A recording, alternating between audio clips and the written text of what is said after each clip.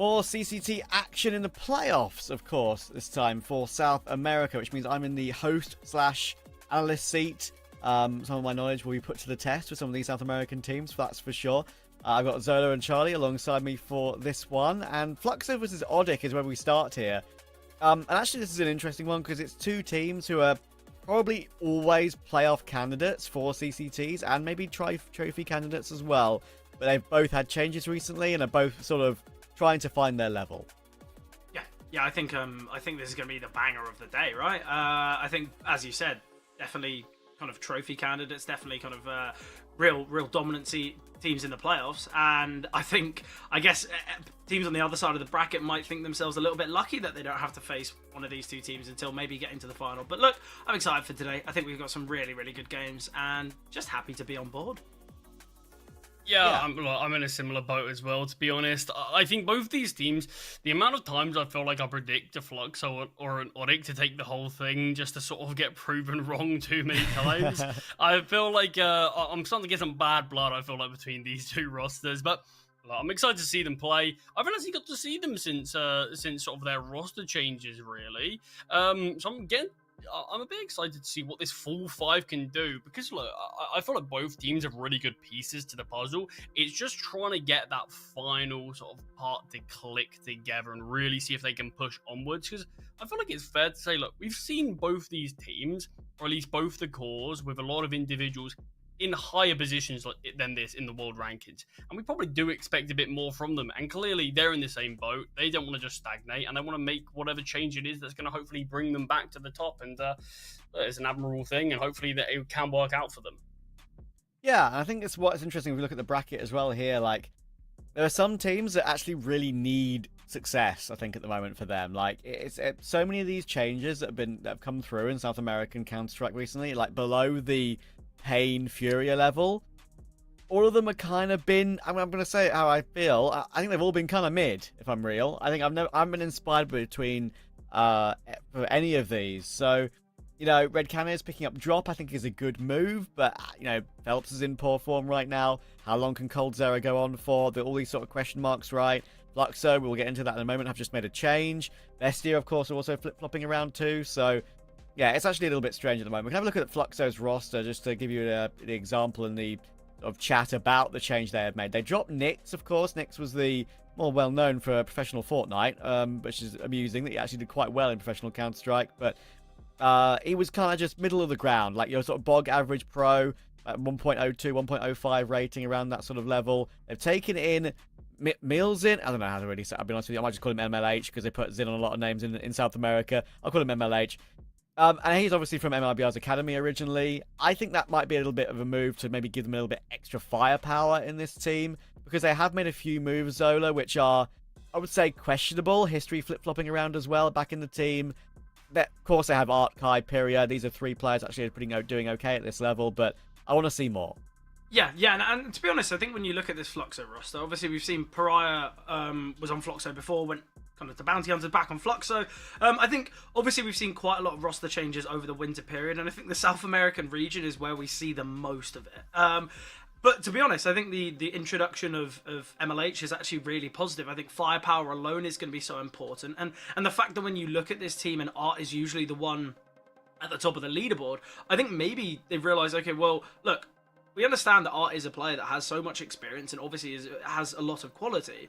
But I think Fluxo realised, and kind of Art as well, look, I need someone else. I need a consistent fragger alongside me to make sure that we can kind of continue to push for your teams like MIBR and Imperial, for your Furious, because I think there is certainly an argument that this team could make their way there, but they just haven't really had the right core. They haven't had the right roster yet. So I think with these roster changes, it's all an idea of, can we make that push to be that kind of second, third team in the South American region?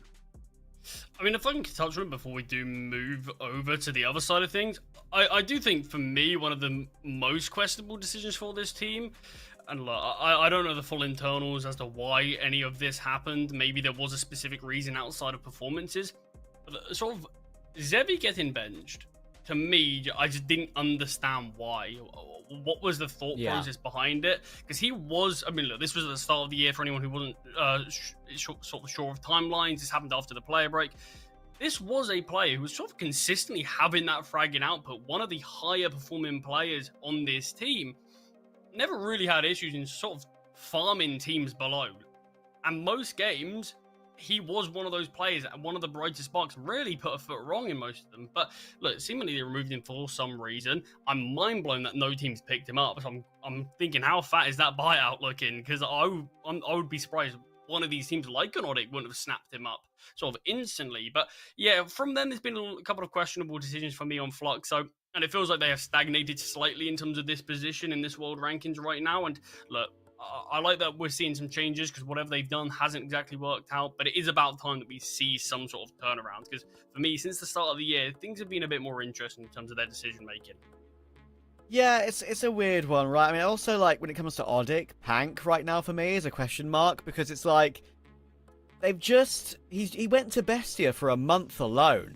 And I really don't know what went on there. Like, Bestia are a good enough org in South America to you'd feel like would probably keep a player like that for a little bit longer. I was confused by them picking him up. I've got to say, I don't know if it was like a temporary thing just to save a certain situation for them. I would have to maybe have an interview with like Noxy on Bestia to figure out what on earth has gone on there. But straight away, when he left, he went to Odic immediately. Whether Odic said, listen, we need you, and you'd rather go back to a Brazilian team rather than an Argentinian mixed team, I don't know. But yeah, that is a question mark for me for sure. Woody's in-game leading has been fine at this level. But I don't think there's really anyone on this Odic team that right now excites me truly that can just take over the server. Odic has the name... Sorry, Fluxo has more of the name value for me. So yeah, I'll have to see how it goes. I believe we can have a look at the veto as it's going to pop up on our screen now because I still think Fluxo win. But I'm also of the opinion that this is one of the closer matched games today. And listen, if Nighty's muscles get anywhere near you, who knows what will happen. Yeah, and well, maybe not so much his muscle, but his individual ability. I'm happy that Nighty is the player in the head-to-head here because I think you can kind of really clearly see the games that Odic win, the games that Odic dominate in, and the ones they lose, and they are very much conditioned from Nighty. You look to one of the most recent games against 2Game, Nighty had a really good performance on map 1, and then not so much. Went 10 and 19, 11 and 19. You can really see how well their games go regarding scoreline, regarding kind of individual ability because of Nighty. So I think if he's hitting heavy today, I think Fluxo have got a tough task. If he's a little bit out, that's where Fluxo could maybe take this one quite comfortably. But look, didn't really get much time to talk about the vetoes. They're quite interesting. I think Fluxo with Ancient should be fairly smooth sailing. 6 maps, 100% win rate. Dust 2, maybe a bit of a coin flip for Odic, but they're feeling confident. Nuke as a finisher, fairly fair. I don't think there's been any craziness with the vetoes. I guess the only chance we could have seen was if Odic picked Train, but it's clear they're not too confident there. Yeah, I mean, for me, vetoes kind of are exactly where I thought they were going to go. Dust 2, the only one that maybe Odic could have had a different shout in terms of things, but I always felt like Ancient was going to be picked. I always felt like Nuke was going to be the decider, or at least that one of these teams select it. We've seen in the head-to-head that these guys have had over the last couple of months. So each series basically has consisted of Ancient and Nuke at least. Even some best of ones have had Ancient in it as well. So, I mean, these two maps for me aren't exactly a huge surprise, and I feel like we're all probably in the same camp, that we kind of know what to expect from both these teams now, and on occasion, they can be a bit flip-floppy between both rosters in terms of who's actually going to take the map, but most occasions, the series have gone the way of Fluxo. They haven't actually lost the series to Odic in quite a while, so yeah, they're certainly going to be feeling good, but it gives off the vibe that I think most of us are expecting. This probably should be a close game, but Fluxo in the past always have able to just have that slight edge to be able to allow them to cross the finish line first. I feel like that is going to be the same thing today. I'm hoping Odic are going to be proving me wrong, because I look at both these teams in a reasonably similar camp, but it does feel like Fluxo, as of late, have just had that slight bit more. Yeah, I mean, I was just reading the veto, right, and just looking at some of the previous matchups that they played between each other, right, and I think the main one, of course, for Fluxo, if you look at map 1, I kind of want to almost write it off, almost sadly, because Fluxo are unbeaten on it, like we've mentioned, in 6 maps as well. But for Dust 2 is more of the questionable one for Fluxo. That's one where they've been pretty up and down. But yeah, we'll have to see how it goes. The series is about to get underway, of course. One of our first quarterfinals, of course, in the South American CCT for this particular Series 8. And lads, enjoy map 1 of Ancient. Yeah, look, I think obviously this is a big game. Victory finding semi-finals. I think obviously this is going to be a big game for both teams as well, because this is one of the stronger sides. I think you win this and that's where you can kind of take a bit of a breather. Not to take away from the other squads and not to say that it's going to be an easy route, but I think this could be, you know, you look at this game and you're thinking this could be a grand final in its own right. So I think this is going to be a tough game. I think Ancient will be pretty dominant for Fluxo, with a nice opener from Pariah there. I think it just sets things in motion so nicely. But there's certainly the opportunity, the possibility, and with Woody being able to isolate this fight so early on, oh, it's devastating. Melson just realizing, well, let's just be a nuisance. Let's just get in the way, just jump around and make myself the most difficult kill to acquire. Hank, though, with a nice trade. 2-on-3. Julie's in play for Seratera, but we're yet to see him strike as he's just fading the CT smoke. But Art just behind him. In true Art fashion. He is there in the smoke and we see a knife kill. Oh, Art. Rolling back the years. Just classic Art behavior there. Yeah, I mean, what a way to start off the series. Pissed around victory. Get a nice bit of income coming into the bank with that knife coming through, but I've also noticed Woody is another one to fall to the horrendous view model. Yeah, absolutely abysmal to watch. But look, if it makes him feel like he's playing better, sure, all the power to him. But Fluxo, important pistol there, and Odic, they're not going to be testing the waters too early on with any sort of force buy. A couple of nades thrown out towards middle. See a decent stack hit from the CTs towards this position as well, but no real damage dealt apart from a little bit of shrapnel connecting onto Mills. And as the T's start to probe and pressure towards middle, one has been spotted. This smoke fades. This is where Mills can be very caught out, very isolated. Oh, they're rotating in, speedy enough, and with the CTs kind of fighting one by one, a little bit unnecessary here, but history. Switch to this MAC-10, the USBs of Seratera, nice finds there, 2 casualties and a lot more damage onto both Kai and Melzin. There was a chance that we could have seen maybe 3-4 kills come through there for Odic. So, although they don't really get everything they'd asked for, it's still, look, they go into it full eco. I think a couple nades invested, but 2 kills. Certainly going to upset the Fluxo finances. I think my favourite thing about the vetoes here is it is both teams' top 3 maps played. Obviously, apart from Anubis for Odic, but that's Fluxo's Instaban. But for the remaining 5 maps, they are kind of both teams' most played. So, you know, it's not as though we can have any excuses. It's not as though we can kind of say, well, look, they brought in a train, they brought in a punish pick. Nice opener from 90, though. Takes down Melzin.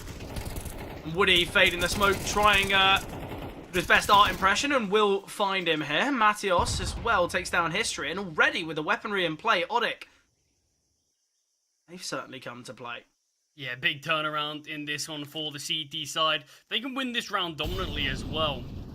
Just those couple of kills found with the USPs are going to cause Fluxo a bit of financial difficulties, and if Odic can keep their weapons in a good spot, the chance of Fluxo being able to bounce back is going to be very slim, but still a chance in this one.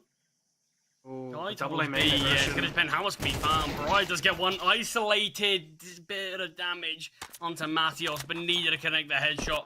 Needed to take him down quicker, and a tough 1 versus 3 now for Kai to try to play out. He's in a really good position, though. Not to win the round, but to get a couple more kills. And I think because we have just seen the clear come through from Pank, he's questioning, well, he's not towards Cave.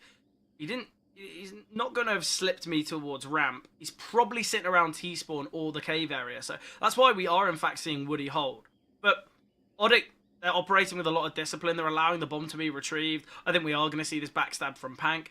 There is a world in which he doesn't clear this angle, but with just 22 seconds left, there's no need to be proactive. There's no need for Odic to continue any aggression. For Kai, saving's going to be quite important. It's clear that there's going to be an investment in the next, but it's just all about whether Pank clears this angle, and he will.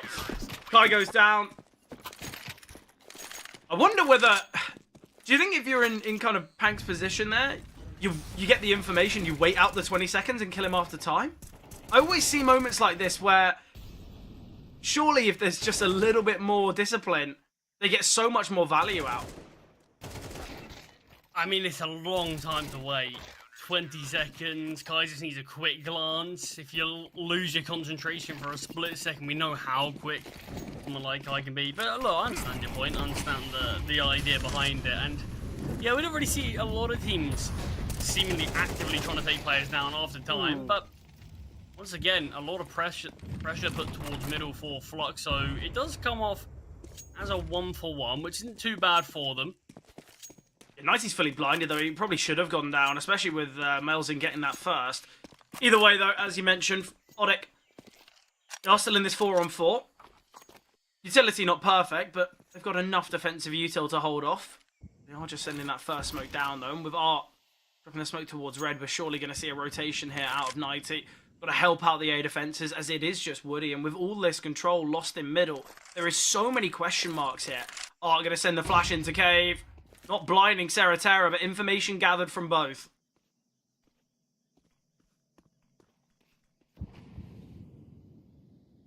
Yeah, Arch is going to be left here as a bit of a lurk, perhaps. Pariah nearby. Bomb is towards B, though, so could just be joining his teammates towards this side of the map. Art isn't actually being quiet about this, so Nighty has given up his position, but still somehow finding the headshot. Looked like he was sort of moving when still found that one, but looks what it takes to take down Art, then so be it. And now it's all the pressure is on these players towards B. Right now it is just Pank alone, but not being cleared out quick enough. And a great double and can take this space towards ramp. And Pariah's got so much to do and not enough time to do it. So has to back away, has to go for the save. And Odic, second round on the board for them, and they will shut down Fluxo on this round as well. I've got to say, I don't really know why Art's the one taking contact first. Maybe it's just an idea to throw a bit of chaos towards the B defenders, but I think if we see contact come through from the ramp players, they find a kill, and that's where we could see Art easily get into the back lines, cut off a rotation. It just seems a bit unnecessary there. And I mean, it was a bit of a fake. That was the intention. You had Art throwing the mid to A utility there, or at least just to allow him to cross and give the CTs the idea that, okay, B is not going to be the play. But the fact that 90 goes in front of it, Art loses that gunfight. I think, honestly, if it comes down to that gunfight, if Art wins that, the CTs just don't have enough information. They might need to start pushing positions like ramp, like cave, and that could just easily play into the T's hands. Yeah, it could have been a done deal there, really, but it's just that one altercation, that one fight. You have this saved AK on Pariah. Seratera dodging the bullets, will resume the position. Problem is Fluxo, they've shown their kind of cards here towards B with the elevated AK.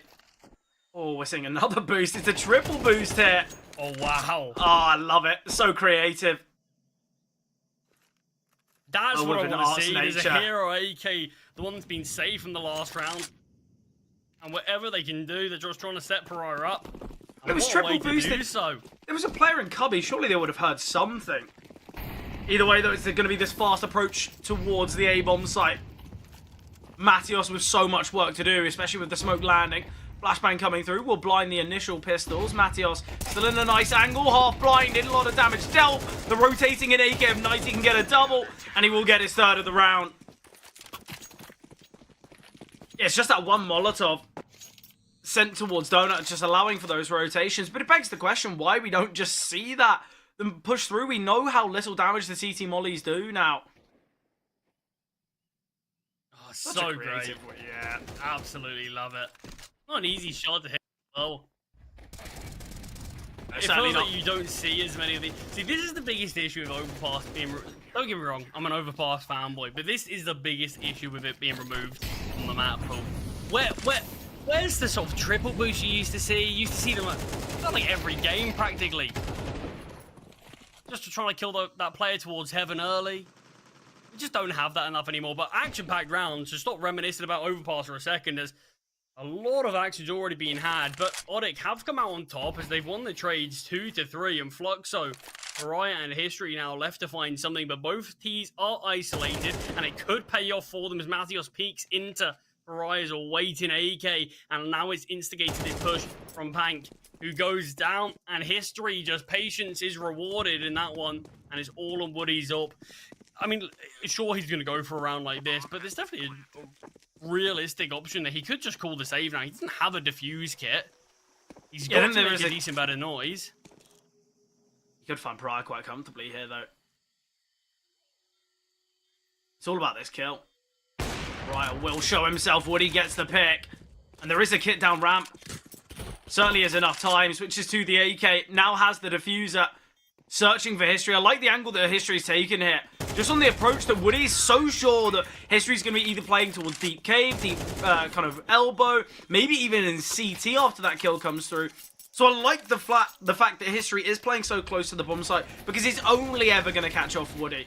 I like the idea as well that we saw from Odic with the kind of the run boost across. Just with the amount of attention that Fluxo was showing towards middle, Nighty couldn't actually, in fact, swing down B. But Fluxo, they level things up 3 apiece, and they were in that kind of 4v3 scenario. Pax double brings it disadvantage, but I like the kind of the split and search approach. It works out really nicely. And Fluxo could go on one heck of a lead here, because it is the full investment, it is the weaker weapons, and now I think with the remaining 3, the goal has to just be a save, but seems as though they want a little bit more of the action before making that decision. Eagle and Woody. See what he can do. Or 5-7 even. That's how bad the view model is. That's what I mean. So I was looking at that, I thought it was an AWP, Fred. The view model was that horrendous. I mean, look, finds a kill. That's the only positive I can ever say about Woody in this one. The rest of his team are getting picked apart. It is just going to be the one kill he finds. They know the position that he was at and the chance to retrieve that weapon. I mean, look, is there a point in skins anymore now? You can only see the back of it. I guess there's a certain 5-7 skin that some people. I mean, look, there's actually quite a few cool 5-7 skins and Glock skins where like there's something on the back that you don't really get to see a lot. The Tech 9 brother, I think that's one. Yeah, there's one. I think there's the 5-7 one. That's the face one as well. But yeah, you don't really get to see the full effect of the skin. I suppose with this horrific view model, you can every now and again. But the round's reasonably comfortable for Fluxo, but he does a good job to actually be able to save that M4 and bring into the next round. Somehow slips through the defensive lines of Fluxo defending that bomb site. So you mentioned, obviously, it's going to be difficult for Odic in terms of investment. At least they've got some fighting chance, however slim it's going to be.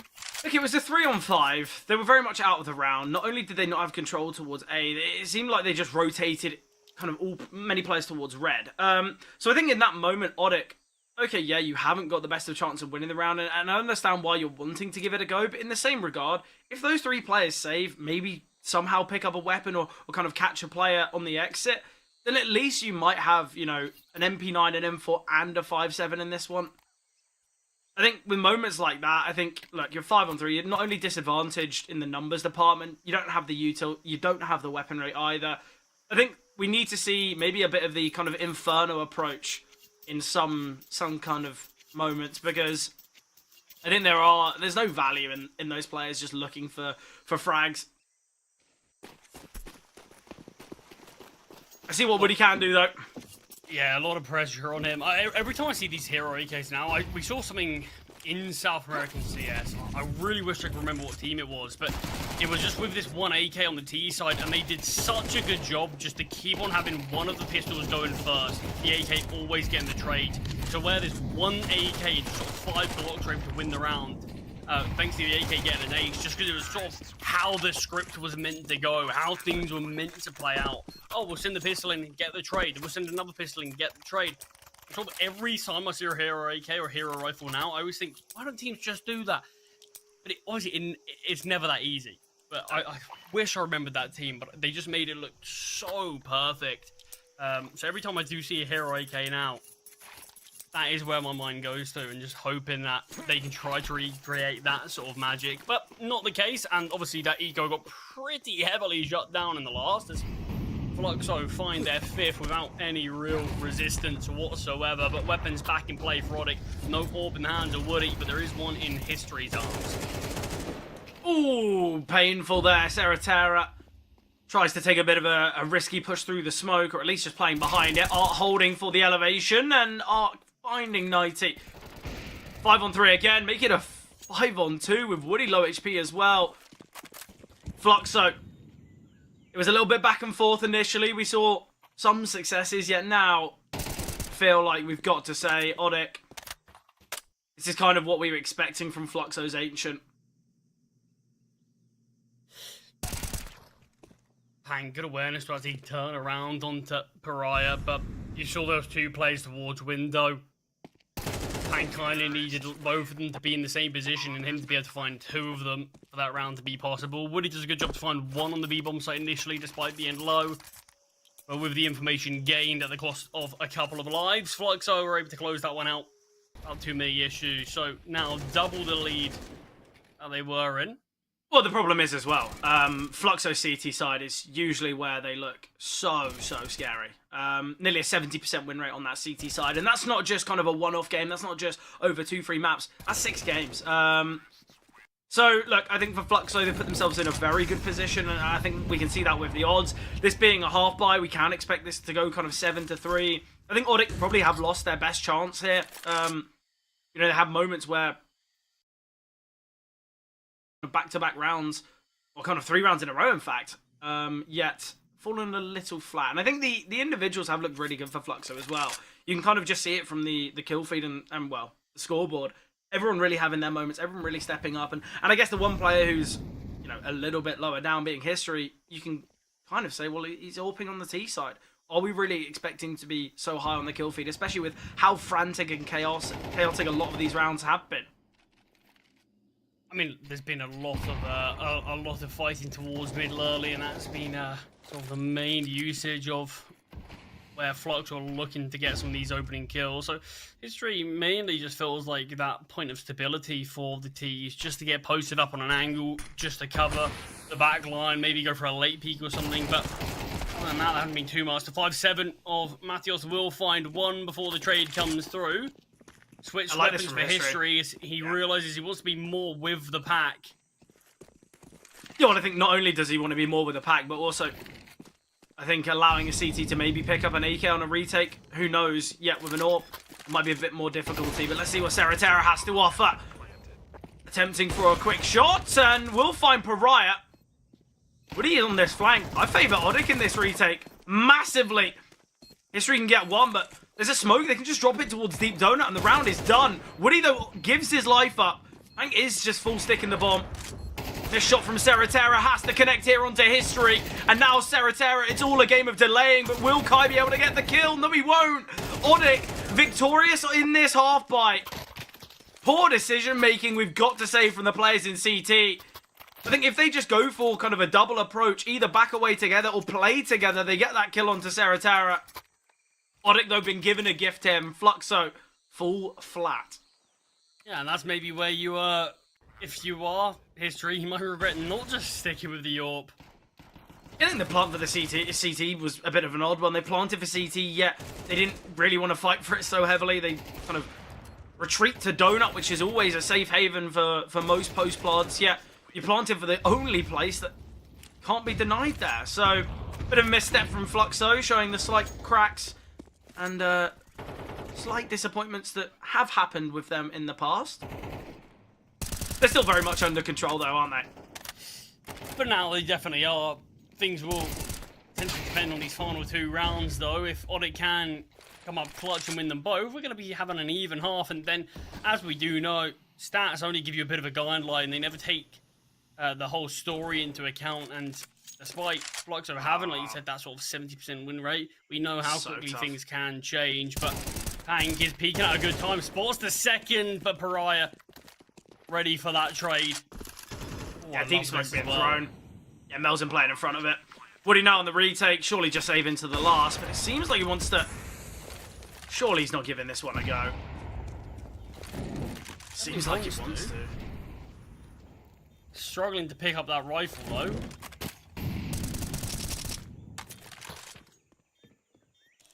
Maybe just searching for a couple kills. Obviously, finances aren't perfect, but...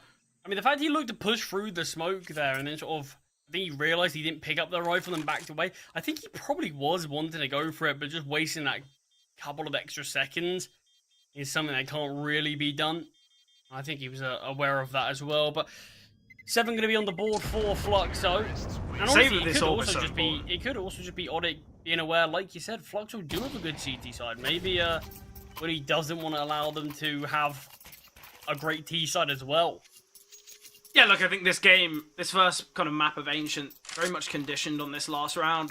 I think if Fluxo find 8, that's where we're saying things are a little bit out of hand, a bit out of control. Obviously, we know Ancient is so promising and kind of prolific for Fluxo, but I think for Odic, they want to make sure that regardless of outcome of this game, they want to keep things competitive. They want to kind of at least keep themselves in the conversation where we could be saying, oh, well, if 1 or 2 rounds goes differently, that's where we're seeing Odic with potential. But I think if this game ends something like 13-5, 13-6, that's where we're not going to be giving much confidence to Odic when we move to map number 2. Oh, a devastating way for Woody to fall. Naded the smoke. 90 feels like he's made the kind of the play of the round. He's got the kill through the smoke, and as he's backing away, he's found. Quick shot from Matios, though, with Kai finding Seratera. It opens things up towards B. This altercation in Cave is going to be everything but Melzin's quarter timing. I feel like this Fluxo team, they're so good at getting themselves in the backlines. They're so good at kind of creating chaos that Odic have really struggled. How many rounds have we seen a kind of a kill come through from the backlines, from the red room area? And it's all conditioned because, as you said, Fluxo love taking middle. And that should be their 8th confirmed of that as well. I mean, you can see both sides of the spectrum, really. This game, mostly, it's only gone right for Fluxo, but you can see when teams clock onto these ideas, these game plans, sort of what happened after the initial Furia burst onto the scene a little bit, where a lot of teams were caught off by their in-your-face, this fast aggression, but eventually teams started to get cottoned on. They started to become more aware, and then you saw that old Fury get shut down on numerous occasions, and you can see some teams punish Fluxo, but just because you're aware of what they're going to do doesn't mean it's easy to stop, and I think that's been kind of the case for Odic in this one quite a bit, but it is an 8-4 half. It's a 4-round lead for the team now on the CT side, and this pistol round is going to be key for getting Odic back in this one. Yeah, well, I think not only is this the favoured side for Fluxo, this is Odic's weakness. So I think when you look at this second half, Odic kind of had to win the first half. It had to be at least 7-5 in their favour. Otherwise, I think we were going to expect Fluxo to close this one out. And look, I feel like Ancient's a map that is kind of embedded in nearly every single team's map pool. So the fact that Fluxo are currently with a 100% win rate, and it looks like that will continue, very worrying signs for any team that faces them. I feel like Ancient's a map that you very, very rarely see a team have such a ridiculously high win rate on. But nice opener from 90 here. We will be seeing this acceleration towards the A-bomb site. Planted for CT, and with Pank finding with a P250, it's a 3 versus 5 on the retake. Oh, Pariah. Steps made from Art. It's baited in Pariah massively. Bit of an indifference of decision making here.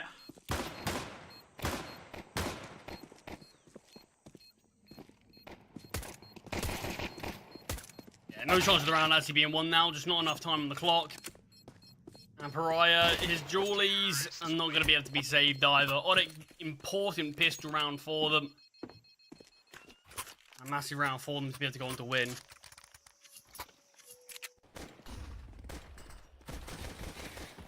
But I definitely don't think this game's over, to be honest. We can look at stats all we like, but the amount of times we've touched on them just for them to go the complete opposite way, it does just show you can never be too certain about anything, especially when we do make it to the playoffs as well, where the pressure is on, when no second chances are given to any of these teams. But Odic, massive round for them to go on to take, and it's going to spark a bit of an early momentum here on this T side that they desperately needed.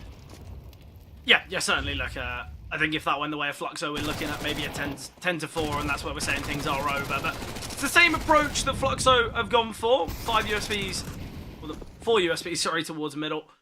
Right is slowly creeping down ramp, Deeg in hand. Seratera. It looked like he wanted to have a slight look here, but opted against it. Just going to go searching here. The Deagle. Ooh. Steps heard. Seratera is a little bit alone. Lagging behind the main brunt of the team, but I think Pariah's kind of lost his timing to find this pick. Didn't retrieve, though.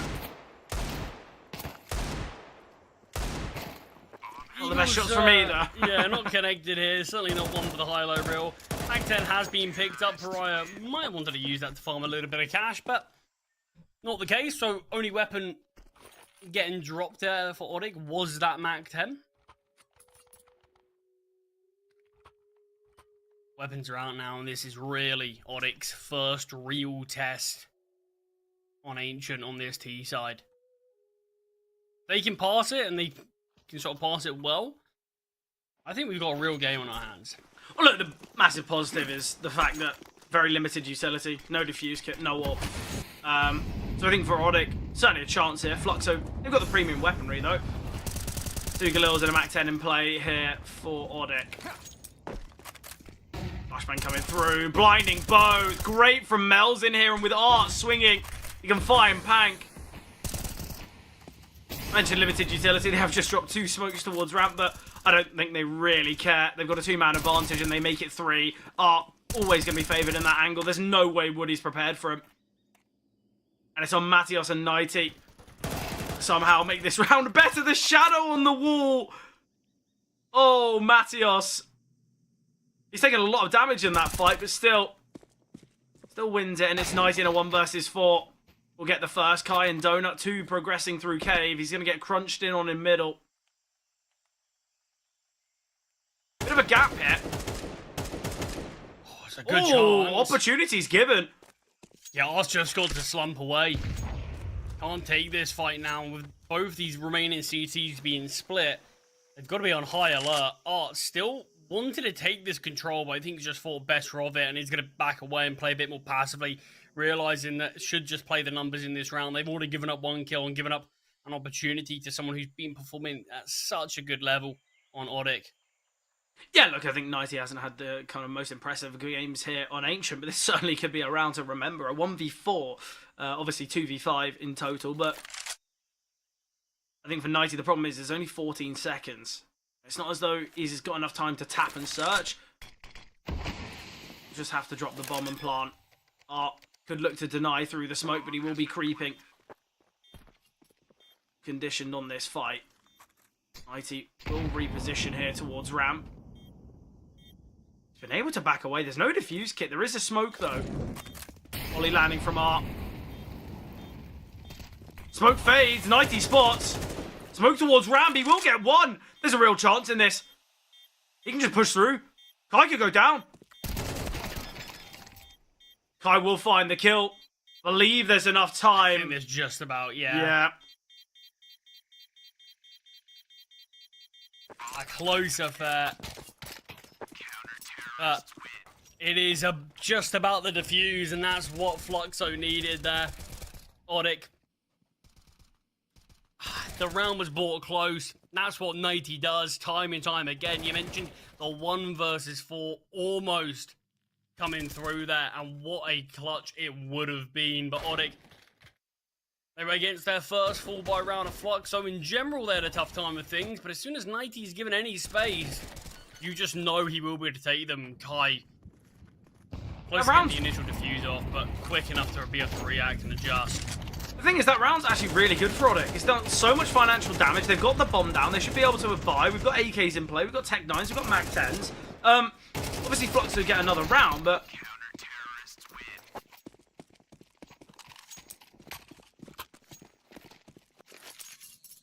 it's just moments like this, right? Odik, they've been given their chance. They've got the bomb. They've had kind of, although they lost the round, they had every opportunity. The buy, in fact, for Odik was better than Fluxo's. Yet, they look to try and go into middle, and it just doesn't work. Again, it's synonymous to what we saw from Fluxo's T side. They're going to be kind of completely embellishing the same idea, is let's just take mid control.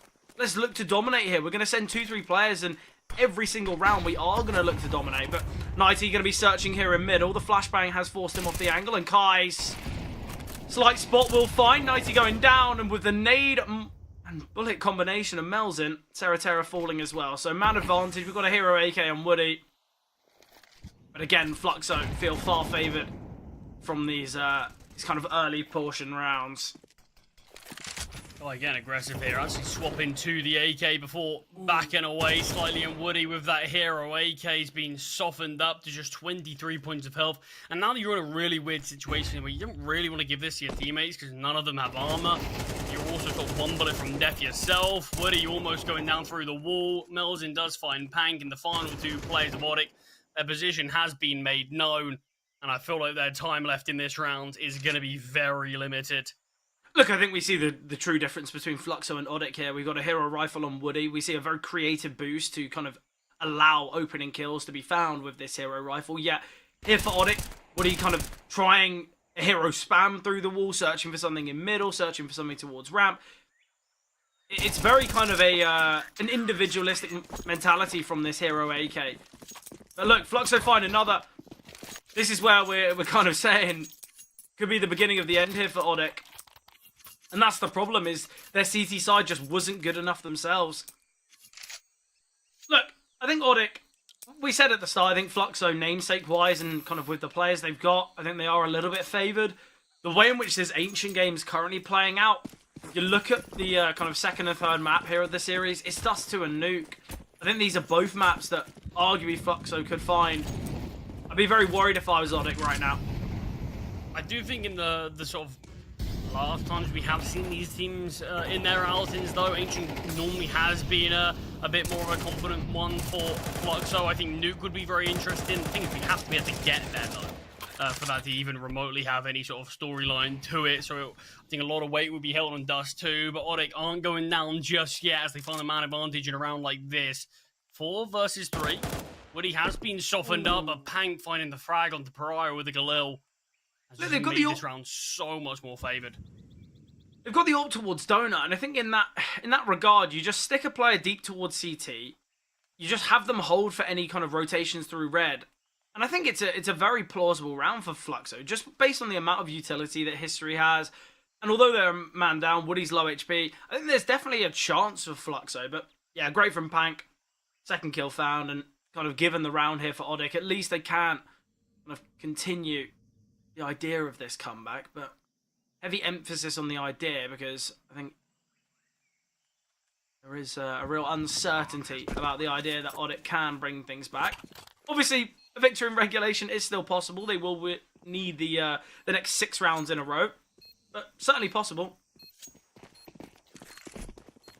Fluxo kind of gave up the any chance of potentially winning that round pretty early. It felt like they knew they wanted to go for a save very early on.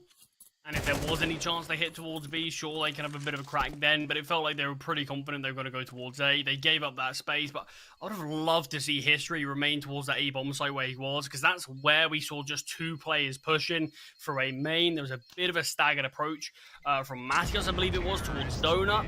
And then you could really have seen History thrive. Because like you said, we haven't seen a huge amount from him in this game. He hasn't put really a foot wrong. Hasn't had too much to do in general, though. So he's certainly not a player you can be criticising. But I feel like that would have been a good moment for him to have his magic moment in this game. Yep. But yeah, the save was called.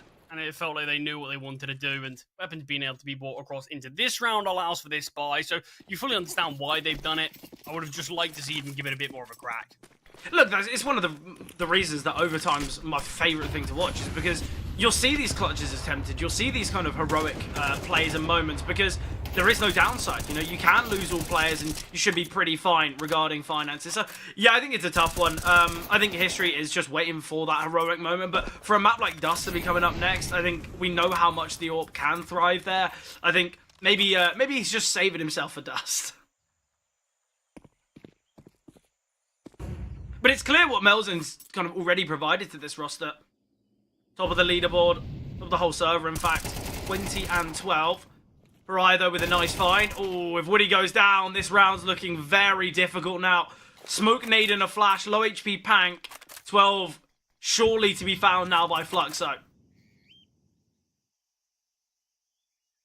Just on Matthias and Pank. And there is some money in the bank on certain players, but not a lot. And this is around that, look, we are seeing Odic slowly creep closer towards the bomb site, but these are going to be weapons that they're not going to have in the next round, and you're kind of in a spot where you're thinking, do we just save this? Do we just keep these guns alive?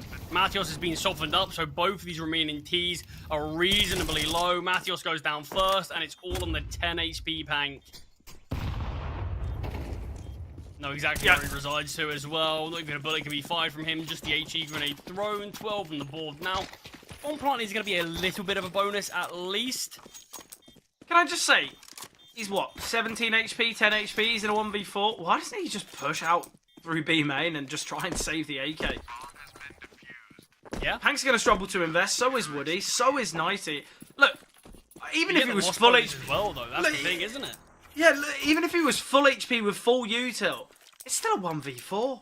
You're never going to win that round. At least try and kind of create, you know, a better chance in the next. It's something that we saw from Audic on their CT side when they were kind of in an unwinnable 3 versus 5. And I think maybe some reservations need to be kind of in order and some, I guess, systems in place for moments like that. Because, look, you can give it a go, but I think we all knew what was going to happen there. Fluxo, though, they've got plenty of opportunities to close out map 1. Obviously, it is their selection, but I think as we say, it's not all just based on map pool, this one. How many times have we seen Melzin just go for that flash, blind both players and find the kills? Audic, when are they going to wise up to Melzin's plan here towards B? Seems far too easy. Oh, as well with a nice pick, and Melzin progressing down the ramp. Game is over. Ancient go the way of Fluxo. But what a performance from Melzin. 24 and 12. And look, it just feels like he's overshadowing players like Kai as well. Pariah has some big moments. Fluxo, absolute masterclass there on Ancient. A couple of mistakes here or there towards the earlier portions that allowed Audic to claw their way slightly more into the game. But basically from start to finish, it really was the Fluxo show. And what a way for them to kick off this series. It was their map selection. We were always expecting them to be able to do some good things on it. But good things feels like an understatement in a series that I think we all on the desk were looking at as one of the closest games we're going to see today. Unless Audic can turn things around, I think this is going to be a pretty swift 2-0. Yeah, it certainly could be on the cards. Obviously, we have got Travis patiently waiting to break down the brilliance of Fluxo's Ancient. So, Travis, thoughts and feelings?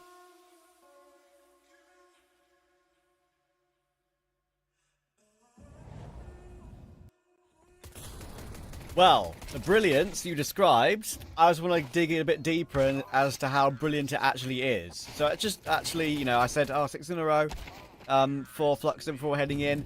I dug a little bit deeper. I went back 6 months instead. This is actually their 12th win in a row on Ancient. They are loving this map. Sure, the argument is it's against lesser opposition in Tier 2 South America. Examples like Tropa de Taco, Yuara, Solid, Game Hunters. Like, they're winning these games that you expect them to win. But the consistency is unreal. They've only given up overtime like 3 times. Or actually only twice, looking at it now. In those 12. Very, very impressive. And even if you look back at last year when they had a slightly different roster, even then they looked really good. They'd beaten Amigo and Aurora on it, of course, in the Reds Regional Championship. So this is their lock. This is their main map that they can rely on in every single given situation. Their only losses have come to Sharks twice, and incidentally they have beaten them recently, more recent than those 2 losses. And Red Canids way back in September last year, which isn't really a relevant result anymore. So, yeah, last 12 for them are all in the green, are all W's. And, yeah, just over the entirety of the map, it looked too good. I mean, sure, you can argue and talk about the individual level of the likes of Melzin, of the likes of Pirio as well, but there's just more to it than that. I think there was just, it was they had every single player in the right position at the right time and had the right ideas of when to push. Even that last round, right, when you had the extra pushing toward main, it was kind of a carefree push in the end because they knew they kind of had the game won, but it's just they're on the front foot in every single given situation, right? And that's why Audic always looked like they were going to struggle. But if we do look at map 2, which of course is Dust 2, that could be a slightly different story. Audic do like the map. They've played it a couple of times recently. And Fluxo this year played it also quite a lot and have had more losses on it. They had a chance to play the Blast Bounty, of course, if you remember. They lost it to Eternal Fire. Expected result. Absolutely fine with that. But they've also lost to Bounty Hunters, Legacy twice. Also a couple of games versus Imperial. So not as strong a map for them. They have won their last 2, but again, it's against slightly lesser opposition. So Love to see how it goes. Odic, I would say, are fully focused now on Dust 2. They have a really good CT round win percent as well, do Odic. In their 6 they've played on HLTV in the last 3 months. And that's very notable because CT is often, I would think, in my opinion, a little bit harder than T-side on Dust 2, especially if you're playing a more aggressive team, which they often do in South America. So we'll see how it goes. I'm expecting a good CT side from Odic. Will it be enough to get the game back in an even standpoint? We'll have to see after the break.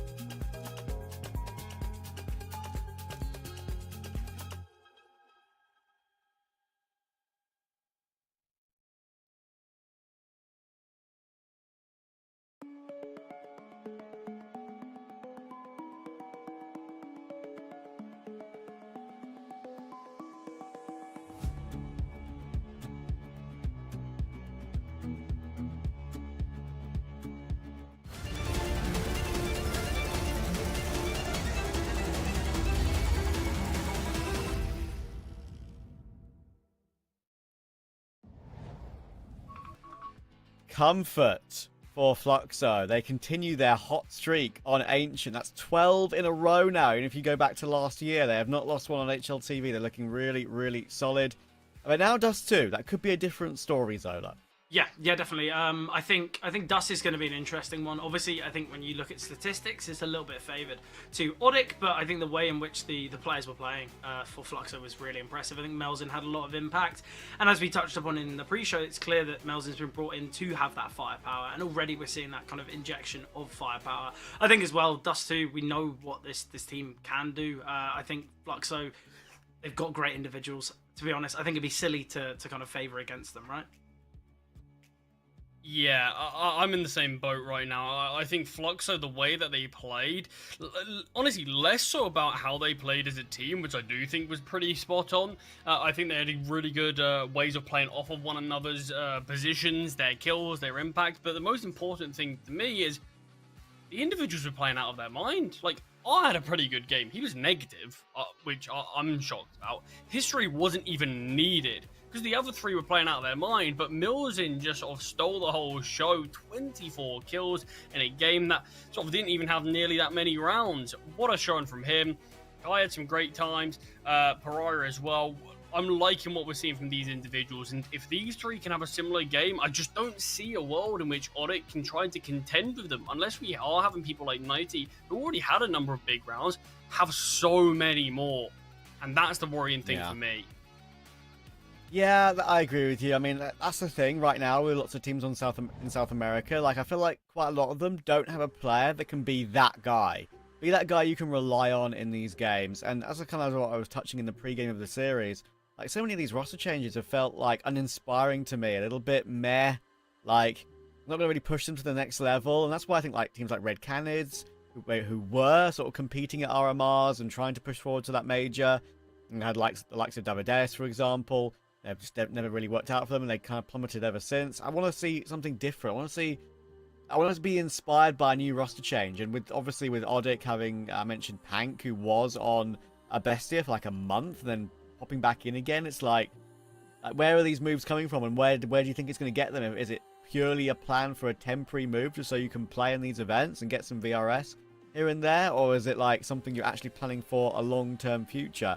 Really only Pain and Fury. We know Fury are a bit meh up and down, right? With the same roster they've had for a long time. Really only Pain making that change with Davides is the one move that has looked really, really good in South America as a whole in Tier 1 or Tier 2 this year. So, yeah, slightly disappointing the way the scene currently is for me. It's a bit like quantity over quality, I feel like, at the moment. So, I want to see more of the quality from Fluxo and more of that form from Melzin.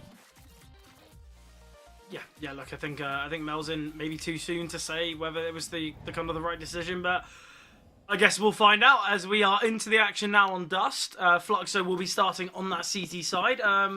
In fact, this is the half of both teams' weaker performances, so I think this is all going to be about that second half where both teams seem to favour. But initial thoughts, initial kind of expectations here, Charlie? Yeah, looking to see what Fluxo can do. It feels like I said, I honestly agree massively with him that the CG side does play the hardest side of this map to play. Especially if you're not that confident on Dust, you can kind of just feel really out of the game if sort of the A-bomb rotate long, sort of getting stuck down in CT is pretty brutal.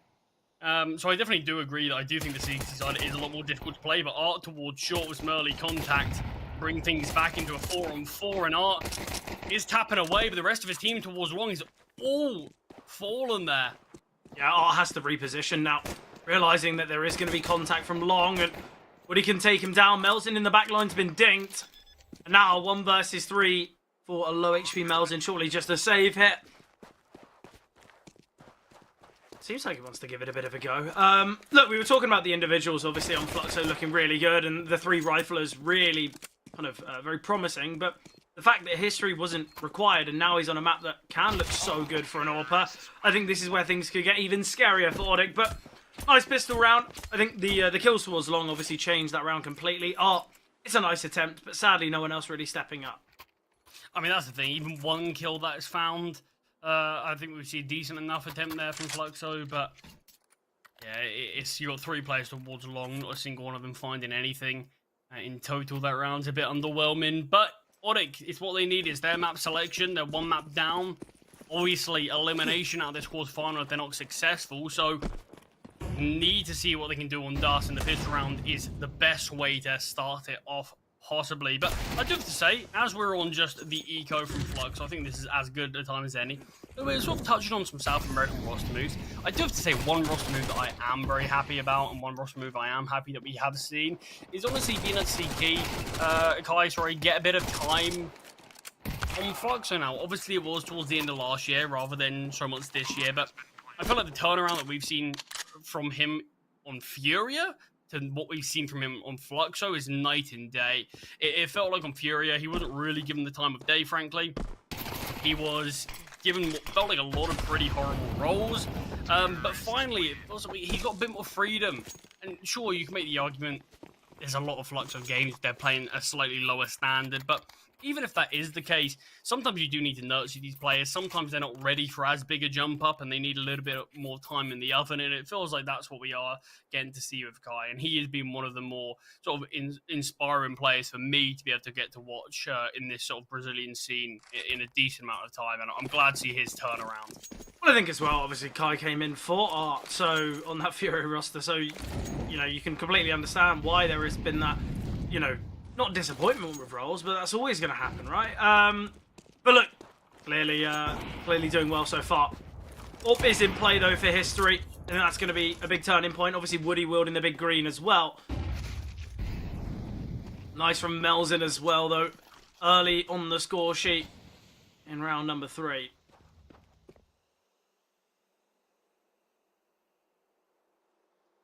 I like this kind of contact approach here from Odic. Ooh, Pariah.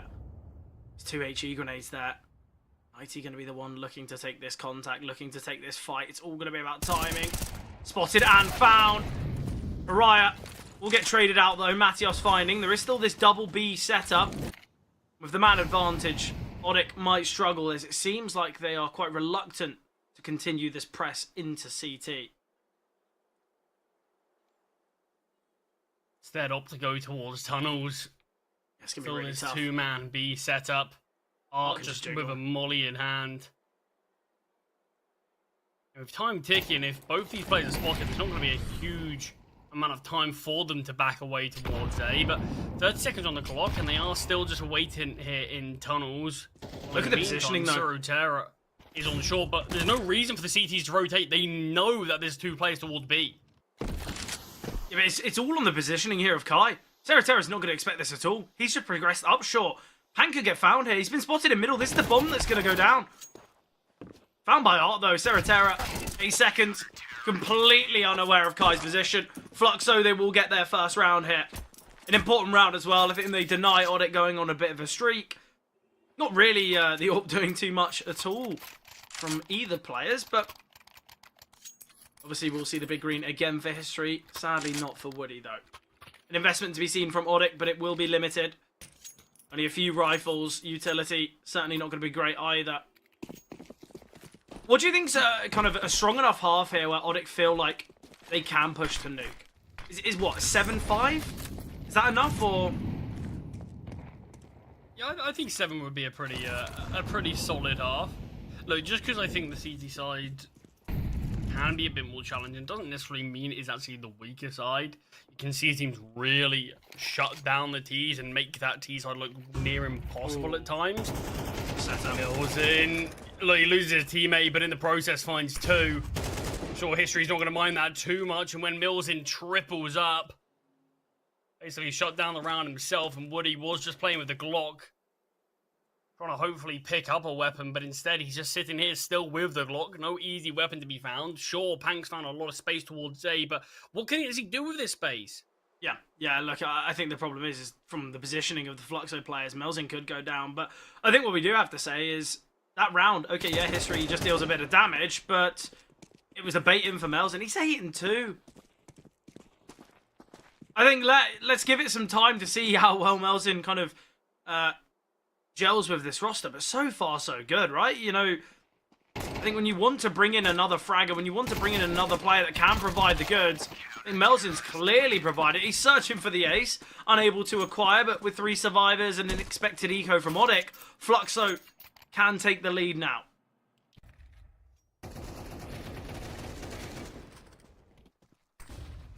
Big round indeed from Malzin. Yeah, it feels like he's not having any issues taking the step up from that academy roster whatsoever. Still just 19 years old. A bright, bright future ahead of him. And instantly, game has been leveled up, and obviously that was the full investment in the last round from Odic.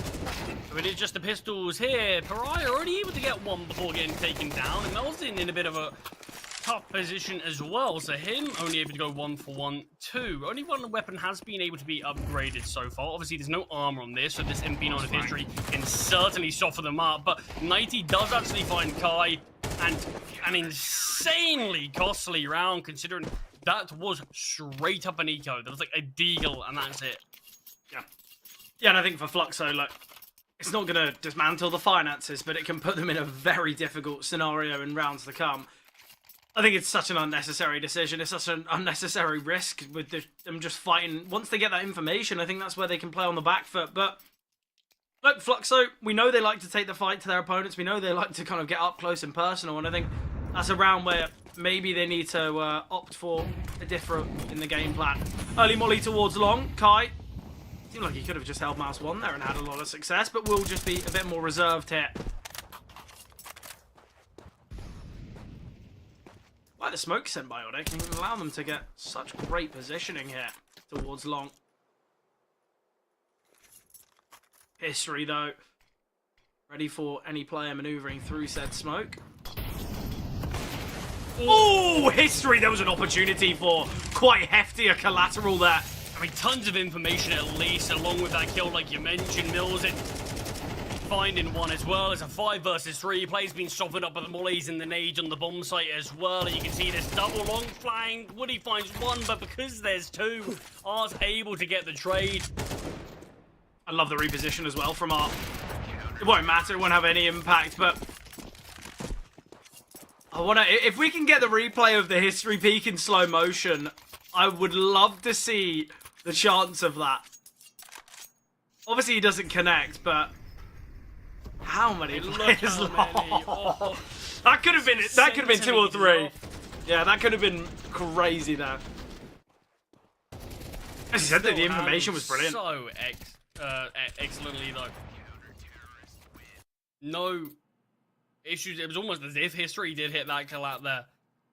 Just because only losing 1 player. And you look at the last round, sort of Fluxo up against that Antico and how many kills they give up. But against the full buys, no issues there. And that initial star that Odic have had is quickly slipped away as they've lost 4 on the trot.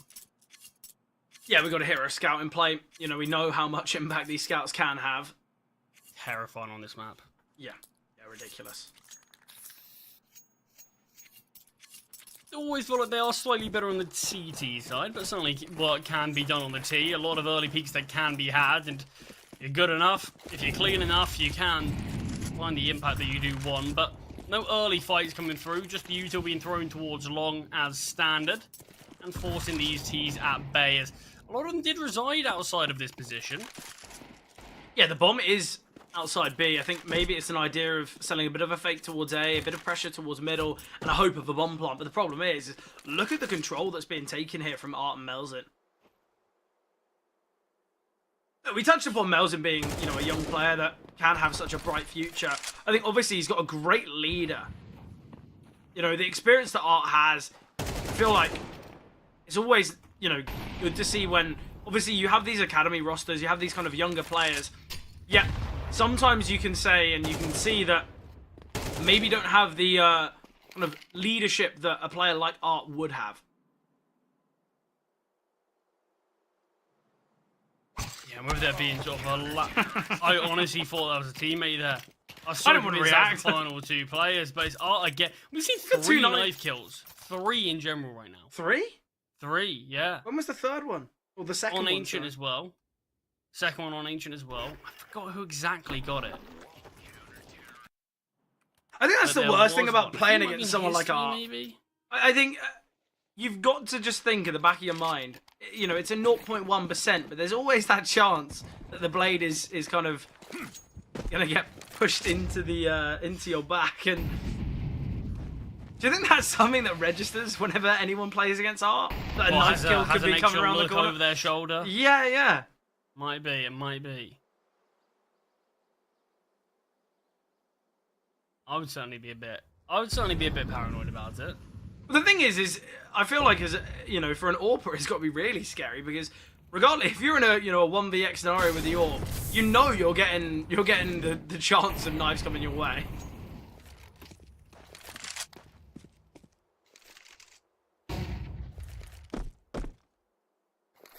It's 5-2 though. Odic, they haven't really put up much of a showing whatsoever. No, not just yet. They've struggled as soon as the weapons have been out from Fluxo, but still plenty of time on Dust, but maybe not plenty of time for Odic left in Series 8 if they keep dropping rounds, keep bleeding them as easily as they are. But Nighty, great find down with the history, and accelerating off of it. Great find from Pariah though. Nighty might go searching for the trade. Would he take down Melzin? And with Matios finding Art, it's a 2-on-4 here. Fluxo really going to struggle. Round over. Odic, just as we were saying, they look lackluster. They provide individual brilliance all across the map. Get to see this one again. Yeah, get to see it again. Does what I love to do as well, the knife. Go for the double left click. Yeah. It's just the BM way of knifing someone. Knife kills are already sort of an insult in themselves, but it is just sort of rubbing salt in the wounds there with the two lefts. But much better shown from Odic. That's what we needed to see. Yeah, and the fact they win the round with plenty of survivors, it kind of just provides a better chance for said comeback. SHE grenade. The history not kind of shying away from the fight. We'll find Nighty. Mel's in here towards lower tunnels, and Mel's going to take the fight. Spots the shoulder. It's kind of flipped. Melzin could actually get caught out, but there's a good reposition back towards middle. We've got the auto in our hands, of course. Yeah. Look, this is still a quarterfinal. It feels like there are just sort of certain individuals in the world that have a little bit more fun plays. And Art certainly is one of the names that springs to mind, but the cross is not going to be easy for Sirotera. Not when there's an auto in play. The thing is I'm most impressed by is the fact that he's even got an auto on his buy menu, but there's the auto strike him. Position's being made known. Sirotera's been allowed to cross, but I don't think he's going to be allowed to plant. The swing comes through. The swing from Melzin does take him down. Please keep the auto in the round. Don't swap it to the AWP. Please swap it to the AK. That's fine, because Melzin can drop one over. Oh, I was hoping we'd see it. I mean, honestly, we used to occasionally see back when we had 16 rounds, first to 16, MR15, back in the big boy days. It felt like if a team sort of dominated financially, you could see them sitting on 16k. You used to just kind of see certain teams towards B just get auto-posted, something like that. And it used to just be terrifying to try to face off against. And it felt like as soon as the autos were out, yeah, that's when you know you're probably going to get humiliated on this map. Sadly, what a game from Melzin. Obviously, first to die in this round, but 17-6. Obviously, had a great performance on Ancient as well. And this is something that I said for Odic, if a player like Nighty stepping up, having these kind of really big moments, we can see them look to dominate. But the biggest problem is Nighty isn't performing, yet Melzin has been monumental. Riot, so much work to do here. I look to elevate up. Sirotera's not spotted. Ooh, Pariah's backed away. Woody now with work to do. Could spot out Art. It's all going to be about timing. Woody will find second of the round. A 2-on-4 now. Surely just a save from Fluxo. Their finances have been reduced massively. What the auto can do. Definitely does drain a decent bit of cash, but Kai falling. And it is just all on Pariah to keep hold of this M4, but Odic will find their fourth. Yeah, look, I think a 6-6 scoreline would leave for a kind of an exciting finish here to Dust, especially as we move to both teams' kind of preferred side regarding the statistics. So I think as well, yes, Fluxo have gone on a bit of a streak when the weapons are in play. It's clear that ODDIC have kind of maneuvered their game plan a little, and I think 6-6, you know, I'd say it's probably a fair assumption. Terrorists win. I think in some of the rounds that obviously Fluxo have won, it's been kind of Melzin getting a quad kill, or, you know, the triple obviously from Melzin, you know, in round number 9. I think when you look at the Fluxo rounds, yes, you know, it is well fought, but a vast majority of the time it is just one individual, whether they get all the information, whether they get all the kills. So I think ODDIC, although currently trailing, I don't think they've played badly on Dust.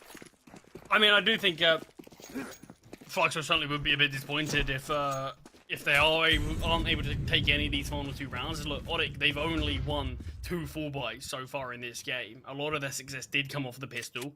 Half their rounds came off just winning that 1 round, and I do think that's given them quite a big buffer in this game, as I think we'd be looking at it quite differently if it was Fluxo to go on to win that. Probably be seen an 8-2 right now, but it is. I do think it is important at the very least for ODDIC to at least find 5. Yeah, they've gone for the investment. Money wasn't great. I think they might have even been forced to potentially go into this. History has dropped over a rifle, just playing the 5.7 no armor. Yeah, I quite like the idea of that. Get another rifle in play. You look at this buy, the util's not great, but they have got 2 rifles. They got that SMG. History's taking some control. Melzin, it's all going to be about timing. Oh, with the smokes down, they allow the rifles to creep on close. They're going to be playing anti-flash. This could go so wrong here for ODDIC. Pank's taking control in CT, and with Pank getting that kill, the round should go their way, as it is all on the unarmored 5.7 of History. Fight that he could take here towards under. Where are the T's going to be heading? Well, he's got a freebie. ODDIC find themselves 5, and this is where we can see that kind of potential for the 6-6. Chances initially for Fluxo, but Woody in lower tunnels, who looks like he could have been caught off, has 2 players towards him and his positioning. But it's just the fact that somehow we just have the awareness that... I'm not entirely sure who it was, actually. I think it was Pank, maybe? Drops into CT. Sirotera, no, it was the actual other short player, the 3rd short player, decide to double back and support Woody. They had the bomb there. If we ended up seeing Kai on the bomb site find Pank in CT, then we're in a round, but that's difficult because you've got no space that's actually been taken. You've lost the main brunt of your team. Sure, you can rotate over towards B, but you've got no information where History resides either. So, I mean, it's just great awareness to be able to actually make that play happen, but certainly could have gone against them. Scout searching will find 90. Needs a lot more of that if there's any chance to win this round. Briar's M4 does find 1. Still hit, trying to get tags away. He's just going to utilize his own smoke. Oh, nice shot from Art. The no-scope there. Thought it was a headshot, thought it was a bit fancier, but still an important kill. Melzin rotating in with a bit of speed, can get 1, and it puts Pank in the 1v1, but Pariah is going to go through this smoke. Timing seems as though it's perfect for Pariah, but can't kill him. Pank now holding for the drop down. Has got a Molotov. If he decides to use it, it's just whether Pank can get himself towards window in time. All the shots have connected, but not killed him. 3 HP, Pariah. Final bullet connecting. Fluxo will get themselves that all-important 7th round. They head into the second half with the lead. Melzin, though, again, what a half he's had. He's 18-8. I thought the 24-12 would be kind of the big performing game for Melzin, but certainly can surpass that. He's had some tremendous games since joining this Fluxo roster, and he's not shown any signs of slowing down. Have to give a lot of credit to Art in that round, though. Finding 2 kills, but doing such a good job to delay, allow for some of his teammates to rotate towards that bomb site and give them a bit more of a chance in that. So very much felt like he stole away that final round from the opponents, and does give Fluxo the lead going into the second half now on their T side. Yeah, push towards top mid here from 90, just trying to get some information. Would have loved to have stolen a kill away there, but unable to do so. Woody to be searching for a similar game plan. Look, quick peek there.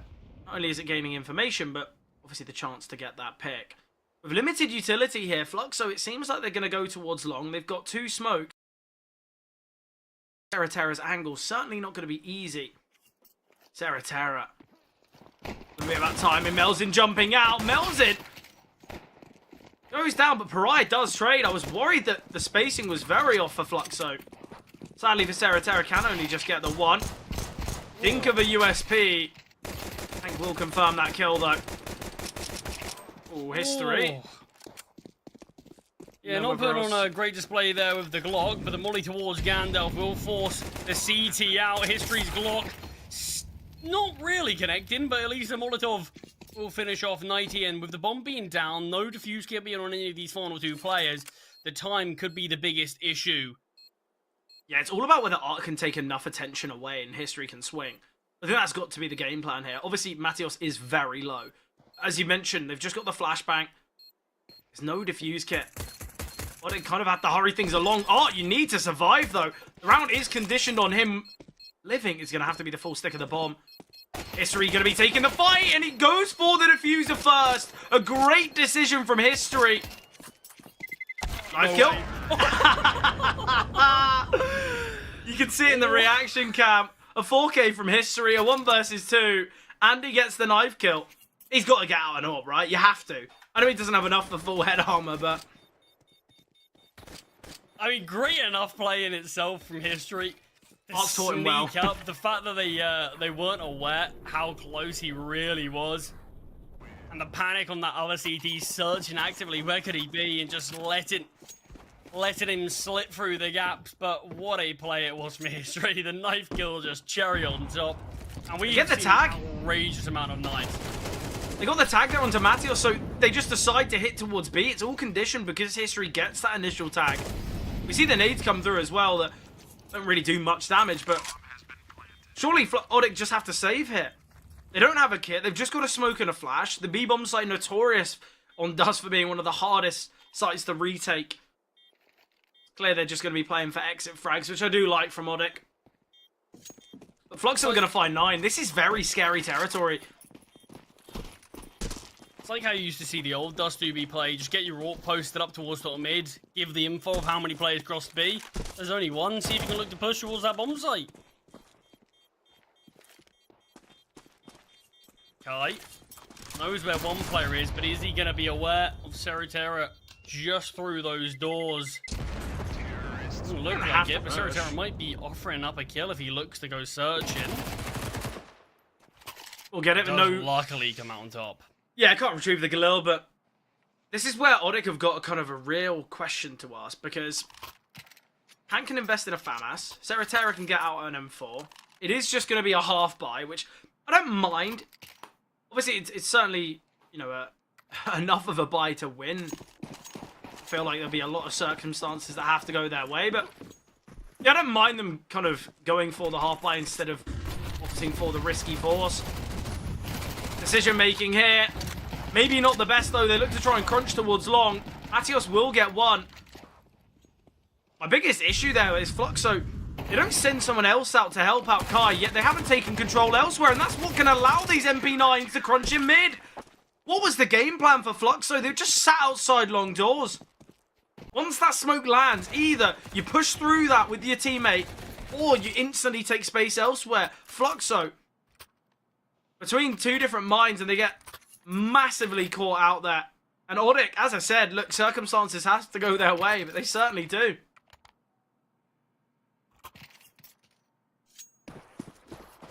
Weapons dropped over. I think History dropped over a rifle to either Kai or Mills. And oh, that, I don't know if that was a tag from Art Scout or if it was a backstab of a knife onto Matios.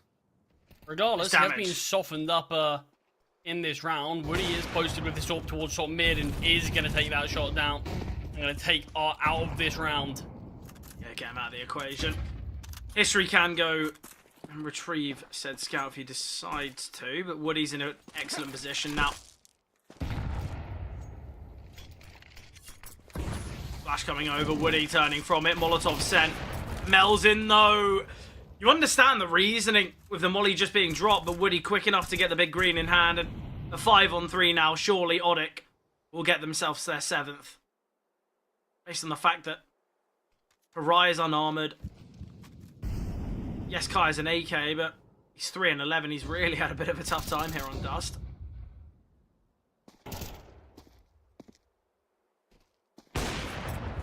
Ooh, missed shot from Woody. Not the easiest one, but... Does he have to reload? He's got 1 bullet loaded. The problem is the CT still have control towards short. They still have control towards the A-bomb site. So even if Woody has to back away from middle, an impossible one. 24 seconds. Doesn't even have the bomb. Odic. They will take this round, surely. Kai has had a tough time with things here, it has to be said. He's still being trusted, still being dropped over the AKs, and that is what you need. Hopefully Kai gets a bit of confidence from his teammates, still having trust in him to be able to wield this weapon, but 4 kills, has to be said, isn't good enough for a team like Fluxo to be able to go on to win the game. The rest of the team, though, aren't doing anything wrong. They're all sitting on 11 kills, and obviously we've got Mills in the whole server, which isn't really a surprise for how he's been playing, but Kai, you definitely do need him. When you look on the flip side of things, you've got Woody having a good game, Sarah Terra as well. Don't get me wrong, Nighty's having a tough time with things, but there are sort of 2 players who are sort of on the same level as Mills in, whereas we are missing Fluxo's second fragger. You know what's crazy? Both teams have the exact same amount of kills. It's an average of 11. They've got 55 kills, both teams. And that's I think that's why Fluxo haven't taken too much of a lead in this game. Yeah. Yeah, just definitely. A couple of rounds in it, and this one should be going the way of Odic as well. Hero Scout front up.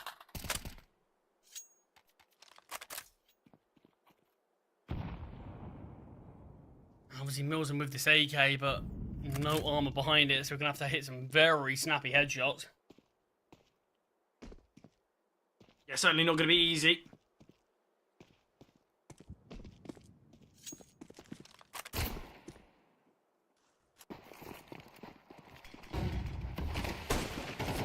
Oh, well, Art does make some impact with that Hero Scout, but the only impact is taking down his own teammate through the smoke. Ooh. Hank will get found by Art Scout here, and GTs do need to be a little bit careful, but it's been translated. That Art has been chipped away at, and Woody just 5-2 in hand, swings without and will find.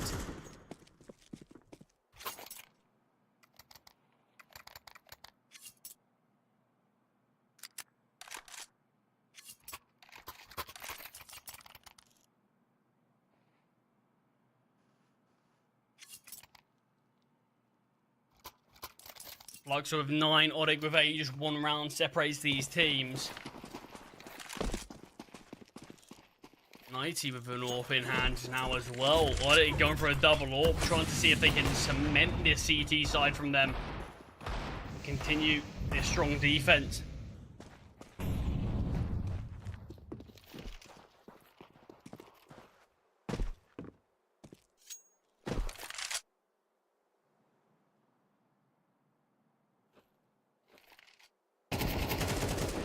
Fights towards short, history comes out on top. Woody will grab one back. Searching actively for more and can't find, so as Kai's falling, the T's still yet to taken too much space towards the bomb site. Woody's been given shots, able to miss a couple as well, but the util chips him so heavily away out before some kills finally come down for Fluxo. 2-on-2 now. Both CTs are here. Pank, opportunity, but Fluffs is lined. An attempt to try to get the bomb down, but will be denied for now as Milzin finds Pank. But is he going to be ready for Nighty? Creeping up, USP in hand, but the pistol, the sidearm, does enough. Massive showing. And Odic, yeah, fine, 9-9. Yeah, really important here. I think Odic, after we saw kind of that initial start from Fluxo, we had a really nice streak of rounds. Yeah, Odic, they've always been playing catch up. They've always been kind of a step behind, but now they level things up. This is where things could get very interesting.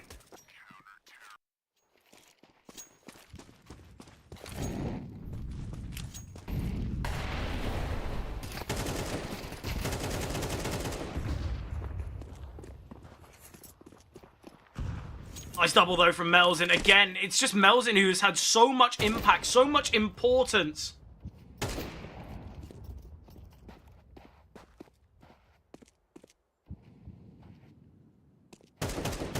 It's still a favourite round now for Fluxo, though, finally. A bit more success here. They do have that man advantage, but still some weaker weapons, some lack of utility that could cost the T's if they don't have a clean execute. But Woody catches off history, trying to get boosted up. And this is where the lack of util makes things a bit brutal for the T's to actually get onto this bomb site. So they will get a plant in a 3-on-3. Woody's Molotov is slightly late, but will force out Pariah. Great The impact trade's from Woody. quick. Melzin again, he's on the ace. Melzin, it's just every round that Fluxo needs someone to step up. It is this guy. 26-14. Absolutely brilliant. Look, he's probably just got a contract on Fluxo already. But if I was him, I'd go into the office. And if, in fact, if I was the higher-ups at Fluxo, give him a blank piece of paper, tell him to write whatever number he wants on it and sign it to get up for as long as you can, because what a player he's looking like. Yeah, I think obviously as well, still so young. I think we can all know that this isn't going to be a player like Melzin's peak, but I think many would look at this game, look at the impact, look at the stats and say, if that's not my peak, then where can I be? But it's been brilliant. He's got over double anyone on his team's kills. I think the most painful thing is Woody's going to be feeling, well, I'm 22-14. I'm doing everything for my team. Well, you're not doing what Melzin's doing. He's 4 kills ahead of you. But Woody had a great round there. It's just so unfortunate that he gets so much impact. He has his kills, yet overshadowed and kind of overplayed by Melzin. But this is the thing. Fluxo, well, since coming onto this T side, they haven't actually looked great. Honestly, you could probably even make an argument on this map. They haven't actually looked that great, and a lot of the work has been done from Melzin alone. But Fluxo are going to need that person to step up alongside him. If they are going to be able to take this. Because, sure, Melzin probably could win this game alone with the way he's been playing, but you're basically relying on Melzin literally doing it every single round. There is going to be some rounds where he's going to start to slow down. If we head to an overtime, I'll be surprised if Melzin can keep this up. If Fluxo want to take it to 0, it's going to be their best chance in regulation. It's a weak buy on Odic now. They can go on to find 12 rounds if they win a round like this, but you need the rest of your troops really rolled up and fired up. Gonna have a round reset here, Fred, so I'm building up the hype for this round, but it's not even going to be going on just yet. Yeah, look, I think for Odic, I think a round like that, they lose 2 players towards long, obviously in that last round. I think it's unfortunate. I think a trade should have come through, but then again, Melzin's looking really good. He's playing so nicely. So I think when moments like that happen, it was nice from what he did from short, getting that double, kind of bringing it back to the 3-on-3. But again, I think that round perfectly kind of amplifies this whole game on paper. Odic playing catch-up. It seems as though they've been pretty decent at kind of bringing themselves back into games, back into rounds. Maybe need to play a bit more on the front foot. But as you mentioned, with these weaker weapons, maybe they will look to get right up in the face of their opponents. Oh, there's a double AWP in play here. T-side of Dust. With the weaponry that Odic have, if space can be taken by Odic and they can try and kind of get a player quite close, certainly can work. Oh, but Nighty falling towards long. You understand the risk he's taken, but it's not going to pan out. Molly towards elevator. Pariah can find Sarah, and through the smoke, Melzin deals with Matios. Surely these final 2 players just going to look to save, but Fluxo will find 11. Melzin is going hunting. Just to rip away every chance that Odic have in the next round. Sure, it's only MP9s, but it's just a weapon that can be removed. Pariah, though, with a nice double. Melzin with just the 1. I say just the 1, it's still a kill, but it's just the amount of work he's been putting in. Feels like we're sort of expecting 3 rounds from him, 3 kills from him per round, the way that he's been playing. 3 off of a 30 bomb. Yeah, absolutely incredible.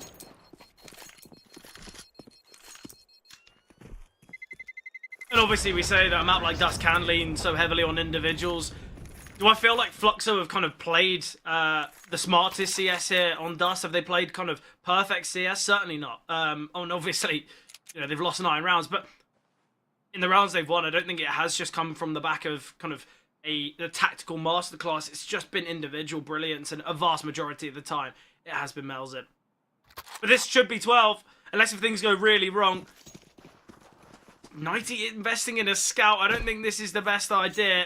There is typing going on in the chat once again, so we can expect another round reset. Does that mean that 90 has to play with the scout in the next, though? Yeah. Yeah. Yeah, I mean, how it used to be is obviously, even if you miss by, you've got no choice. You can't sell. You can refund, though. Yeah, but the fact is the round started, and he's bought it, it does feel like it would be a bit unfair now to be like, oh, well, technically you can refund. I could have, but you went into the round with it. The round got restarted after the round was already started. How it used to be is you had to play it with it regardless if the round, if what you had it. But I wonder I'll be if surprised that's... if they allow it. Maybe they will. I wonder if that's what they're going to be talking about now.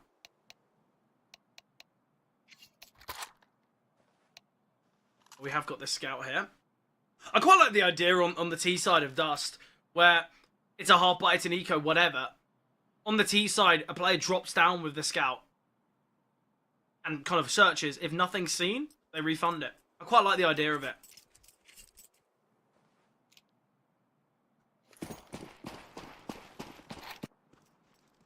Speaking of said scout, ooh, the jump across of the USP will allow Woody to take some space here. He's gone very loud though.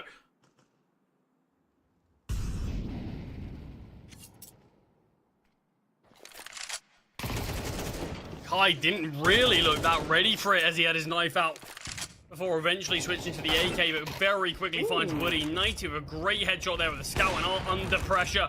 Low HP on Kai as well. This round could go very wrong, but Pank gives his life up. Art now just backing away, spots the feet of Seratera. MP9's now been retrieved. The T's are regrouping. Yeah, they know they could just send a molly here. They know they've got him trapped.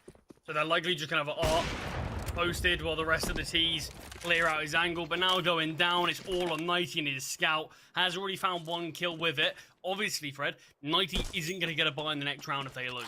Yeah, I think going for that AK surely got to be the game plan. There's an AK towards B.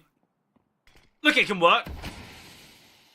You know, we've seen what the scouts can do at the highest level very recently. Actually crossing, but the tick of the Molotov should have been heard. Kai now no longer worried about the flank at all and is jumping no scope at the scout. The bomb site. Well, it has been spotted now and has been found. Was actually a tag there, I think, of the history. I think it's through the wall though as well, so it didn't actually do that much damage. But Fluxo with 12 and Fluxo with 3 opportunities to close out this series. Been a great game from them, at least when it comes down to certain individuals.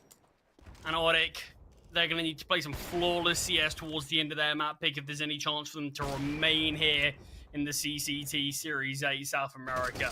Well, look, we've spoken about this fixture, and the vast majority of the time Fluxo are victorious. Yet, in the past, Auric have been able to get a map here or there.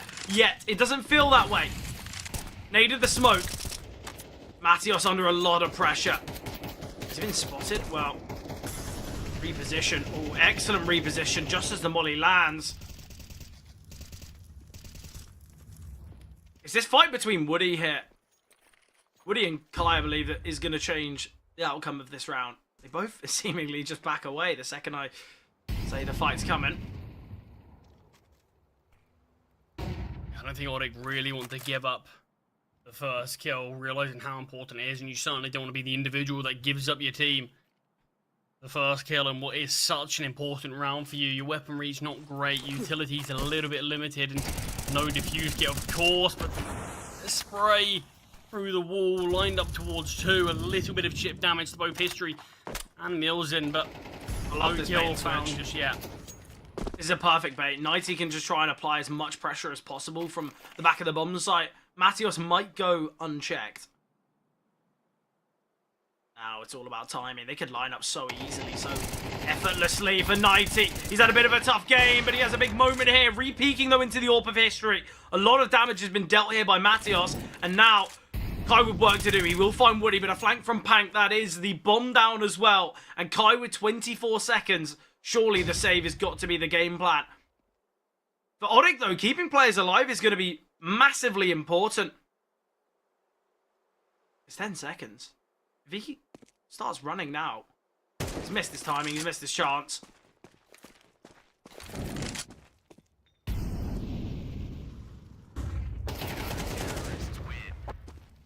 We'll find the one kill. I'm guessing that maybe the cameras for Kai are wrong, or maybe a bit delayed. It seemed like he was playing CS with one hand. I think they got Milden's camera on Kai. Yeah, I think they got Milton's camera on. It? Yeah, I assume so.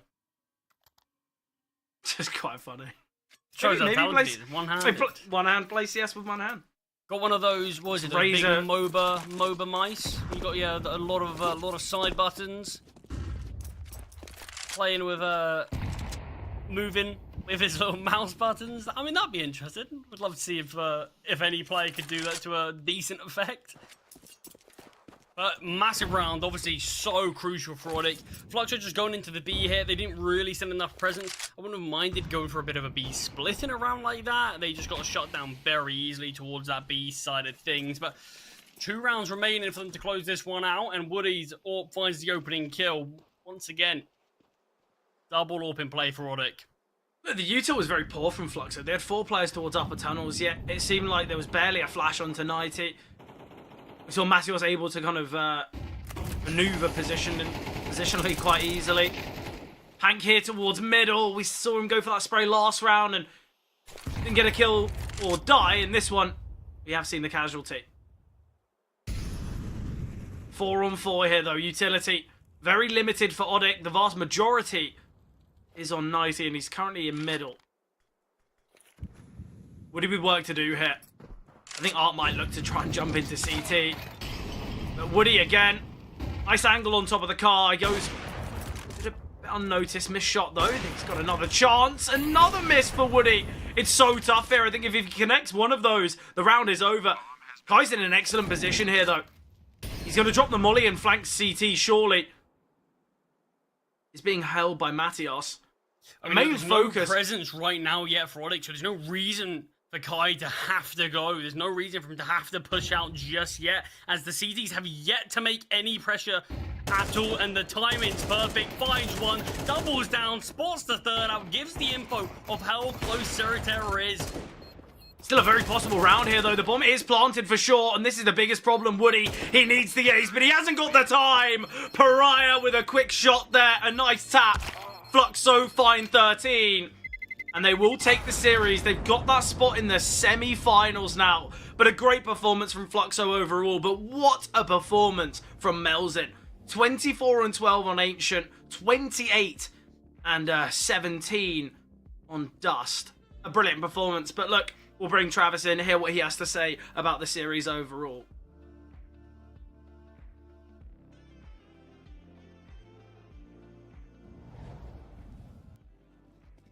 Yeah, I think honestly pretty excited at the result that we've seen here for Fluxo. I have not had a chance to see Melzin play yet, and you know what? I am very impressed. I think if you just look at these rounds like we're seeing here, honestly, some of the most first bullet accuracy, best first bullet accuracy in the map and in the series, without a shadow of a doubt, and the best sort of awareness of what's going around him as well.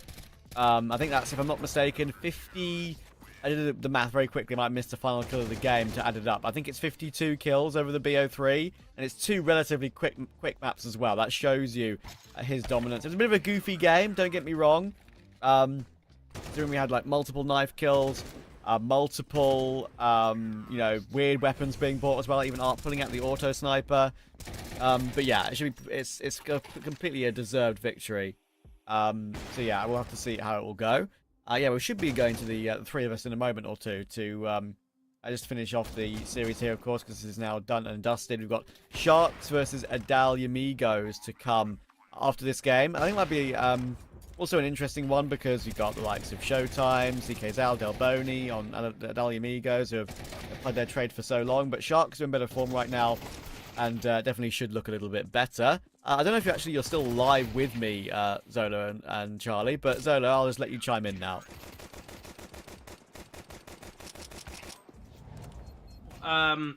I think Fluxo looked really good. I think they were deserved of victory. I think they came in as the favourites and they proved it. And I think obviously a big helping hand was Melzin, and quite rightly. I think that's the main reason that Fluxo won. But look, I'm excited for the rest of the games for today. Obviously, to kind of double back, I think Odic, did they put up a good enough performance to win? I wouldn't actually say so. I think they didn't look good enough. They didn't look threatening enough. I think on Dust, Woody had a good performance, but there was a couple players, I believe, Nighty was a little bit out of the action. And it's kind of what I touched upon. If Nighty's fragging, Odic can beat many teams. But if he's a bit too quiet, that's where we see a bit of a disappointing performance. But look, Odic removed out of Series 8. They're no longer in the playoffs. Obviously, though, for Fluxo, they take that next step in the right direction to for the chance to be crowned champions. I'm gonna have to play some devil's advocate here. I think I actually do think that map probably should have, or that game probably should have went to 3 maps. I do think it would have been a lot more competitive a game, and I do think it probably would have ended up like a lot of the other matchups and head-to-heads that we've seen between these two teams. But it was for this one man on your screen, and I think he sort of broke the mold a little bit in terms of what we used to see in these 3-map thrillers between both sides. And sure, Fluxo come out of them more often than not ahead, but they always do have the possibility where it feels like, oh, Odic could do it this time around. They do have the chance. It felt like Milzen just played absolutely outrageously good today. That chance was taken off of the table entirely for Odic. Look, we saw Woody step up towards the end, but he still just could not match the same level or impact that Milzen did have. And I think you go back to map number 1, I think, sure, we saw some decent CS out from Fluxo. Fundamentally, they were pretty good T-side. CT wasn't as good as I wanted it to be, but it was Milzen. Any issues they had, dug them out of the issues. Dust too, I actually thought Flux were pretty bad. I didn't actually rate how they played. I thought their T-side was actually weirdly the weaker side for them, which you sort of look at Fluxo, how they play, the style of CS they play, and you think it would suit them perfectly. Maybe it's just a bad day at the office for them on the map. But I didn't actually think the calling was as good as we're normally used to seeing from R, and sort of the spatial awareness that the team looked to try to abuse on the T side. But Milzen, again, towards the end, we start to see a few rounds slip. Guess who steps up to dig them out of issues? Yeah, I actually think it probably could have easily gone to a 3-mapper if there wasn't one man who lit up the server as hard as he did today. No, honestly, I'm pretty on board with that, yeah, because they weren't as clean as usual, Fluxo, and there were definitely some openings there for a possible longer match. But talking of maybe a wait, unfortunately, we've got a bit of a longer wait now for that next series, of course, because Sharks are currently playing in the PGL Bucharest qualifier in the South American region, of course. They've only just got past half time of map 1, and their series for this one is supposed to start in about an hour and a bit. So we'll be back. Trust me, we'll be back. But when Sharks will be ready, we're not so sure. Either way, we're going to go to a break. Make sure to grab your snacks and everything before you come back and rejoin us. But for now, see you in a bit.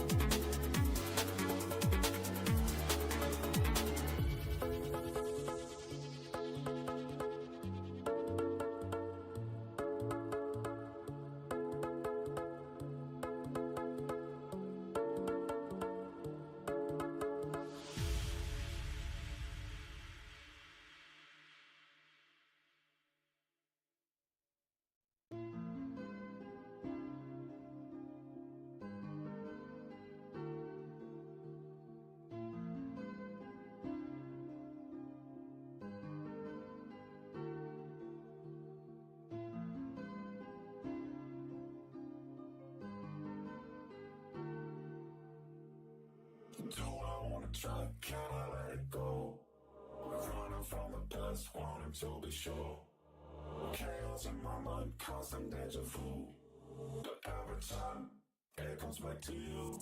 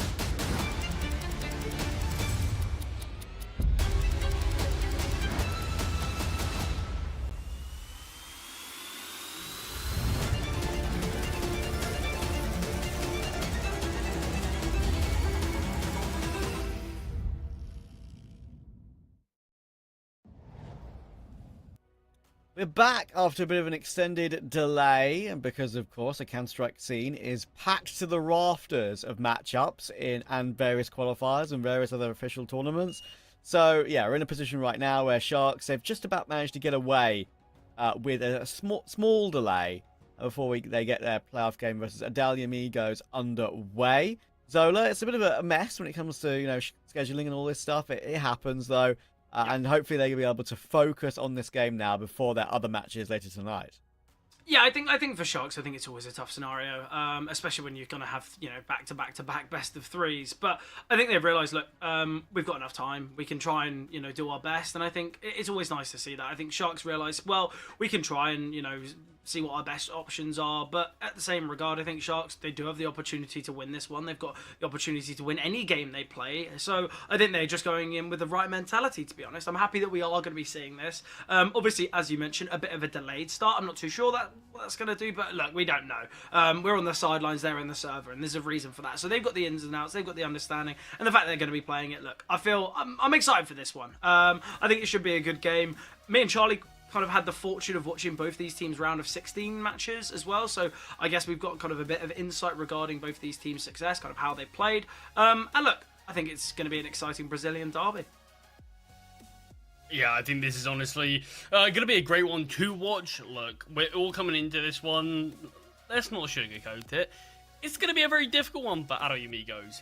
Sharks are coming in as probably one of the favourites for the whole entire event. I know, Fred, you're tipping them to win the whole event. I'm certainly in a similar camp where I do definitely think they can do so with a team like Fluxo, which I'm hoping we get to see a bit more from. But Sharks, they're definitely the ones in the favoured situation. Ado Amigos, it is basically their time to show what can they do against some of the bigger dogs here of this sort of South American CS. But we also do have to be fair and say, Sharks, look, they're on a bit of a time crunch in terms of scheduling that they're on. They've obviously just finished the series now. These sort of things can play a factor in terms of the performances you have. I mean, don't get me wrong, they're certainly going to be warmed up, but sometimes you can see it become a bit of fatigue later in this series, and sometimes the players maybe aren't looking as sharp as they once were, and it'll be interesting if that does have an impact. But I definitely think, regardless, Sharks definitely are going to be the ones a bit more favoured in this. Yeah, it's actually really an interesting one because I think one of the points I want to make about this matchup, while we have a look at the rosters, of course, as well. I've had a chance to cover a couple of Sharks matchups earlier on in the season in ESL Challenger League, and sure, there's a difference of matches played by 4 separate ones, but they're both top of the league right now on 24 points. Sharks on 8 wins and 2 losses, and Ali Amigos on 8 wins and 6 losses. So sure, Sharks can pull away with those games in hand, but they are honestly 2 of the teams in Challenger League this season which I've been most impressed with. And Ali Amigos for a more upset factor for some of the bigger boys. And Sharks in particular, I think for me, they're actually the team to watch in that ESL Challenge League, even though Red Cannons are in there, Fluxo are in there, just like, of course, in this playoff. I think they could be an underdog for that entire season, and I think they're one of the favourites for this entire CCT as well. I think they've got a good floor, a level, with the experience, of course, of the likes of Doc and Gafolo. You've got these new players, of course, added in, like, Koala, for example. He's been around a little bit now, though, so he's got some time on the team. They recently added, I think most recently added Nick. So, yeah, there are 2 separate Nicks in South America, in Brazil. Just an FYI, there's the other one that just got kicked from Fluxo, and there's this one with the 1 as well. So, yeah. This is the other one, and I think he's proving to be an important role player for the team, while the other stars are delivering to a good level. Yeah, I think obviously the big problem that we've seen for a majority of AWPers has been a kind of a dip in the performance, and I think obviously a vast majority of that will be because the rifles seem just so much more prolific here. But I think at the same time, it's clear that Nyx does play a little bit more of the supportive roles, and it's clearly working. There's a reason that Sharks have such a strong map pool. There's a reason they're on this upward trajectory. And it's clear that the roles have panned out really nicely. But for the Ado Yamigo side, I think they're a strong-looking team. We saw in that game against Elevate in that round of 16 game. They looked good. They kind of had moments where we had individuals really stepping up. I think Del Boni played really good throughout Inferno and Mirage. But it seemed in that game from Elevate, there was definitely a chance Elevate could have won it. They probably should have won it, yet they threw away a couple rounds. At least you can say Ado Amigos are kind of promising enough to pounce on those chances that are given to them. Yeah, I actually was really impressed by Adol Amigos the last time we got to watch them play in that round of 16 game against Elevate. Look, it was a decent bit of a grind on Inferno, but they were managing to come out on top. Mirage, they absolutely outclassed them. They let a couple of rounds slip towards the end. It felt like the call-in was really great. Showtime had a lot of impact in that department, of course. And it felt like the calls, there was no issue with that. It was just sort of the mid-round individual decision making that let this side down slightly and cost them probably honestly closing Mirage out in like a 13-2, 13-3 fashion. Cost them a couple of rounds in Inferno as well. This team is prone to making mistakes, but they have a good basis, they've got a good foundation to build off, and it feels like they've got a good sort of solid blend of roles and players who can step up. The difference is we need players to go from can step up to they are going to step up. Because to take down Sharks, we mentioned some of the individuals. Doc on your screen right now is going to be a big highlight player that I'm sure we're going to be talking about his name all the way throughout this series. But there was a lot of moments from players like Farsin. Even Showtime had a number of big ones. You touched on Delboni, had a couple of massive rounds individually. We're going to need a lot of these guys to step up and come alive in this game for Adol Amigos to be able to win this one. Yeah, for sure. And I think it just comes down purely to the experience, right? I think we can have a look at the veto coming in now. It's like, I mean, Showtime has been in these Brazilian teams, these mixes for God knows how long. Ever since he had that like one stand-in little period on LG, if you remember, or SK, or whatever, whichever one it was, way back when a certain Cold Zero wasn't particularly happy with his performance. That's a classic. But yeah, I mean, he's still going strong even to this day, and this is a relatively decent upset team with the name value these players have, of course, from different Brazilian sort of tier 2 organizations. So yeah, I think they'll be relevant for sure. I believe we can have a look at the veto. Like I said, there are a few maps which I'm expecting to see and a few that I'm not expecting to see. Adol Amigos obviously have waited for this matchup for a little bit extra time. Maybe they do some extra research, find out what they know, maybe watch a few demos or something while they wait. So I'm expecting them to be competitive in this game, but I'm still expecting Sharks to take it. We do get the expected Ancient ban. That is one that Adol Amigos, well, I say don't play. They played it once, and they've won it against Imperial of all teams, but they rarely play it. Inferno being the pick for Adol Amigos makes sense. That is one that is probably their best map, which we've seen recently. And actually a train pick for Sharks. That's one they do like to go to. They actually had option to go somewhere else, maybe like Anubis, for example, which is a map which is one of their favorites. But it's cool to see train. I have, as I've said to a couple of other my colleagues in this CCT broadcasts, I've continued to dodge train when casting it. It's might be my first one in the analyst role, which is going to be fun, but I've still dodged it while casting it somehow. I don't know how many teams just like to play train but don't pick it when I'm involved with the broadcast. So first one for me, Nuke will be the decider. I'm content with this pool.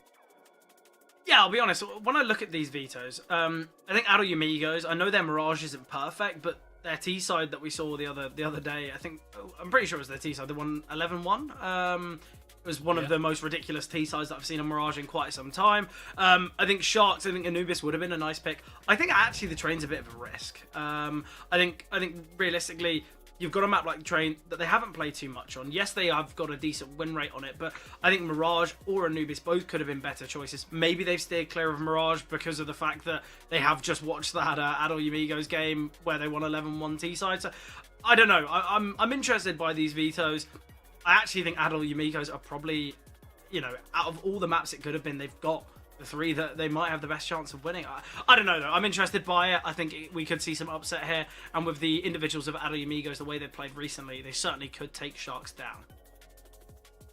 I think, like Trav said, Inferno's a no-brainer as a map selection. This, honestly, for me, is going to be Adol Amigos' best chance to show us what they can do. I think if they fall on Inferno, for me, that's it. Pack up shop. I don't think there's much of a chance they're going to be able to take this series now. I think Inferno is going to be really crucial for them. Breaking news, guys. Honestly, Train's an interesting one. Ooh, breaking news. I'll let you take this one away.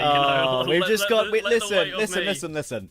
We were waiting for an extra 15 minutes to find out whether they'd actually play the game. We were told a new start time, then they did the veto, and I just went on my whole spiel about Train. We spoke about the teams in a wonderful fashion, and guess what? Sharks are forfeited. Because of the clash. Go on, Zola, go for it, mate. we've got our little private message group, and when you said that you haven't seen training, you've dodged it, I did say you'll probably end up missing it somehow anyway, and how have we gotten there?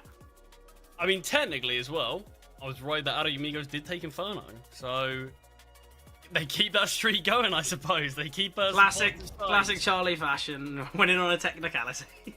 I mean, it's disappointing. Winning. We wanted to see this game out. I mean, scheduling, like you said, Trav, the schedule right now in CS is packed. It always has been packed. Something that probably does need to be reduced for the players' sake. Gotta be a disappointing one that we don't get to see it. I mean, it's gonna be a huge opportunity, we have to say, for Ado Amigos to get this semi-final spot and to actually be able to show what can they do now. Yeah, sure, you might have been given a bit of a lifeline. You might have been able to stay in this event a bit more prolonged than we were expecting you to, but this is a perfect opportunity for you to go ahead and snap up this chance and show us what you can do against some of the bigger dogs. Yeah, for sure. I think honestly, it's a opportunity that they're going to have to take because they might not get ones like this before. And now, as I mentioned, of course, in the break to you guys actually before we went live, that is precious VRS points for them because the Sharks are pretty highly rated. I think they're like 39th, is it? I'm pretty sure something around that level. 42nd, yeah, something like that. Yeah. So and the Amigos are not anywhere near that at the moment just yet. So. Yeah, that is pressure. And just to clarify, forfeits now do count as like a minus VRS points for Shark. So, yeah, pretty important for them. But yeah, I mean, that's really all we can say from the end of this now is, unfortunately, we've got a bit more of an extended break for the next game. And we aren't even going to be there for it. So, we've done one BO3 and the preview for the other. I guess that counts in a weird way.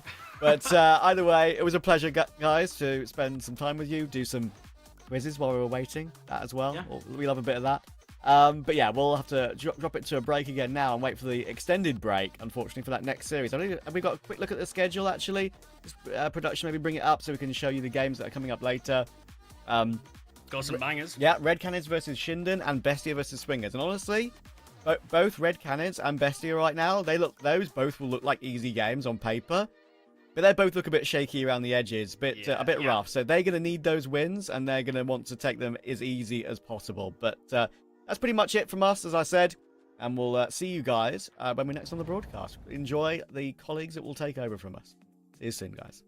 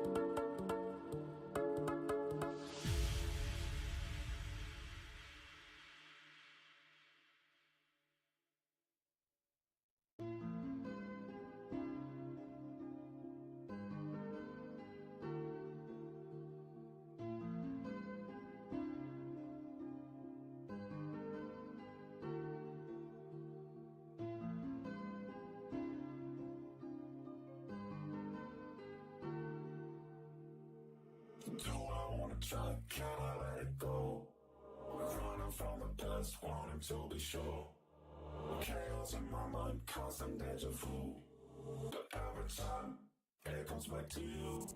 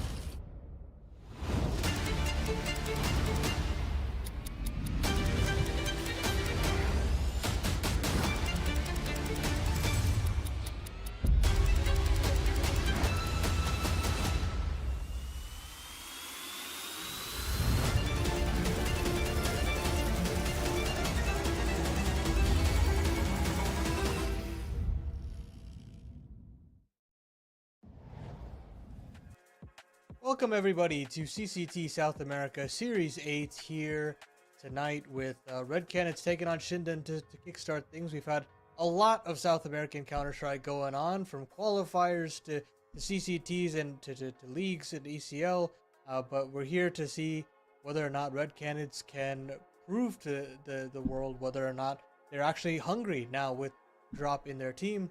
Of course, before we actually get into all of the nitty-gritty, we do have to go over we've got casting today, and that's Brandon and Lucy here to take us through it. Brandon, how you doing? We'll start off there. Yeah, I'm good. I can't believe that there's default hunting in Big 2025, but that's the reality we live in, unfortunately for Red Canids. And before we went live, as you said, look, they've got to win this game. It's actually really important that they don't just drop the ball here. Yeah, I'm excited to see them in action too, right? Because I've not seen Red Cannon since like last year. They've gone through a lot of changes. So yeah, a lot to be excited about.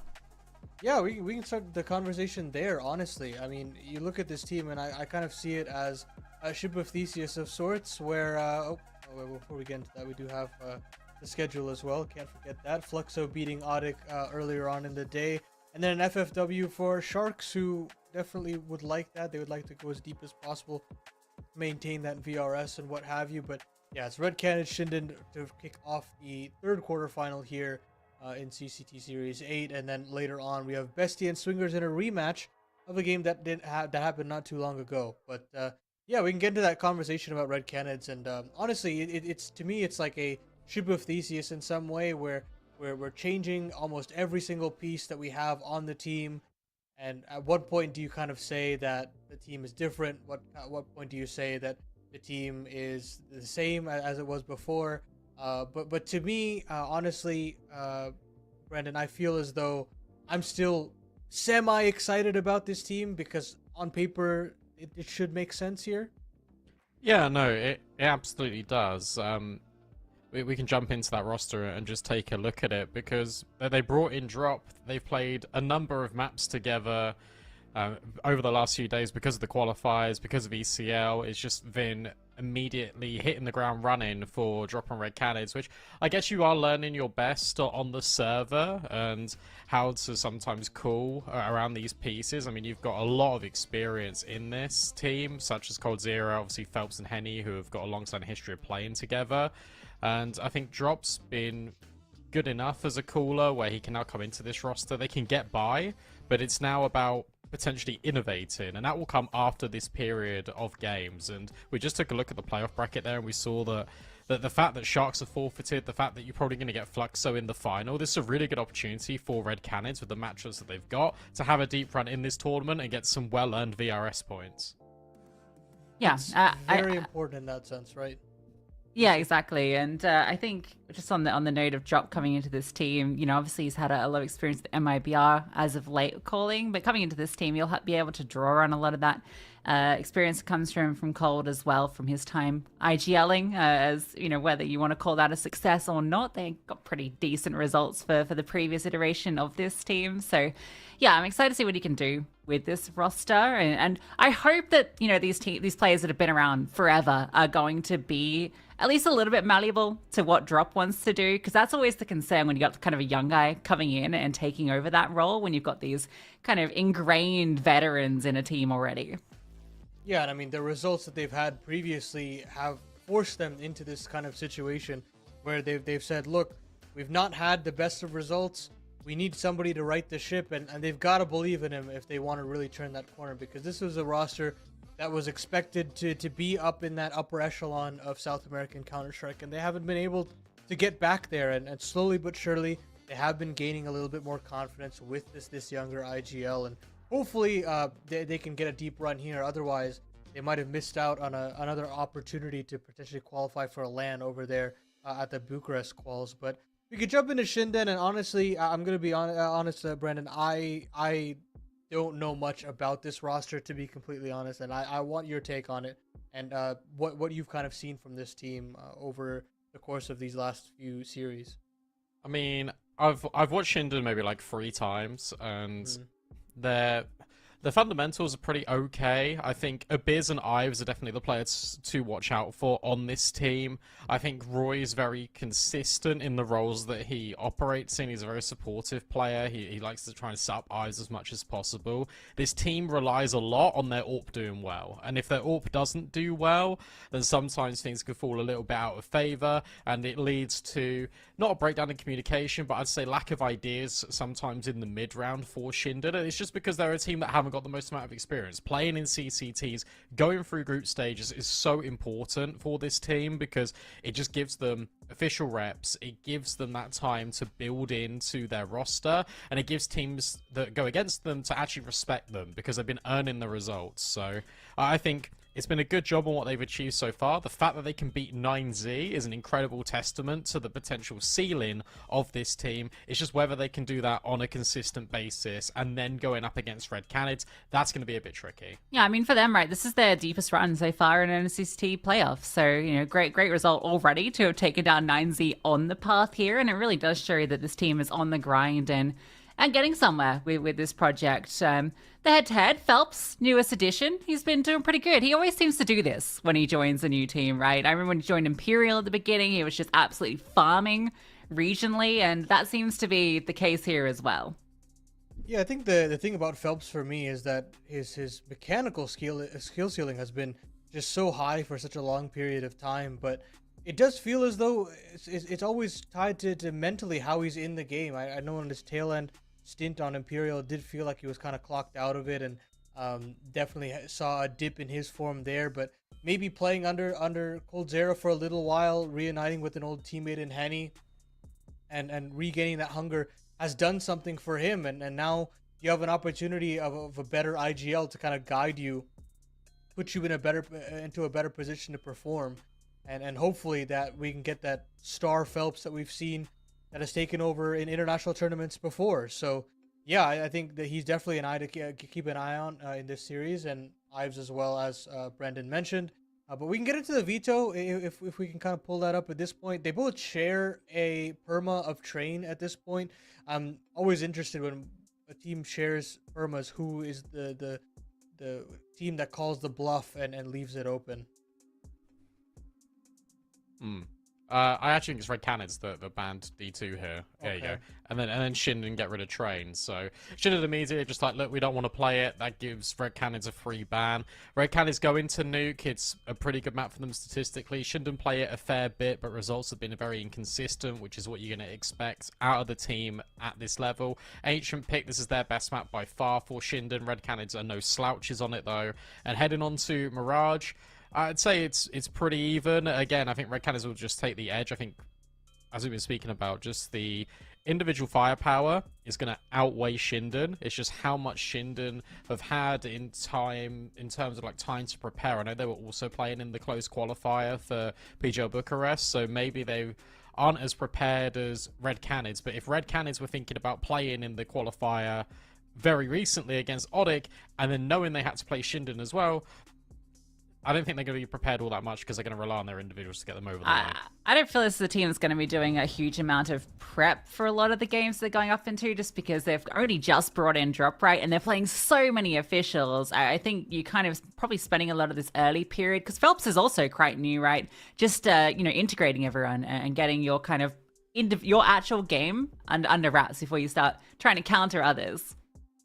Yeah, definitely. At this point, I'm impressed with the amount of maps Red Canids are playing. I feel like that's something that a lot of these new teams struggle with, is to actually get maps under their belt, and they've already done that in spades at this point. And hopefully taking the choice of playing Shinden today doesn't come back to bite them, because God, if they go empty-handed with the VRS points, Austin is going to look much further away than things might seem, Brandon. Yeah, especially for a team that has got like the storied individuals in Red Canids. You look at who's on paper on that team, you expect them to be performing really well. And I guess another thing we haven't really spoken about with Red Canids as well is Venom Zero, and how he has been trusted and he remains in the lineup. I think this is a really good move for Red Canids as well, the fact that they've not deviated away from him. And I think it shows how much value this young guy brings to a team like Red Canids, full of storied individuals that have got a lot of experience, that have got a long way to go sort of in their profile as you look back. The fact that they're putting trust into Venom Zero, I think speaks very highly to him without them saying too much about him in general. Yeah, I think the thing about Venom Zero that I really like is the fact that he's played so many different roles across his tenure on Red Canids.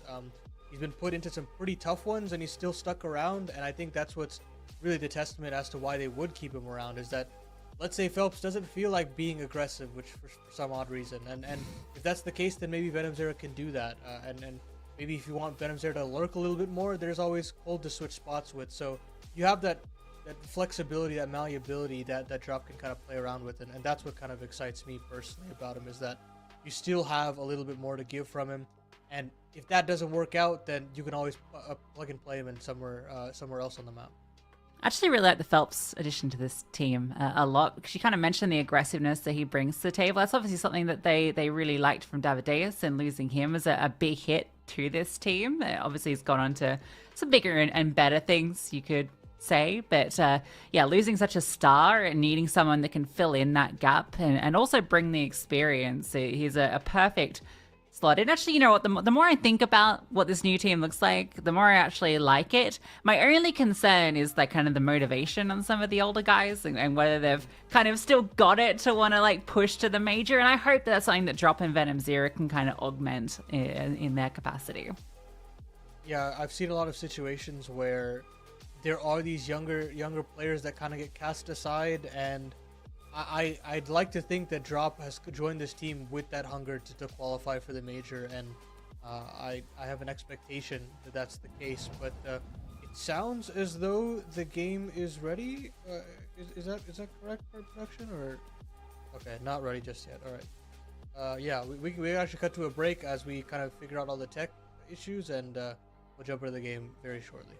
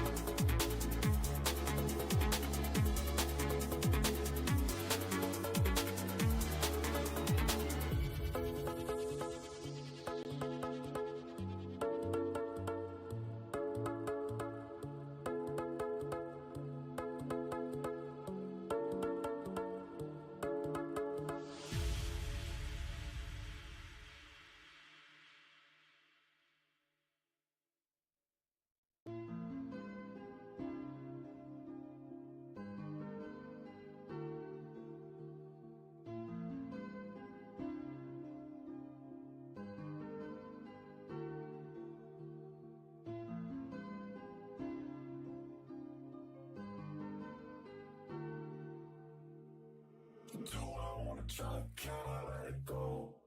We're running from the past, wanting to be sure. Chaos in my mind, constant deja vu. But every time, it comes back to you.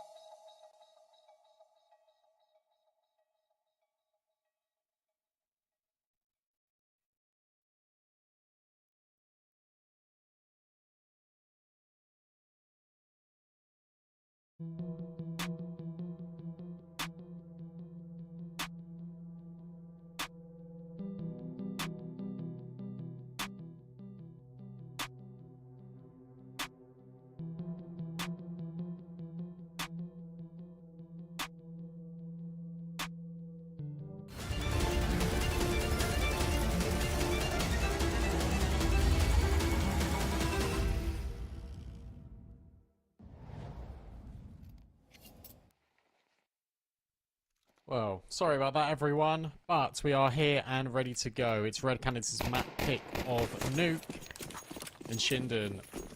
Very nice sportsmanlike to allow a little bit of their tech pause to make sure that everyone is sorted, and now we're good to go.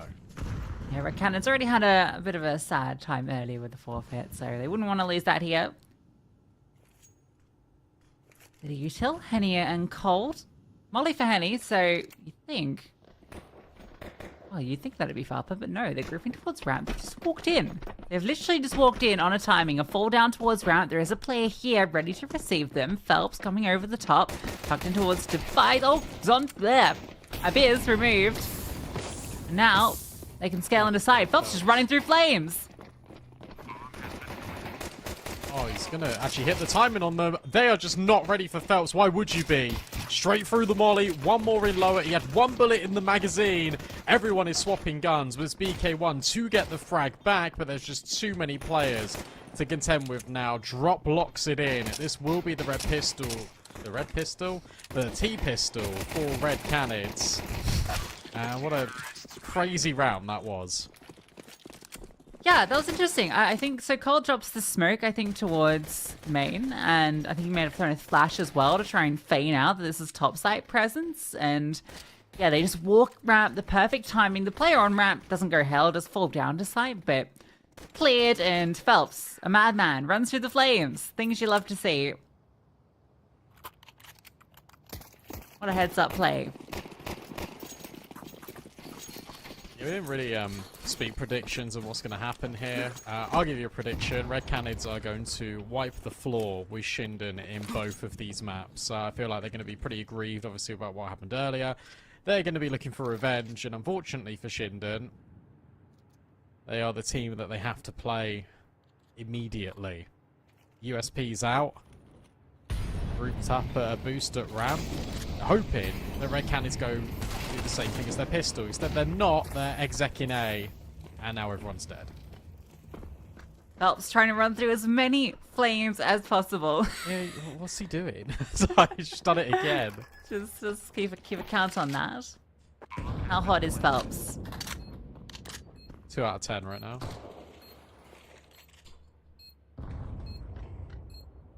MP7. Mr. Venom Zero. You're a big Venom Zero fan, Brandon. Yeah. Why is that? Just going back to be honest, what Paladin was saying quite a lot. The amount of versatility he's had to go through in one team in such a short space of time, and then the amount of sort of high revered pros he's played with in his career. So young, has an unbelievable amount of potential, and at this point, the thing is, with him going through so many of these roles, he'll now know what he wants to achieve in a team. And I think he's really good at being aggressive. I think his lurk time needs to be worked on a little bit more, to be fair to him. But I think aggression is the name of the game for Venom Zero. You always know what you're going to get out of him. A really consistent piece to a Red Canids puzzle that was consistently evolving and was looking a little bit crazy at times. They're now looking for stabilization, and he brings that, which is an impressive personality trait to have at such a young age. Yeah, it feels like a good 5 that, if it meshes, will be a very solid roster.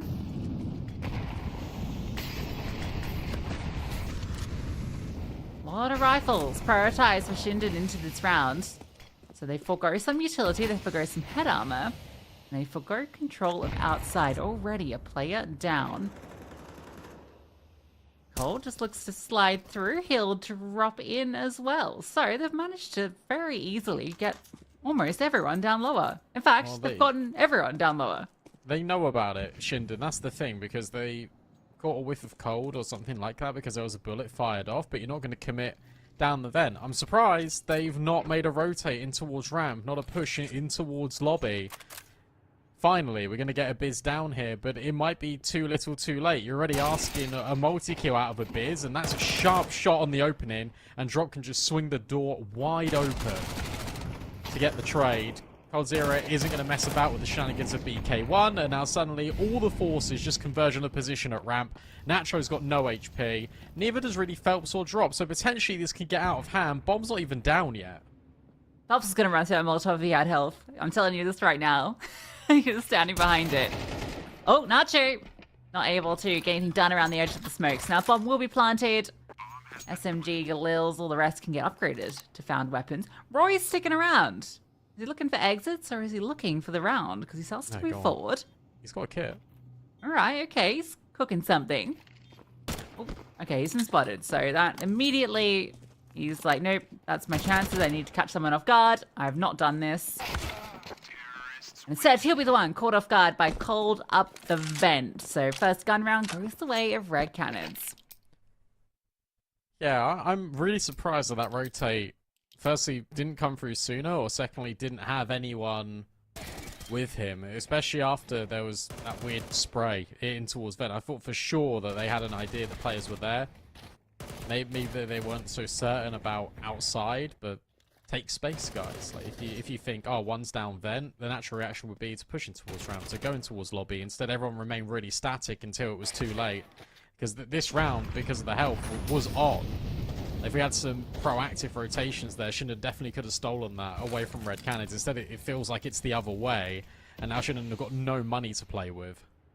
Yeah, I think at the point where they needed to make a move, they basically used all their utility and they were kind of spread out, very default on the CT side. So I guess they just weren't in a position to make that move. So like, all right, we're just going to see what happens. And you saw what happened. 5-7s? Is it IVZ or is it Ivers? I was saying Ives. Ives, yeah. Actually sounds better than what I was saying. He's saving for an AWP. That's cool. Nacho's found an AK, also cool, but now all these players streaming down. Okay, nice from Job. There's still 2 players here. Roy's got a cheeky little angle. The distraction at single. He might be able to collect something here. Looking for a second. Swings out, and it's Nacho that gets it done. coldzera has to clutch. How is this falling apart?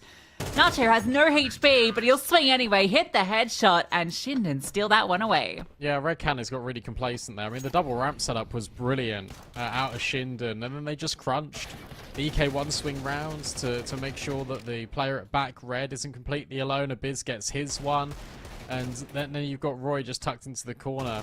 Every possibility, every single time someone swung or was exposed for Shinden, there was a second player there. That was really good spacing from them. And they just overwhelmed Red Cannons on a buy they really shouldn't have. So you can argue it goes tit for tat, because Red Cannons shouldn't have been able to get B so freely in the previous gun round, and now towards the eco, Shinden shouldn't have been able to get that one done, but they had some really good macro there to ensure that Red Cannons just were always fighting a losing battle. Yeah, it's like they immediately listened to your advice from that previous round. Be proactive. Free AK for Nacho. With the all power, he didn't even need to buy it himself.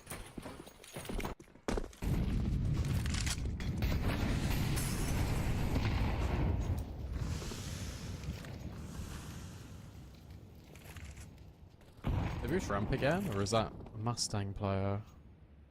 That's Mustang player. Okay. We've got a lot of players over here towards A early to defend this hit.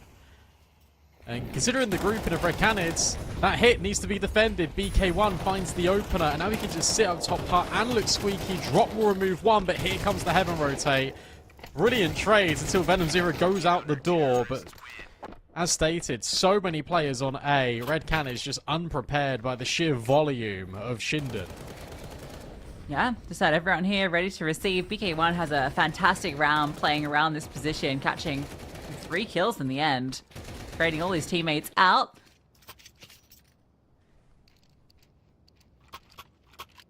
Why didn't they molly top heart? Yeah, you're going for a straight up A hit. You don't molly top heart. One molly would have done the job. Because he was half blind during all of that.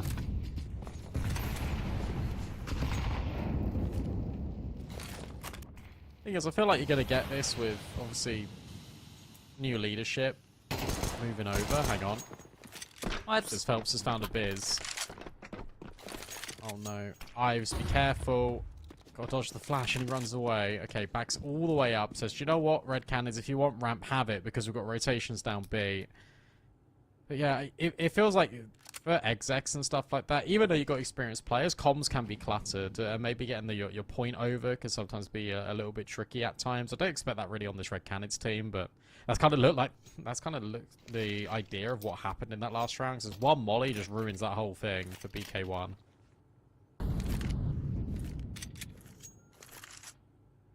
I can't believe Phelps just walks around the edge of a smoke and gets a P250 kill.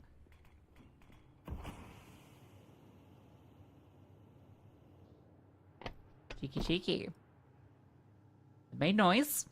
So not Cherry swivels.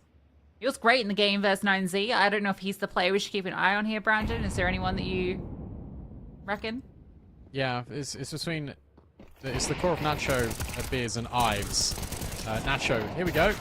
Gets two immediately, but Phelps trades out, and he got rid of the AWP in Ives. BK1 slides in. You've also got Roy that just came back up the vent, so crisis averted. But that's still an expensive round for Shinden, considering what? You walk into that with a P250? Yeah, good damage. Shame don't get the bomb down. That would have really helped more than the kills, but you take it. Phelps having high impact early. So we're now head-to-head against Ives, I believe it was. So he hasn't had a chance to really shine with his AWP yet.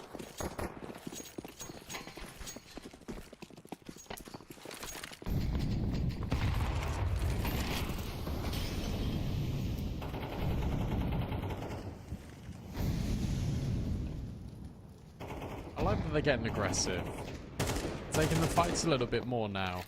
The Red Cannons. BK1 is playing a dangerous game. Yeah, on the other side of that wall. Great nade onto Cold Zero. They trade HPs effectively.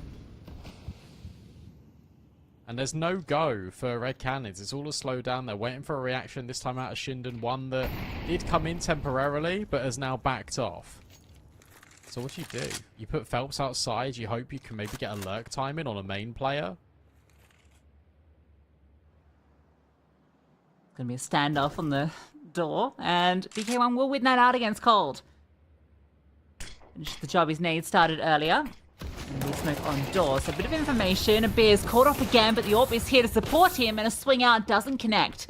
Forced back by the Flames. Still a player advantage for Shinden despite the damage done. There is this push, and yeah, Henny's holding for it. Roy maybe a little too quick on it because they hadn't committed down lower yet. And now they can go back towards A. See, Phelps is ready to wrap main. And at the moment, there's only one player on site. And they're worried about the Heaven wrap. So Phelps has now got all this space. It looks like Ives has walked over towards Heaven. Yeah, so he's here with Nacho. Time ticking. There's like 14 seconds to get in. Sharp shot out of Ives. He won't be ready. Fall back sight. Ives drops on Henny. There is enough time to plant. But now BK1 starts to accelerate. He was the player that was on A at the start of the round, and he's the one that remains right at the very end. Great round from him. And Shinden, they're stealing these rounds away just. A slight indecision there, maybe from Red Cannons. I think they were possibly. a little too slow on that approach, and they started running when it was like 14, 15 seconds. Obviously, they had to get a move on at that point, but you can see immediately that sound cue comes through, and the AWP just comes over to support. That critical kill he gets really sets up the whole round. All right, Shinden take the lead. That was against the full guns. Round from Ives.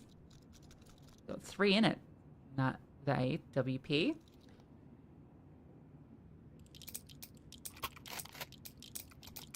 Hero AK from Phelps. He's full invested into this. Okay. There's not a whole lot of utility here, Phelps, so I'm not really too sure what you're going to do. Has got the spawns, maybe go top silo, go quick on towards top main. Try to catch Shinden by surprise in that vein. But yeah, you're right about this sort of indecision. That's now 2 rounds now where you feel like one player's been overcalled in a sense of, oh, we should go down ramp. It's like, oh, well, I've got main time in. So, okay, I guess we go back there. There needs to be a direct voice in this team. Ives finds Phelps. That was the hero AK, and now it's on the floor. And Nacho's just swinging in off the back of a nade break. What a disaster. Well, at least the AK is recoverable. Drop will pick that one back up. Yeah, not at least getting that kill into Nacho is costly. We've got a player that's gone down to maybe walk secret as well. 3 players on A. Alright. 2 on top hut. Okay, it's because Nacho's getting boosted up.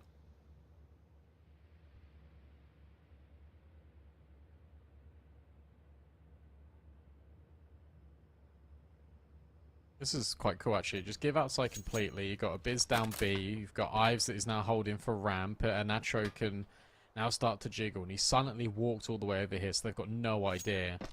Red Canids. They're by Squeaky. They're going to get completely crunched in this setup. EK1 takes the first contact, and then top hut's about to swing. There you go. Round over. Before Henny can even get involved. Yeah, again, they had a molly. They threw it backside instead of towards top hut. Would have been pretty good there. But again, that was just kind of some Tech 9s around a hero AK. Kind of hope you get a little bit more done from it. This is 5 in a row for Shinden. They've been looking really good. To be honest, they've not had to do like that much. Like it's not been a really complicated rounds out of Red Canids. I think what I've enjoyed a lot is that Shinden have been taking the space, but then they're disengaging. They're asking to Red Canids all these questions. Where are we going to be next? You have to clear out all of these angles. By that point, by not giving them these fights, Red Canids, they're just running out of time and they have to commit into somewhere without any knowledge of what's going on. Here we get a 1-for-1 outside. Phelps goes down. Henny's there to trade. He takes a chunk of damage. We have crossed successfully. Colt's holding super passive from top T roof. I think Ives is seeing much outside. Actually, he will get spotted. I think Henny went up onto red to spot him. Not much going on this A side, I'll be real with you. No. Not at all. There we go. Henny, what's he up to? He's Bit of looking a pause. outside and no one's going to be there. Like, this is what I'm talking about. Like, you completely just disengage from your opponents. A Biz is rotated.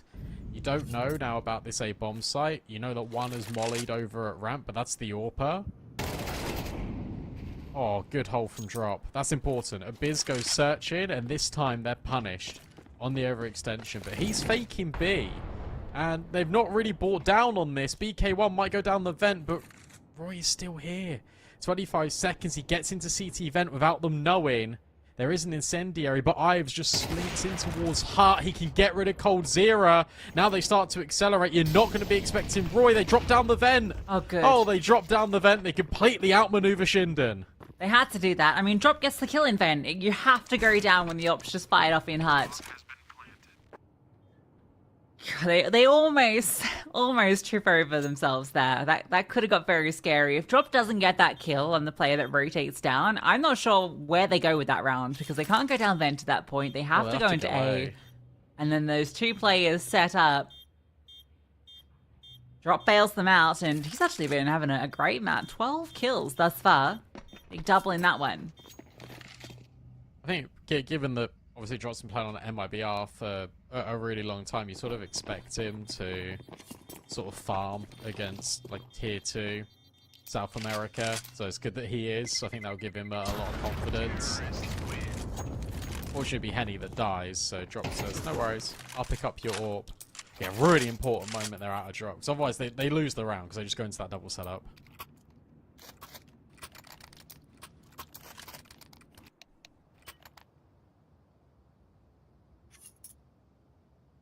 And all attacks early are Red Cannons on the T side. I suppose that's where you want to be using them. The sheer journey. Scrape that one just over.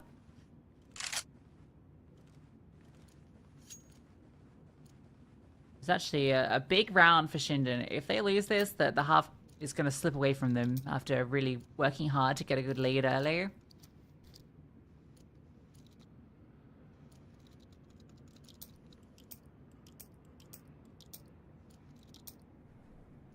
I feel like I just want to see Red Canids go back to what they were doing in the early rounds, which was just going somewhere together, bursting, taking outside, taking ramp, and then just following through with the map control that you've gained.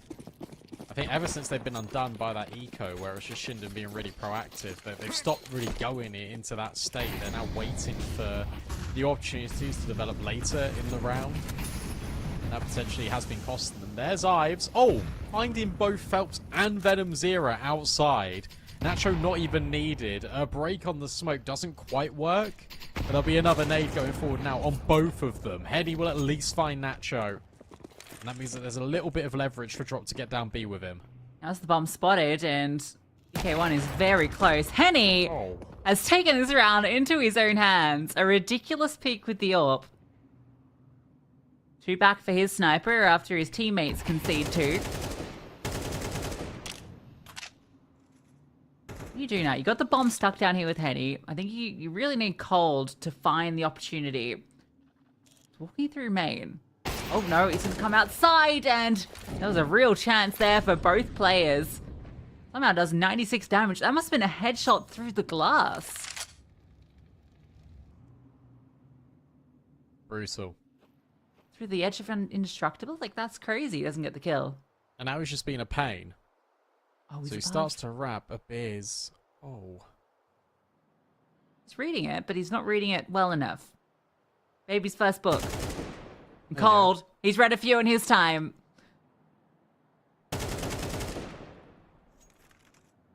That's good confirmation, because you know now Roy's out front main. 10 seconds ago, Ives was outside heaven. And that's the vent rotate. Okay, last player outside main. Bomb planted. Round should be shored up. Roy's going to give this a little look in, but Henny already on the angle. Great round out of Henny and Cold. Red Canids. They break the money. And they break the spirit of Shinden, who are really working their way back into this half. And now there's nothing left. Yeah, they're going to feel hard done by too, because Ives gets 2 opening kills outside. Like, the rifles are just facing him at long range with the open yard, and he's just taking them down.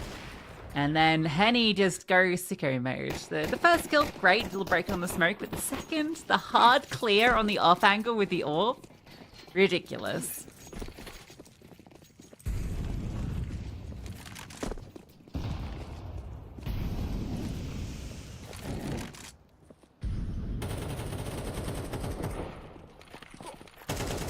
Oh, there you go, mate. This will be some confidence kills for Venom Zero. Just make him feel happy. Actually, Phelps wants them. Yeah, he does. Every time I talk about a player that I like and I'm commentating them, they then just end up sucking. Like, and it happens all the time, and I feel really bad. So, Venom Zero, this one's on me, mate. I'm sorry. He's my second favorite prospect in South America in Tier 2. I'm calling Red Canids Tier 2. Yeah, I mean, they definitely are at this stage. Despite a lot of previously Tier 1 players. They can definitely be Tier 1. Yeah, for sure. They just need the VRS points to get there, which is why this best of 3 is so important. This is really aggressive out of Phelps, and he does spot the player back garage in Ives, and Henny again, combat AWPing outside. In fact, everyone is just having a go now onto Shinden, rushing them down at every single opportunity. Phelps is in main, can be supported by Cold, and Roy is just cowering in the corner. Goodness, what a round. Roy, what you got for us? Almost a chance there, but Drop then slides through. And a Beers out of here. Wait, he's already in heaven. Oh, actually. Hello? You spotted him? Oh, no, you did not. Venom Zero spots you. And so, yeah, nice recovery on the T side. Got a little shaky there when Shinden started to get rounds in a row, but 7 feels great for Red Canids. Yeah, shout out Drop.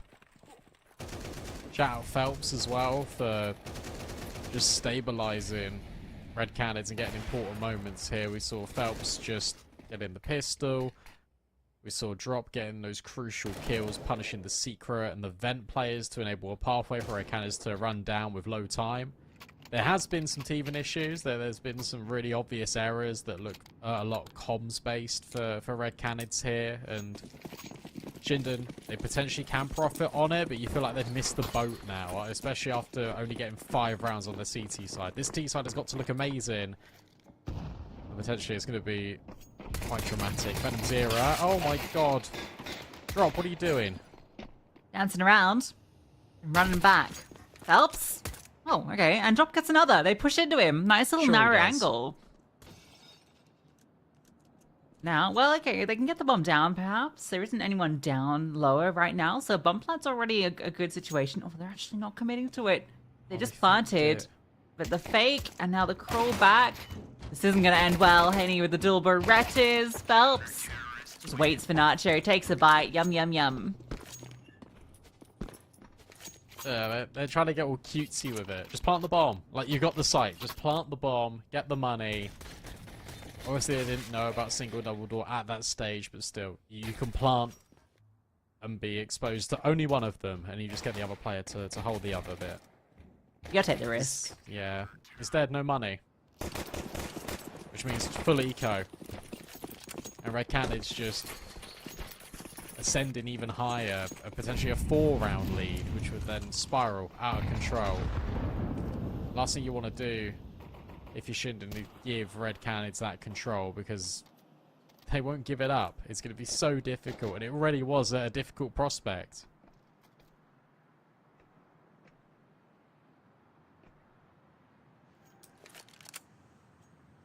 Cold's MP9 primed and ready. Hoover up some Glocks. Yes.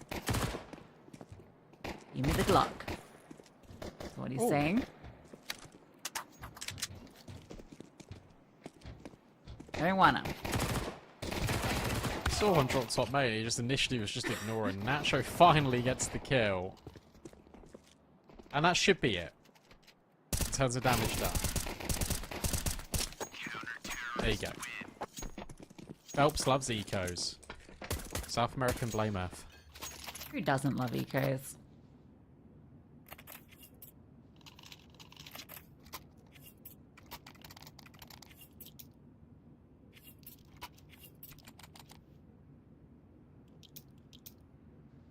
Alright, Shinden, what you got first?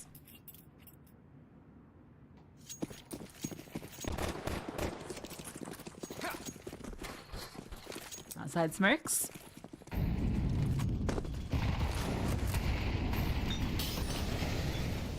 lot of utility dispensed early, but not actually committing off any of it.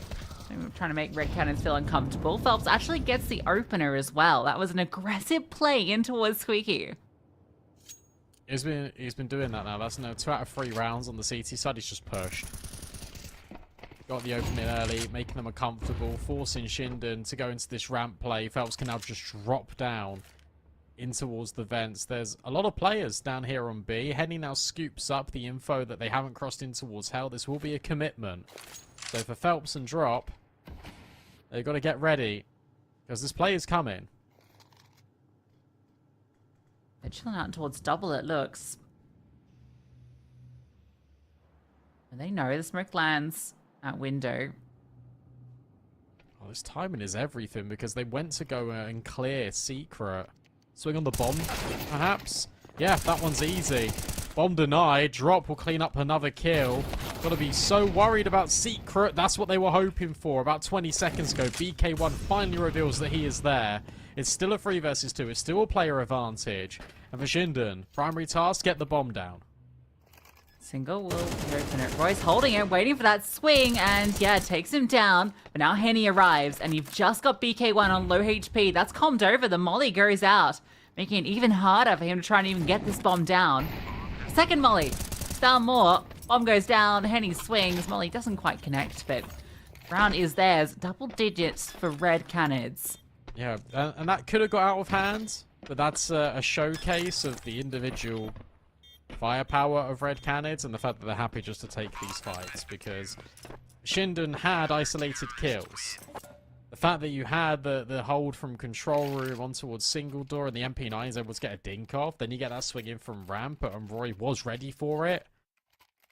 It's a shame, because the moment that crossfire breaks, it is the moment that Shinden lose the round. They were given a lot of chances there, and unfortunately for them, they weren't able to capitalize on them. At least they got the bomb down. It can facilitate this buy, but they are running out of time on Nuke.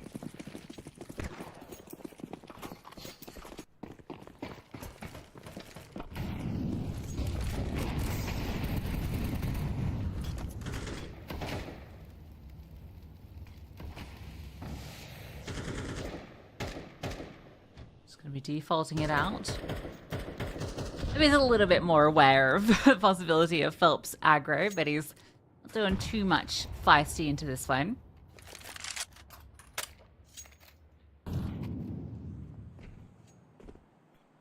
Cole might get a chance for a fight outside as some smokes land. Shinden do group out here. Blonde smoke's good for an opener. Look at Phelps. Oh my gosh, Phelps. Timing is everything. And he grabs the first. He jumps out the way and drops through the smoke on the spam finds Roy. Suddenly everyone is losing their life. Phelps with another smoke push nets another kill. And Nacho with half health and 50 seconds needs to collect the bomb and somehow win a 1v3. He just kept going. That's crazy. This man does not stop hitting W. And he's holding. Kills. He's going to keep going. That's true. That's true. Oh, drop's coming up from above. He's heard it, maybe. He's got the drop on him. No, he doesn't. Oh. Drop gets the drop. Oh, we're dropping, boys. Cedar Creek.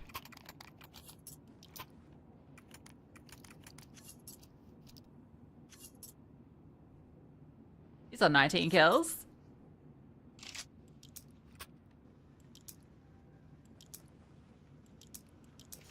Let's go. Drop fans, rise up.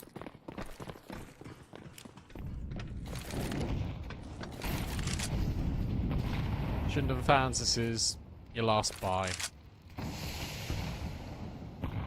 mean, it's going to be very similar to the round after. But... Oh, no. Come on then. What you got? Oh, timing. But Venom Zero anchors down beautifully. He just keeps going. That might have been a mistake, but Henny's max sight. And of course, you got Phelps here as well. Never mind. It's all okay. The only casualty is Venom Zero. Yeah, you got your multi out of him as well. They're all a little keen for kills. You can really tell at this point. They're like, yeah, we're just going to keep fighting. He could have got that third. It wasn't far off the mark.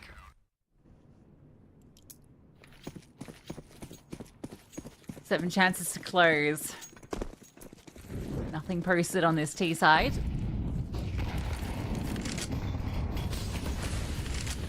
And Phelps goes, and he goes, and he stops. A little too far.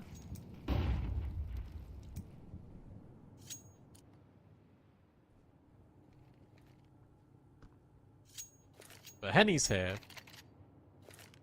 Vishinden, they're thinking about going towards this A play again. Because Phelps pushed. There will be a rotate in from Heaven. Venom Zero this time has got to live, but the flashbangs overwhelm him. Now the player in Heaven has also been spotted. Cold Zero can't do anything in main. It's probably just going to be a save. Yeah, Red Cannons are going to concede the round.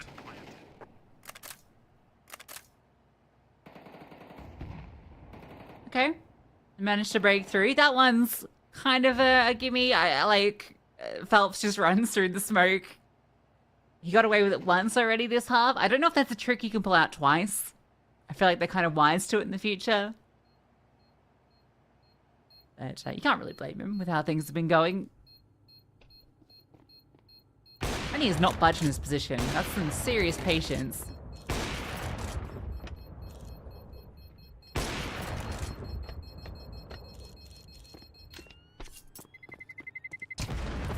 You know, they don't go for the retake despite having plenty of money. They don't want to let it slip. Clean.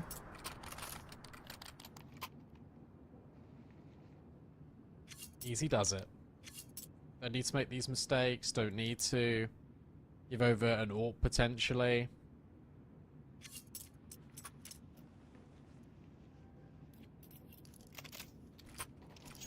Max in successes for the future.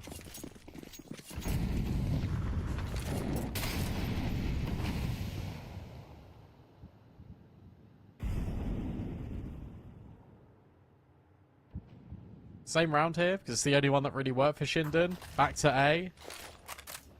Yeah, but this Make sure you time got your Phelps is top here. cut nade in. Okay. A third play comes over. Venom Zero up on Mustang. Is in a good position as well. Won't get mollied off. Yeah, he's playing anti as well. Here they come. Can they hold? Phelps, good first kill. Sitting behind the smoke. Will get spammed out, but Venom Zero still a threat. In the rafters, needs to look below, and he will. Taking one down before he goes. Oh dear. BK1 does remove cold. So, they've managed to get in with a player advantage. They're saving again. Are they? If Henny doesn't find anything in the next like 5 seconds as this smoke fades, then yeah. But if he gets this kill on Ives, there's a real chance. Or maybe just the info that he's crossed, because Drop now spams him out.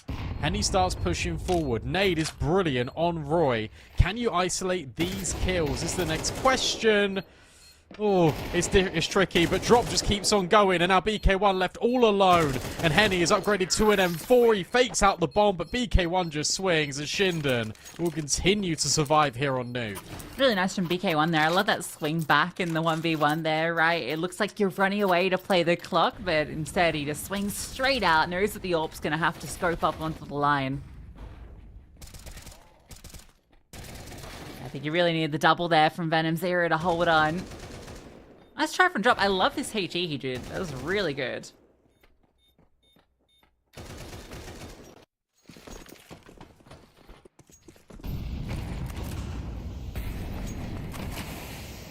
Honey's still not, you know, oh, I was going to say completely broken, but you win this if you're Shinden.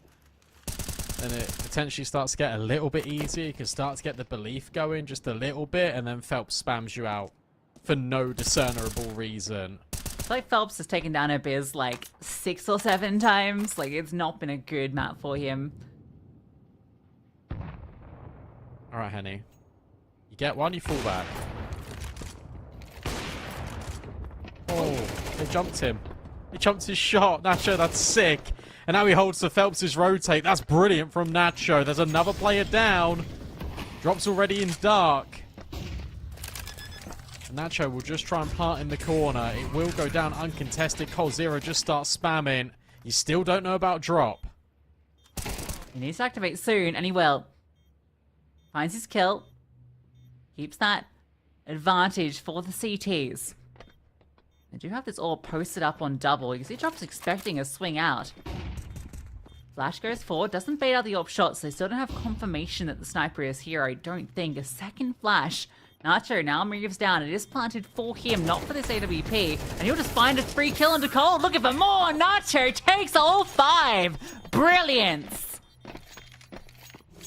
They were really expecting him there, and then they just trusted the molly, even though it goes deep. That's incredible from Nacho. He just stands and takes one tick and kills them all. They all line up for him. This jump over the AWP shot, and then the follow-up onto Phelps gives Shinden all this space. And just when you think it's all said and done, just when you think they're able to cross efficiently, no, it's Nacho.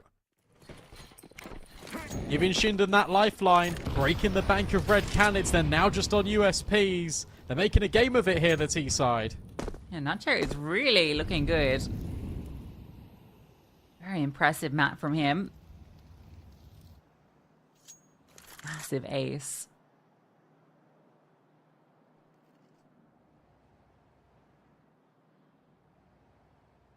This one should be a formality too, although there are 3 players down here, so it should be fine.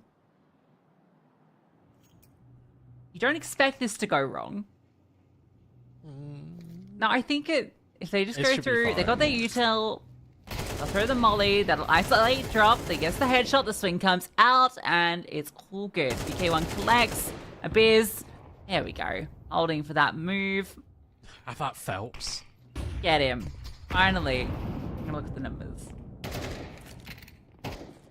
I won't tell me until I've come up with it. Eco to BK1. This is a 3-round game. From what was Shinden having a diabolical T-half, suddenly it starts to look at and feel a little bit better. But is it too little too late? Because they still need to win 3 rounds on the bounce without making a single mistake. And now Henny's re-equipped himself with this AWP. He's got a forward spawn. The world's his oyster.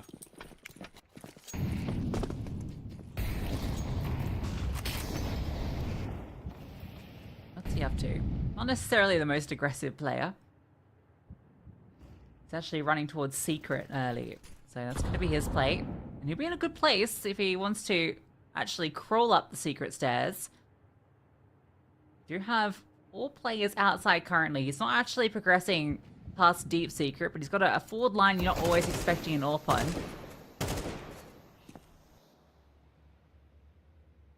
Phelps might have a chance into Nacho. A big kill to take. Sees the shadow. Removes the problem. Nice opening kill for Red Cannons. Oh, NT. Unfortunately, the flash landed way up behind the stairs. So Henny's able to adjust onto BK1. Ives now knows that Henny was here. He throws a flash forward, and Henny on the timing doesn't get the best of Ives. So now he's a little bit trapped, but he's still finding success anyway. Abiz will find Phelps. It is a 3 versus 2. And now Abiz is moving all the way in towards A. Come back up the vents, says Abiz, as Venom Zero now hits the deck.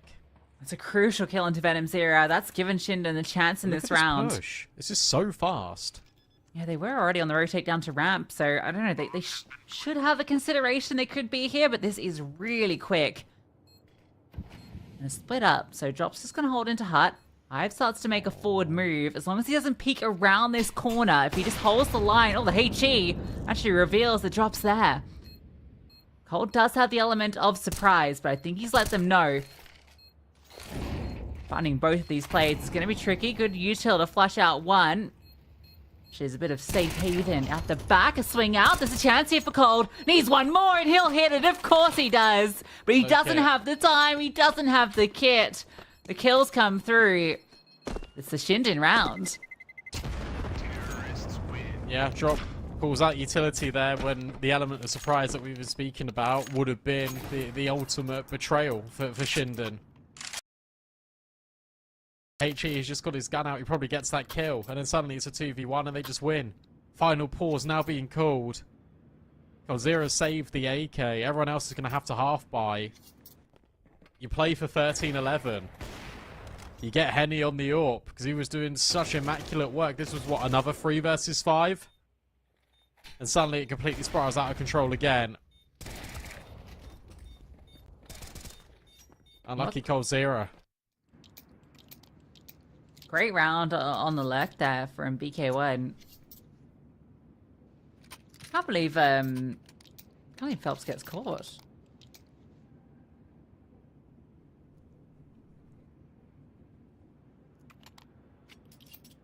Can't believe this is going to go full 24 rounds. No, me neither, because it was like light work. It was 12-5. It was really easy. Like there was nothing really to analyze about Shinden's T side because it was woeful. And Red Cannons were looking and feeling really good. At least Phelps is in good spirits.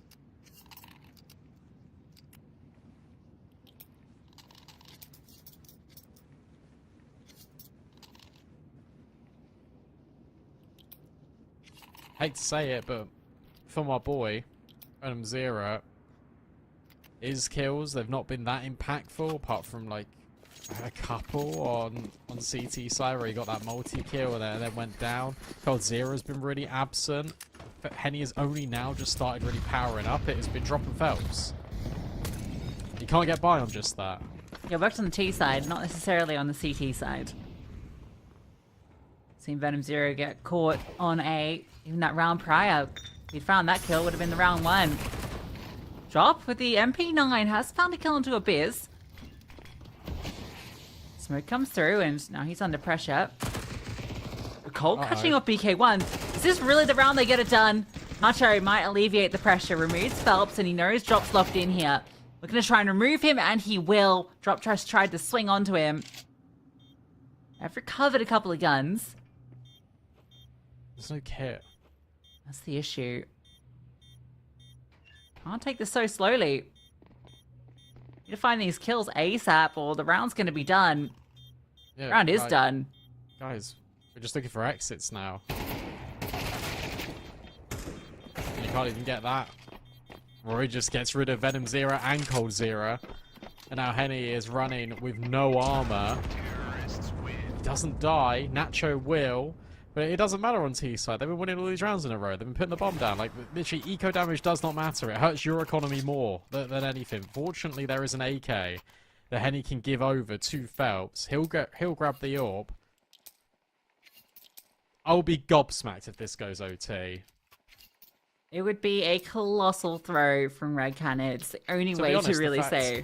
The fact it's even gone 24 rounds has got me excited because I know Paladin's going to be shaking his head. Yes, we love it when Paladin is upset. Yeah. Not That's what we're here for. But... Oh, fast ramp, he saw two. Definitely saw two. Drop's got to live. And he's being hunted, and he still gets one. He swaps to the USP. How has he not died? How have they not found him yet? Swaps to the USP again because he can't stick a reload. BK1 now lurking. Henny needs to grab this kill. Instead, it's BK1 outside. So much attention has been drawn over to ramp that BK1's now got all of outside to roam. And you rotated Phelps down as well. BK1. Oh, Cold, you need to be ready for this. You need to be anticipating it. No one has been watching outside. Oh, he just looked. Oh, he just looked at it. Oh, no. The timing is horrendous. To go back to 8. Now, Venom Zero is tucked into the corner. You'll be expecting Venom Zero here. There are 2 players in the vent ready to fly up at a moment's notice. Venom Zero will connect it. It's awkward, but the swivel around, that might be enough. Trying to shoot down the gun, but he doesn't have time for that. Ives comes out and hits the shot, and they're still not committing. Where's the bomb? Where is on the Ives' bomb? back, so Biz Okay. is going to come up heaven. Okay. And now we can hold for Squeaky. Biz has got rid of one. He now knows the location of Phelps. It needs to be a 1v2. Phelps starts to ascend. Now he tries to catch off this player. Ives can swing at a moment's notice. It should be a Biz taking all of this contact. It's a flash. It's a swing. It's a pretend of the stick. But Phelps, there's no way he can do this now. A Biz locks it in. We're going to overtime. How's this happen then? What happened? Red Cannon's got really sloppy, is the honest answer. Shouldn't have been playing some really nice CS, but look at how many 1v1s are given up here. Henny, 1. Cold Zero, 1. Venom Zero, in essence, another one after he does really well to get 2 kills. He gets 2 kills here, you think the round's over. You think the round is completely over. He then makes the decision to shoot the AK down, which... I don't know, mate. Probably stick to the USP. Probably just chance the reload. You had rotations. Oh my god. 7 rounds in a row. What a comeback from Shinden. I am in absolute shock that this is where we have ended up. A colossal effort from Shinden to get us here. BK1, these lurks have been so impactful.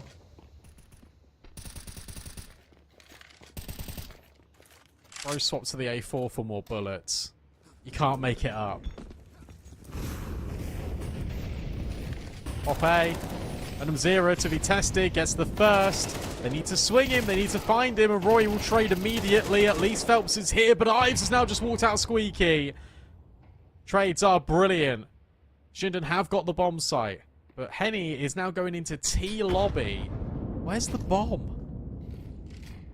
Must be one of these players that went down. Surely it can be recovered. This pause is given all of this time for Henny to push. Okay, they got it now. Okay, the bomb to be planted. Spam. Oh no. way. That has not worked out for Drop, and you can't really blame him for it. Just want to try and disrupt the plant. Is there a chance here for the orb? Good shot from Henny. Can definitely pull this one back. maybe to swap to the AK.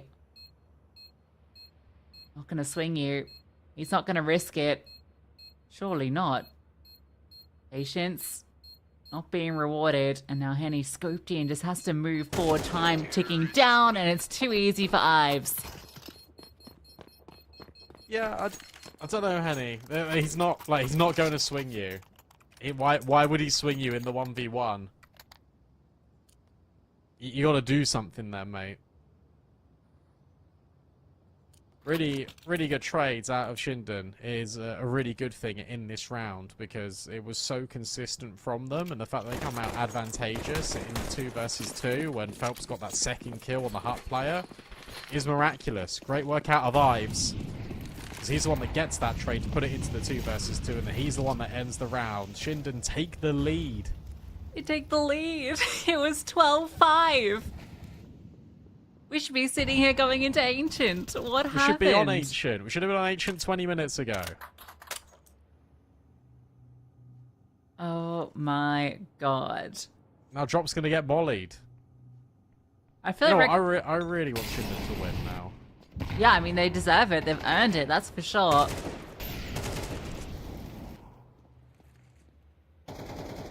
Okay, Phelps won this out last time Nacho tried this trick, and it'll go the same way. A little costly on the HP. Fast. Down the vent, down secret they go.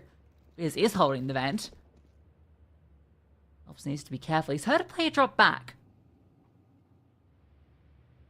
It's a lot of info to have. Venom Zero and Phelps need to take lobby. They don't make many proactive pushes, do they? No, they don't. And they should be. This is so static. They've just got no info. They're just completely in the dark. At least the Biz is being held for now. Like, I don't think he'll expect this angle of Phelps just over by Nitro. But with 30 seconds left, Biz is going to molly. Oh, Phelps is going to just walk into the molly. What are you doing? Classic Phelps, that. Outside they go. Swing comes through. Venom Zero's there to trade. That's big. Time's not here. Yeah, I know. They got 10 seconds. I have no idea what this round is. Okay. I mean, it's done. It's just What happened? Just over. How I do don't you know, like, how do you run out of time in that round? you know when you talk to people sometimes you can see like the buffering like logo just appear above their heads. Like that's what that round felt like. Because Phelps gets this kill, and that's it. The thing is, this wasn't even close on the time. This was like about 10 seconds too late to plant. Like there was just no way they could have won that round.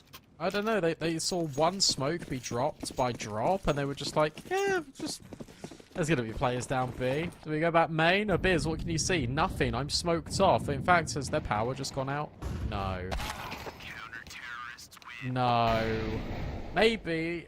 Oh my god. Okay. Well, the power's gone out, which means that round is not live, which means we need to reset everything. And we need to go to a break until this is fixed, because this is not just a instant comeback. So, guys, I'm sorry. We're going to leave you on the cliffhanger of 13-13. When we come back, when Shinden come back, we'll finish map 1.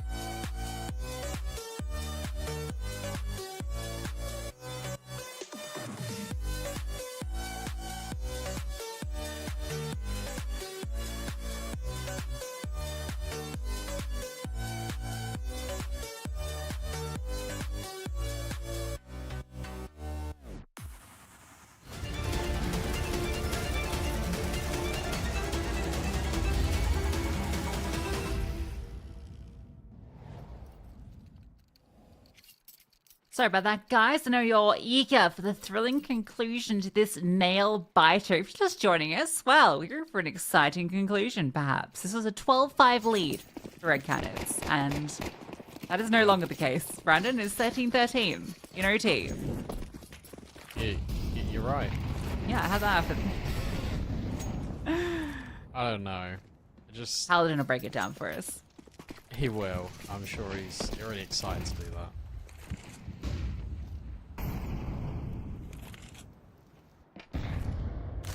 First sort of time where this round hasn't got completely crazy. Because we're just waiting. We haven't had a fight in the first 10 seconds. Henny might break the mold on this. Oh, okay. Nade's brilliant. BK1 removed. That's a really important player to get rid of. Henny's now being spotted, and the smoke's faded Henny. Henny, the smoke's faded, and now Phelps has gone in for his signature push that Abyss was holding for. He had an opening kill, Red Canids, and now you've made it a 3 versus 3. Not much to say about that. Oh my god. Wait, what? Oh. They've completely bypassed Cold. They know that Cold's in these smokes. Do they? Yeah, they should suspect it. 100%. Alright, Drop's gonna make his way out, and player's not paying attention, but he can't get either. Oh no! Oh dear. Cold Zero in the main smoke. You have to know he's main. You have to know. You got to kill. 0% he's gone anywhere else. Okay, first kill's easy. That's low HP player. This reposition towards CT vent, surely you're not anticipating Roy to be here. And it's such a hard clear. This crossfire is set up for success. Ives ready to take first contact, and he'll spot out. Don't even need the swing. 2 on the T side. Shinden in the lead.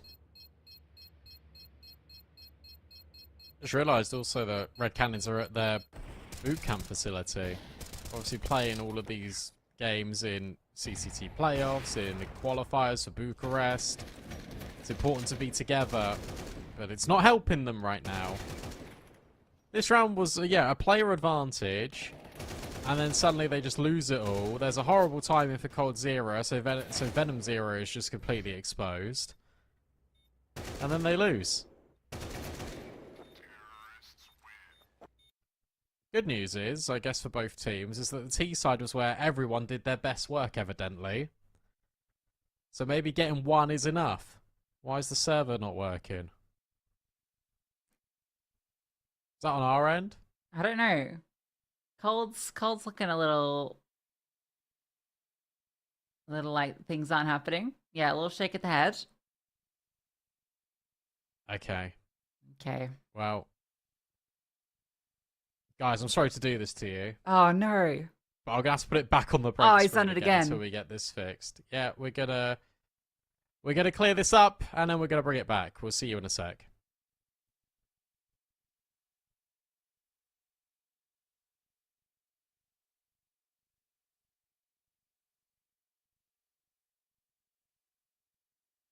I said, we'll see you in a sec.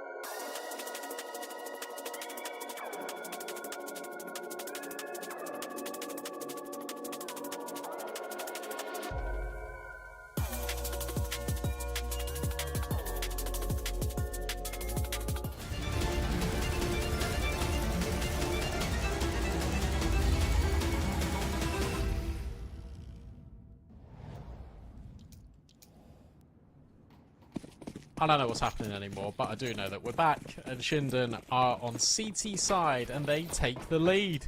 They could do it. They could completely steal the map away from Red Canids. And Abiz and Nacho are both going really aggressive outside. Phelps spams the smoke, but it's not in the location where Nacho is hiding. And as he creeps closer, Nacho's going to kill him. With an opening kill to Shinden. Oh, okay. It's actually going to be a lot faster, and Cold Zero doesn't look at main. Cold Zero mollies main and thinks it's enough. Nacho is now hiding in main as well, and he just deletes drop. I don't know what this round is from Red Canids. This was a complete mess, and now they're all going to die.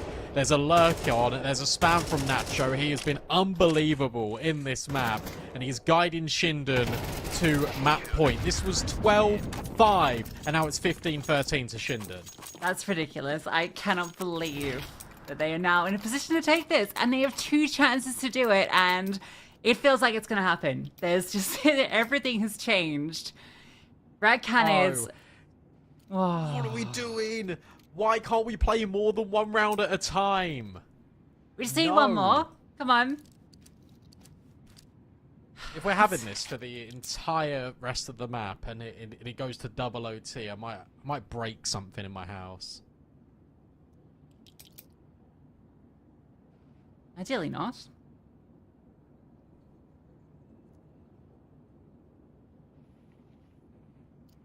Come on, guys.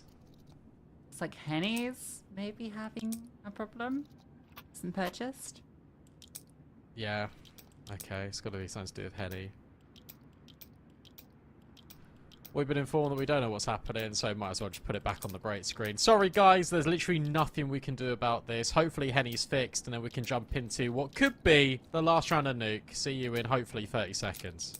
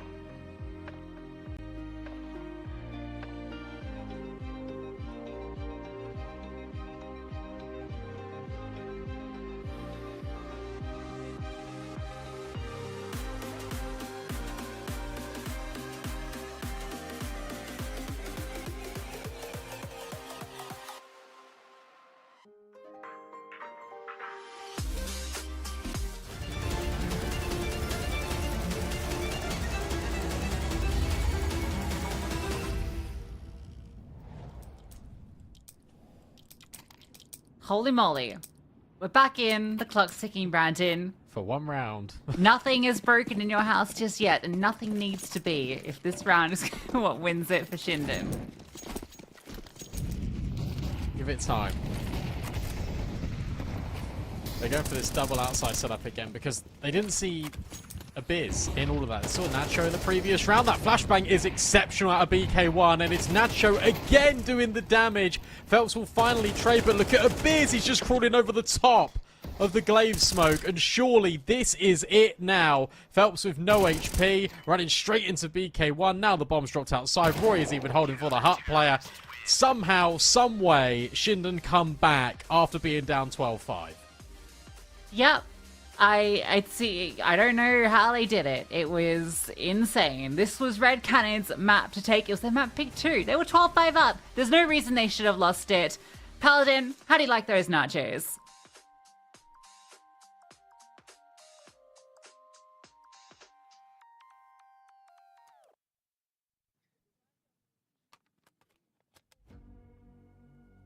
This game, just to play this game outright, they were forced to choose between this and the Bucharest qual, thinking that this was an easier matchup, and they came out the worst of it, at least to start off this series. 12-5 up. I was setting up my points in such a way that I was going to praise the style that Red Canids had. It's even though they had some setbacks to initially start off that T side, they found some ways to condition the CT side through ramp side. That they were able to bring out the best of their players' identities in terms of how they were utilizing Phelps outside and making sure that he was getting that same sort of aggression. And they were finding ways to get Coldzera activated with the lurks as well. So all in all, you basically had everything you could ask for from Red Canids, and no real pizzazz from Shinden in any course of that map altogether, at least on that CT side. And then things start to go a little bit awry for the Red Canids. Even though they get on this 5-round spree, their confidence is brimming. They're finding so much aggression, so much potency from Phelps outside specifically, and working in tandem with Cole, that you think this is everything for them to actually get it done. But you've got to give credit where credit is due. Nacho has had just an absolutely stellar map on his own right. That ace in a critical juncture of that game on that B site completely changes the scope of this game altogether. It gives just a little bit of confidence over to Shinden that they've found ways to potentially jostle with these rotations, force Red Canids to play a little bit back into the sites. And once they started playing static, they found their site to pummel, and that's that A side, as you can see, time in and time out, trying to go at Venom's there. And I know we talked about the versatility in that pregame between me and Brandon, but the fact of the matter is that he looked completely out of sorts here. He didn't, I'll be honest, he also didn't have the most support either. Not all times in these situations, he's caught on an island and wasn't able to get that significant multi-kill to kind of move the chains back over to the Red Canid side. And Shinden took that opportunity with both hands. You had some serious lurks from BK1 as well. Just the way he would work outside was really nice.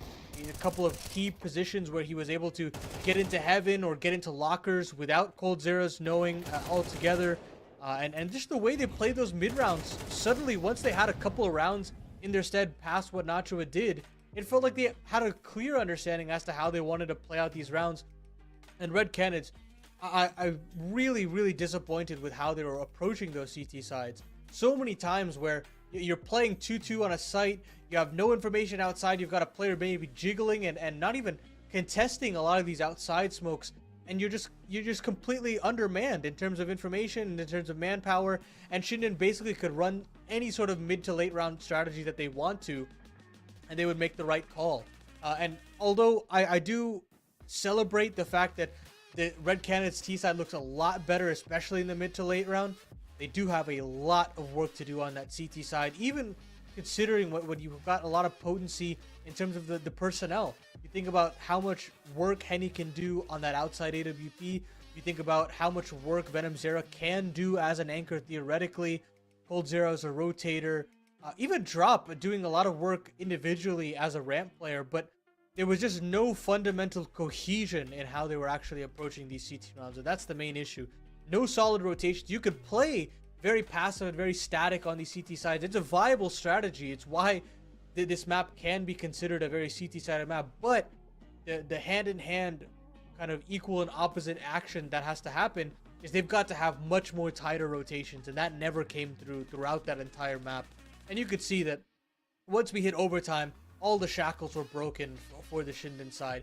BK1 was having solid lurks. Nacho was still feeling as confident as ever. And then you started getting Abyss into the conversation as well. Not to mention Ives had some significant impact throughout this game, just finding 1 or 2 op kills to just really slow down whatever Red Canids had in mind and really started to put the hurt and twist that knife. So really, really impressed by the work that Shinden did throughout this map of Nuke, showcasing so much resiliency throughout this map. And now going over to an ancient map that I don't really feel very confident in Red Canids, to be completely honest with you. I think that Drop has done previous work with MIBR in terms of proper work on that map, so that at least gives me some sign of hope. And I do think that their T sides should be much better, but it's those CT sides. I want to see a little bit more aggression in terms of lane crunches, in terms of mid control, maybe trying to take that A main player and try to get forward up into aggression and really jostle up the T side default. Never let them get comfortable in these mid round situations and allow them to do things like what they did to you in this comeback that they had on Nuke. But we're gonna have to take a short break, and when we come back, we'll have a little bit more Counter-Strike to go, and hopefully one that goes all the way from start to finish on a map, and we don't have any tech pauses. But we'll be back in a little bit to break it down just a little bit more, and we'll talk about Ancient right after this.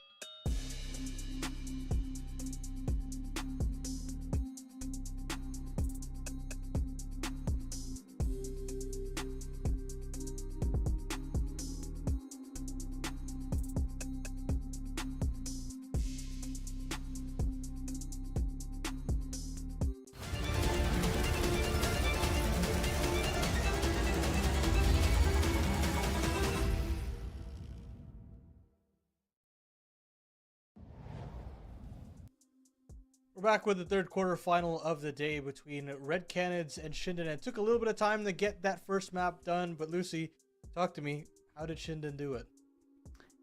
Through the power of friendship and just belief in oneself, I feel. To be honest, I don't want to take any credit away from them. I think a big part of that was Red Canids kind of making a lot of sloppy mistakes. We saw so many aggressive plays that just weren't working out, and they just never tried to adapt, and they just lost control, and Shinden seized it and never let go.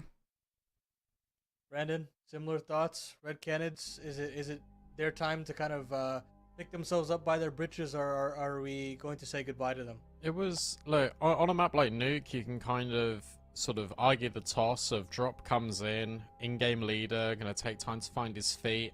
But I'm not being funny, you've got enough players in there with enough experience to know that individual pushes on CT side isn't going to work. When was a lobby crunch? Never. When was a double outside play? Never. And as soon as you go on to overtime, like Shinden, they did all of that and more, and they thoroughly deserve that win. You go on to Ancient now. To be honest, I'm worried for him. Yeah, I think MIBR Drop had done some good work in terms of finding ways to make that T-side look cohesive, but when it comes to Red Cannons, we've already seen the worries that you can have on a map like that. Let's see whether they can pick themselves up or whether they're going to have a heavy heart on their minds moving forward. Lucy, Brandon, take it away. Well, let's see. I will say that Drop.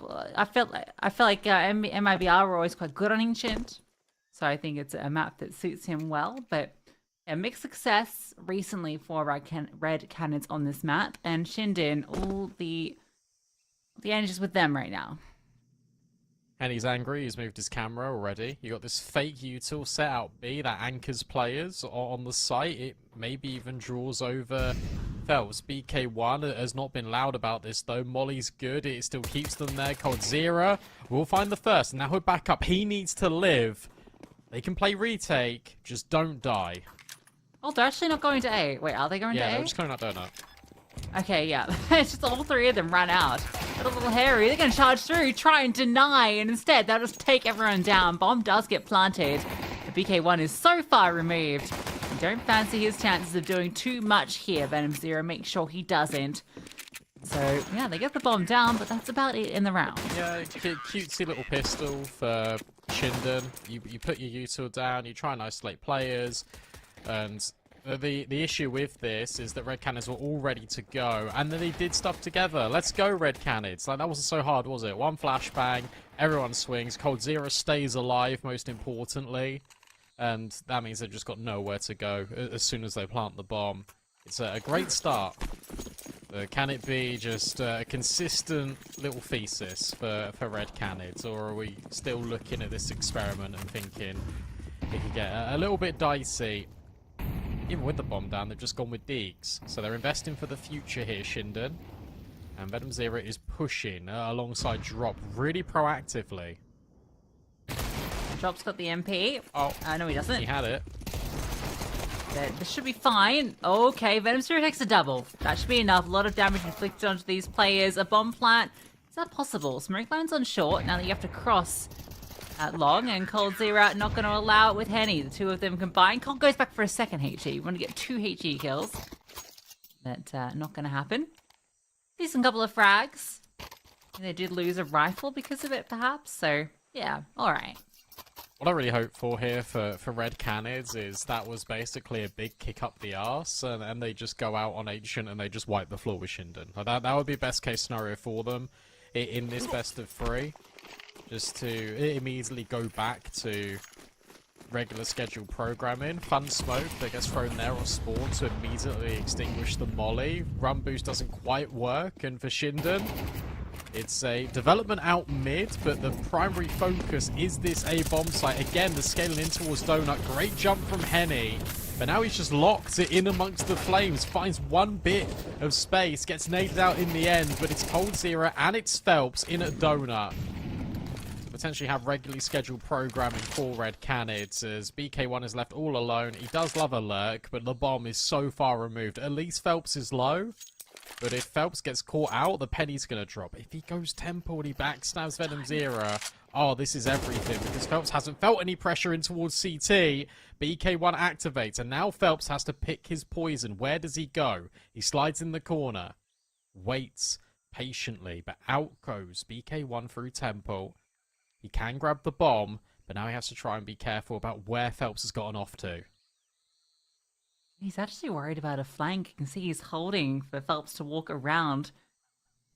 Now Phelps can see the bomb from that position and see it's not been scooped up yet.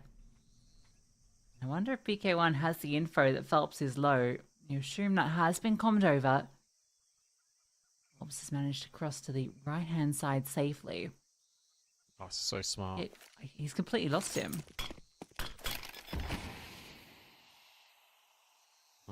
He's fakes it out, and now Phelps is just around the smoke.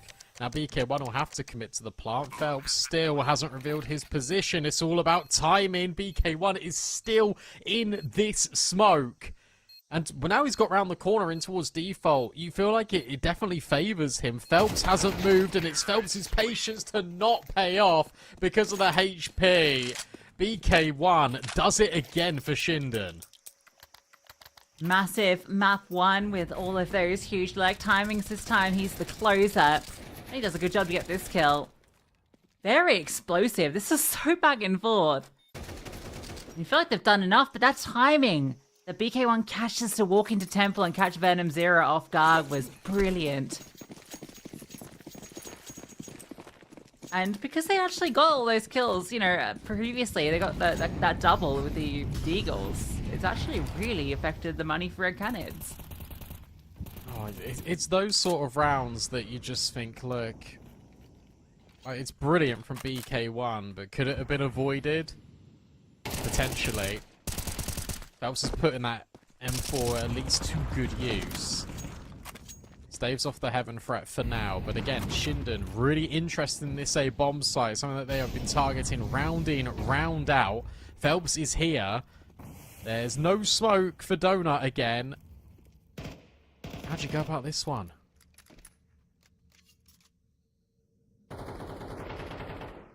Oh, Ives has got in Temple, and that's not known. Issue is that Abiz, falls. That means that probably Ives is going to fall as well. Yeah, Cold Zero just wide swings him. So Roy has to go massive. He gets 2 kills. It's up to BK1. He could clutch a 1v2 last time, but the 1v3 feels a little bit more unobtainable. But you'd love any sort of usual to flash them out and you gotta reposition. And nice shot from Venom Zero. 2 in the round. I love that wide swing as well from Temple. Just making it impossible to be able to track that player. Good job finding that first kill. Phelps using his teammates as bait to get those kills, but then the pistol is just running around. And beautifully handled in the 1-on-3. 3-on-1, making sure that there's just no way you can take down all of them.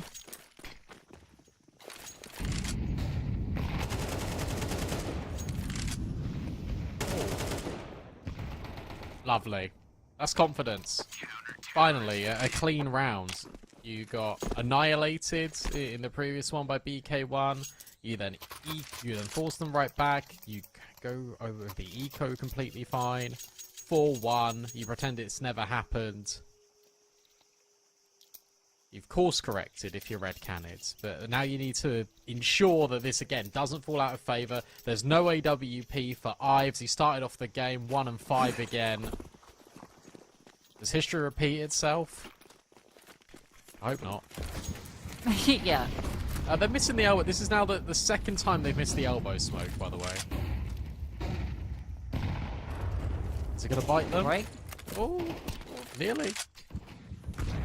Oh, and they missed the nade. We'll go Okay. down. Everything is just woeful. And look, they're just out A again. What is this game plan?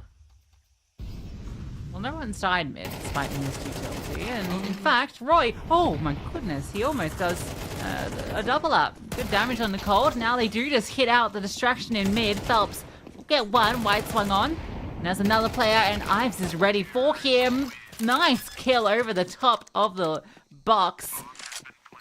Good trades from Shinden to get that one done. This is so meticulously game planned by Shinden. They recognize that A is a vulnerability for Red Canids, and they're just going to hit it over and over and over again. It's early conditioning created, so eventually when they do decide to default, when they do head into more of like mid takes, going in towards cave, it will be lightly defended.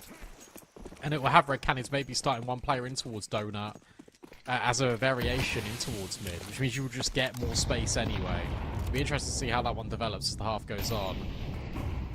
Because again, Lucy, we've got 2 outside elbow, 2 outside A main. Yeah, this is just go A. Henny's here though with the AWP, so this is a big change up. Not seeing the AWP out yet. Ready to receive them. This is the first shot, but not forced off the line. He loves to go for those pre-fires. Will be allowed to fall back.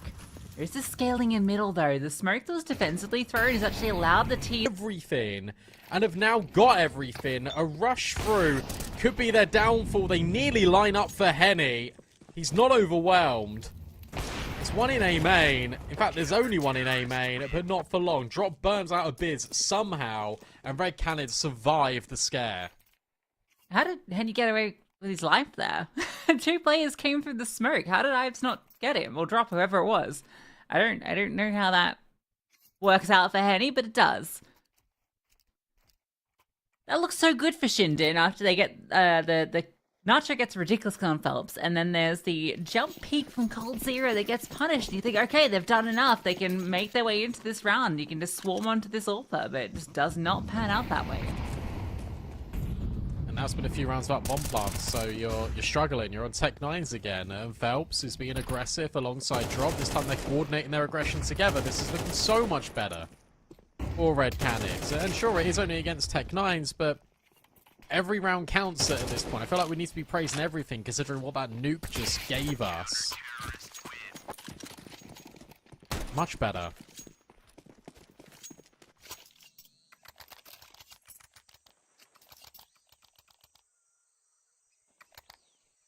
There's no way Shinden go for another heavy A mid lane again.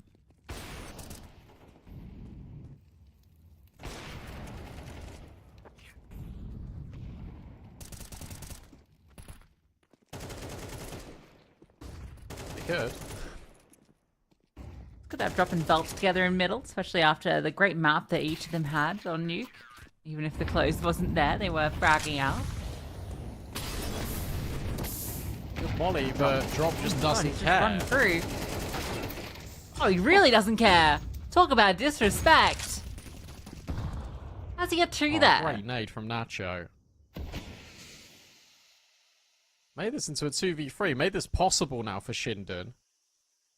The Biz now starts to work his way over towards A. They put so much pressure on B early this round, Shinden. But no one's home on this A bomb site. The place where they've been laying their hat pretty consistently. Nacho's dealt with Venom Zero, and that will anchor Henny and keep Cold on notice. If you're a Biz, you just walk out A right now. Yes, timing's fantastic. Nacho's going to be late on it. Cold is still in red, so he's actually on a fairly fast rotation. He's going to hear that bomb being planted, so he can come that over to Henny. But a very difficult retake. There's no kit that I can see. It's interesting that they're both out Donut way. Yeah, no kit, but there is a smoke. Goes onto the bomb. Oh. Good chance. Just a tap, not committing. Trying to set up Cold on top of the box, and they're missing their chances. Missing their chances over and over again. The molly lands, sure, but you can't defuse this bomb. Round's done.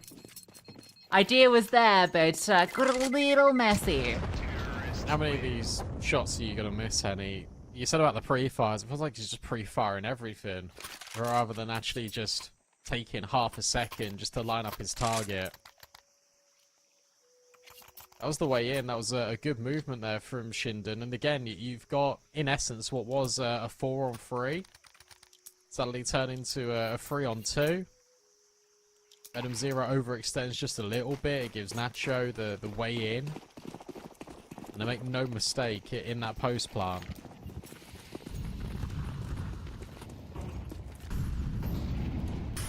Can they recover the half? That's a different question. This is so fast. Up B. A complete change of pace we've not yet used to, but Venom Zero is more than happy to oblige. He gets 3, and Red Canids gets 7. Yeah, first time really seen a heavy test on that B bomb site, so good to see Venom Zero standing up. And that was a full investment behind that, by the way. It didn't feel like it. No utility towards Long to keep him at bay. Obviously, they didn't want the smoke down because they probably want to scale that way eventually and maybe isolate that fight. But not a flash, not a molly, nothing to kind of disrupt him. He's able to play around the small bits of utility they do throw.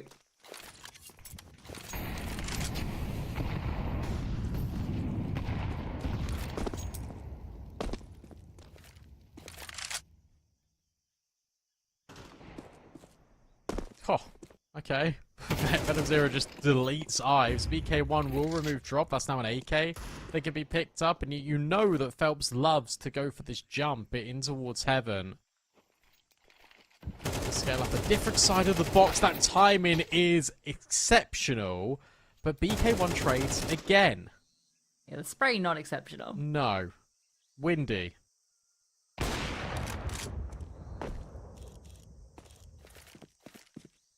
It's fine though. I'm sure he gets the kill, but he has 20 HP. Yeah, I've actually found a nice little timing to walk up B ramp. Got the double up in cave, but I doubt that a bomb plant can be afforded here. Venom Zero should be able to prevent this. At the very least, it'll be a very fast retake with 2 players already in cave. Try and swing. Venom Zero, perfect line for it. Actually, BK1 gets the kill, but you're not anticipating that second play up, so a worthwhile sacrifice. BK1 is unreal. I just didn't expect him to be this good, but every round where he's got 1 rifle, the rest of the team are on pistols, he's still getting 3 kills. They got 3 kills and the bomb down. It's a shame it is a little bit too little too late. Maybe they can get their 4th round here, Shinden. But Red Canids have really quickly picked up a lot of steam and momentum on Ancient. And it's funny because this is more what I expected on Nuke. We nearly had it on Nuke, and then they just dropped the ball. Yeah, this is what we got on Nuke. It's just that something went wrong. 7 times in a row. And then some more. Right in mid, BK1 gets a kill, can't get away in safety of the corner. They're up B. They have just walked up B. They are fully on the site, and now they've taken long control. Oh! Keen, Venom Zero wanted to stay fighting, and he gives up the fight. He goes down, and now, I mean, you have to go for it. You're in a very sticky situation. Flashbang is perfect. Spray takes a second, but job's done. Cold Zero and Henny have to put this together, and they've found a killer piece. Abiz is half HP. He's locked off as well. Has to root all the way around. You still got Roy on the site, playing around the pillar. Time is going to be the problem. He looks for the time to swing, gets the first, but Henny, fast on it. Time's not going to be here for him. He needs to get this kill instantly, and I don't know if he's got it. It's down to the wire, and he doesn't. Denied in the clutch. It will be a final round on the T side for Shinden. And that's something. That is something to work with. We know CS2. I don't know if we love CS2, but you win that pistol, Shinden, you're right back in it. That's the reality of the situation. 8-4 halves, or all of the good work the Red Canids have done, can be undone by a single pistol round. So a lot of emphasis on this for Shinden. They got to win it.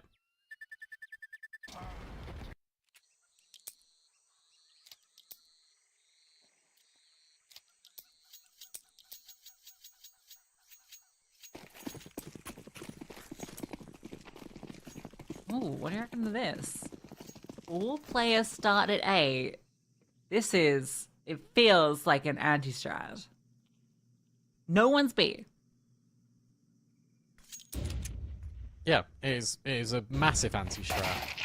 That's why they were doing so much work over towards this A bomb site, and now again on CT side.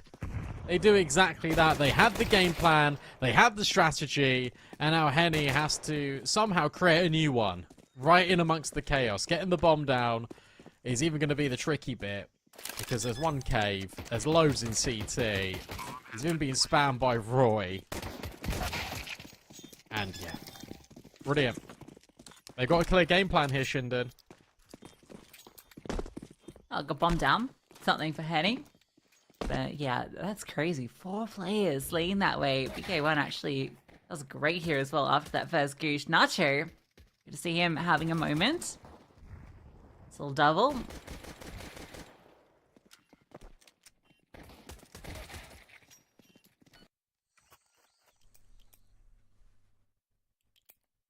Okay, so Henny is being selfless.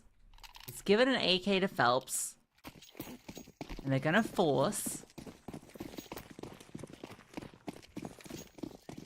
Okay. Lil and AK.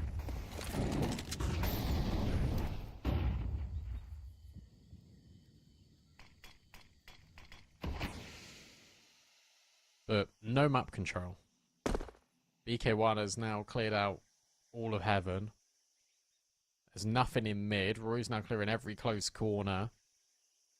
So you know they're either contained behind the B doors or they're stuck over at elbow. So I think Shinnon are playing this really well. The issue you've got is that all the utility has now disappeared. And Red Candles haven't thrown a single piece up until just now. Mid retake util, designed to keep BK1's attention, designed to keep the donut players over there, which means Roy, he's on his own, but he just saw one. He just caught a glimpse of a player, and now he can back out.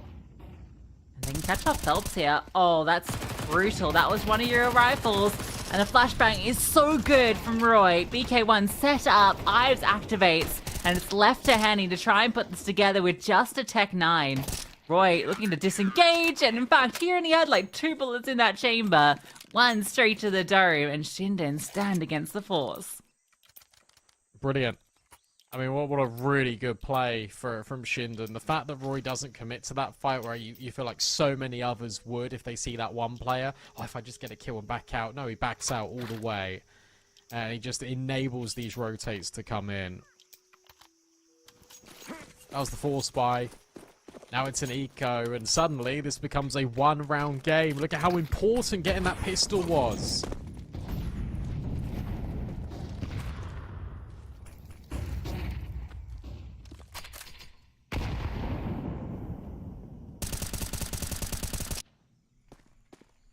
Nice from Ives. Roy sitting back, not going to get caught off by Drop Slack. We might be seeing it again. Red Cannons with a huge lead. Dissipating before their very eyes. This one feels different because it feels so deliberate out of Shinden. And they picked tension for a reason. They've really hard anti-stratted Red Cannons so far. Roy is just picking up these players. It's going to be flawless, potentially. Henny grabs 1 on the way out. Can he get a second? He can. Last bullet in the mag. Oh, that P250. So at least it's a little bit expensive here. They walk away with something. The Shinden have been looking very, very good on these CT sides. Yeah, absolutely.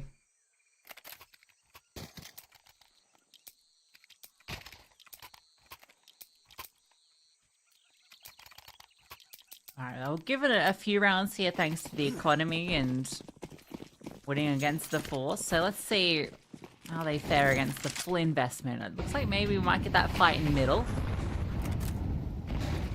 Drop is out. Flashbang, great.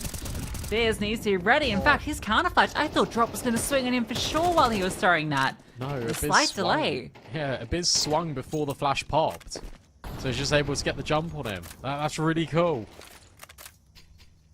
Now he's jiggling. He knows. He saw Phelps was over here. They might not be aware about the cross, but that's why Nacho is here. That's why Nacho is tucked in towards this corner. Molly going to force Phelps into the fight, and he'll win it out. And he doesn't burn. This is really important because they might not be ready for Henny. If you see Ives pushing in towards Donut, you expect there's going to be another rifler here as well. Phelps, no. Phelps, you don't need to do this. Phelps, you don't need to do that. You just had the player advantage. Now you've given it up. Phelps loves just walking through a smoke. This guy just does not care. If there's a smoke, he will walk through it. Still, decent position. There's going to be a flank coming up. from behind, and the timing could be good, but Venom's there off the back of a good flashbang from Cole, gets one, some decent damage, and Abyss has been held for. Cold Zero manages to get over into the corner at a perfect time, not caught on his quick switch. So BK1, 1v3, feels impossible. I think he admits it. Time to go.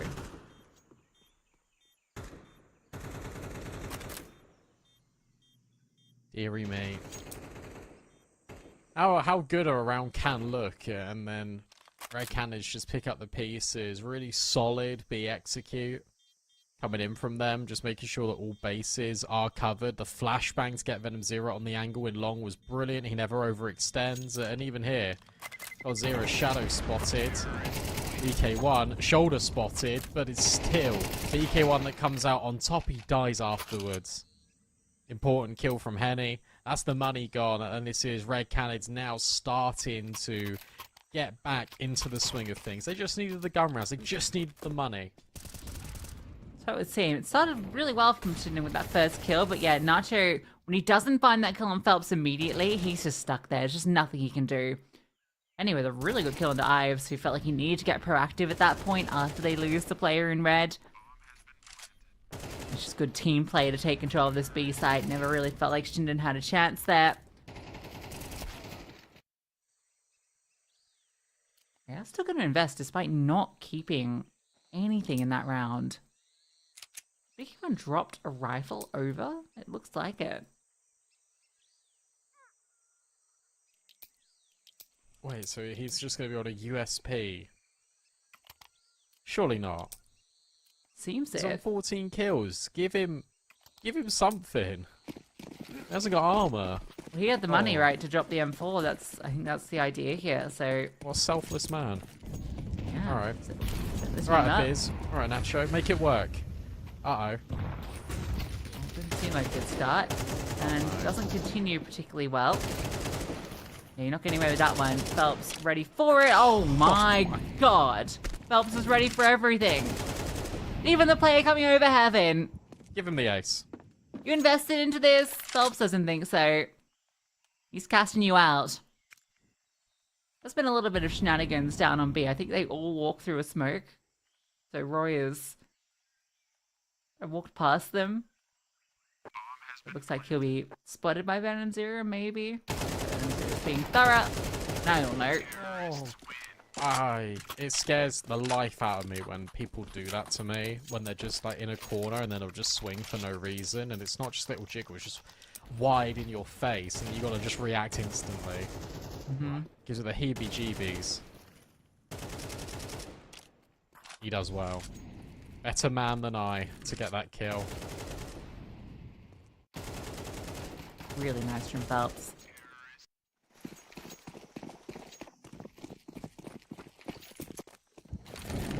I think the fear might have passed now.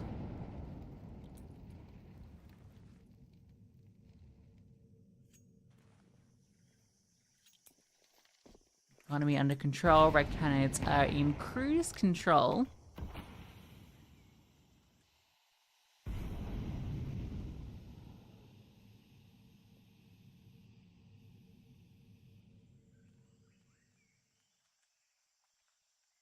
Stack not going to get anything. They are going to go start looking around, but plenty of players watching for this. Phelps will get a chance to find some more ecos.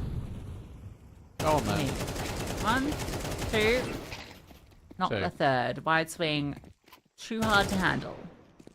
And then drops like, ecos? Don't mind if I do. I think the best thing about this is for Red Cannons, the gun rounds are working. The rounds are not complicated either. The fact that everyone is finding impact is really relevant. Phelps is having another good game. Henny's having a decent one as well. Hasn't had to do too much.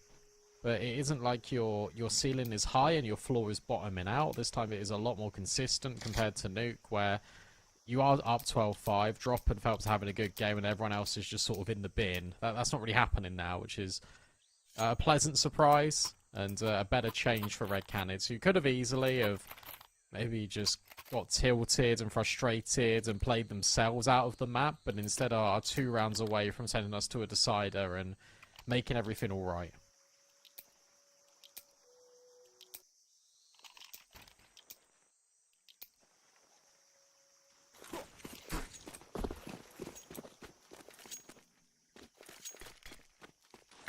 Phelps had a lot of success in middle. And that is in this elbow smoke, so it goes both ways. Oh, BK1 just wants to charge through, but Cold Zero has found 2. I don't even know if he saw the second player. His face says it all. It's like, what on earth are you doing? There's a big couple of kills to get. And now they can just grind the round down to a screeching halt. And do what they were doing on that T side of Nuke, where you just slow the play down, you wait for a mistake. Abiz and Nacho might go and investigate A main, and if they do, they're walking into Henny. And if they went back in towards mid, you're walking into Phelps and drop.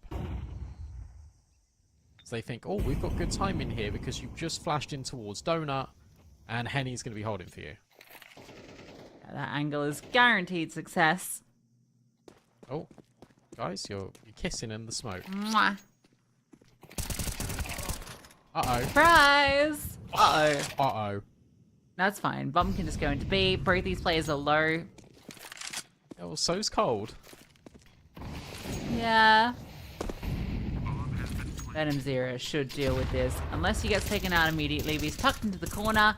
Runs through it a little bit. Oh, Abyss. Maybe there is a chance. Cold is so low, but Cold wins those out. We find ourselves on map point for Red Cannons. Why didn't both players just shoot Venom Zero? Why did one of them just run through the smoke with their knife out? Just kill him. You've seen him. Because Venom Zero got brought down to like 40 HP. I think maybe just like the realization came too late. He was already committed to his little jump.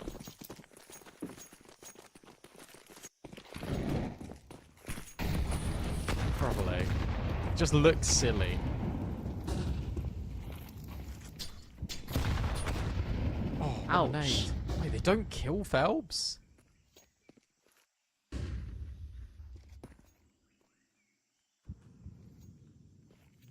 The Phelps falls back. The full HP play is 4, but the 5-7, you know it hits hard. An AK collected. Stupid little pistol. Like, come on. Okay. Unreal. Splash. Cole's just sitting there. Will be taken out. Henny and Phelps going to move into the A bomb site. Phelps is such low HP, and there's nothing to block off Donut. He's just going to swing across, going to try to plant in the smoke. Okay, just baits out the spray. Reload, because he's got a player by his side, but not even needed. This will be an 8th. They won 7 in a row to force OT on Nuke. No. Kind of don't fitting that even. kind of fitting they've already got 7. You know, now they only need 5. It's about to be 4. No, that's not. You begin that conversation. Why not? Let's just start it. Okay. You started it. Are you happy with yourself? Yes, thank you. Good. I feel great. Phelps doesn't. No time, mate. Yeah.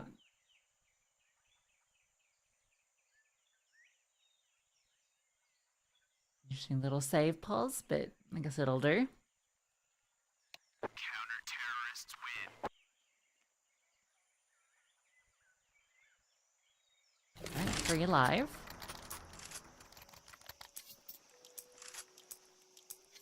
But yeah, Colzero's got 10k, so it's going to be a grueling grind back for Shinden. I think they had the benefit of the economy on Nuke a little bit at times. Nah. Really believing, hey? It's fun. You need to just make sure they don't get destroyed by this mid-fight. This mid-fight has been punishing. That nade is brutal on Drop. Drop really wants to fight Cave. BK1 is here. Here comes these flashbangs. And this time, no one to greet Red Cannons early.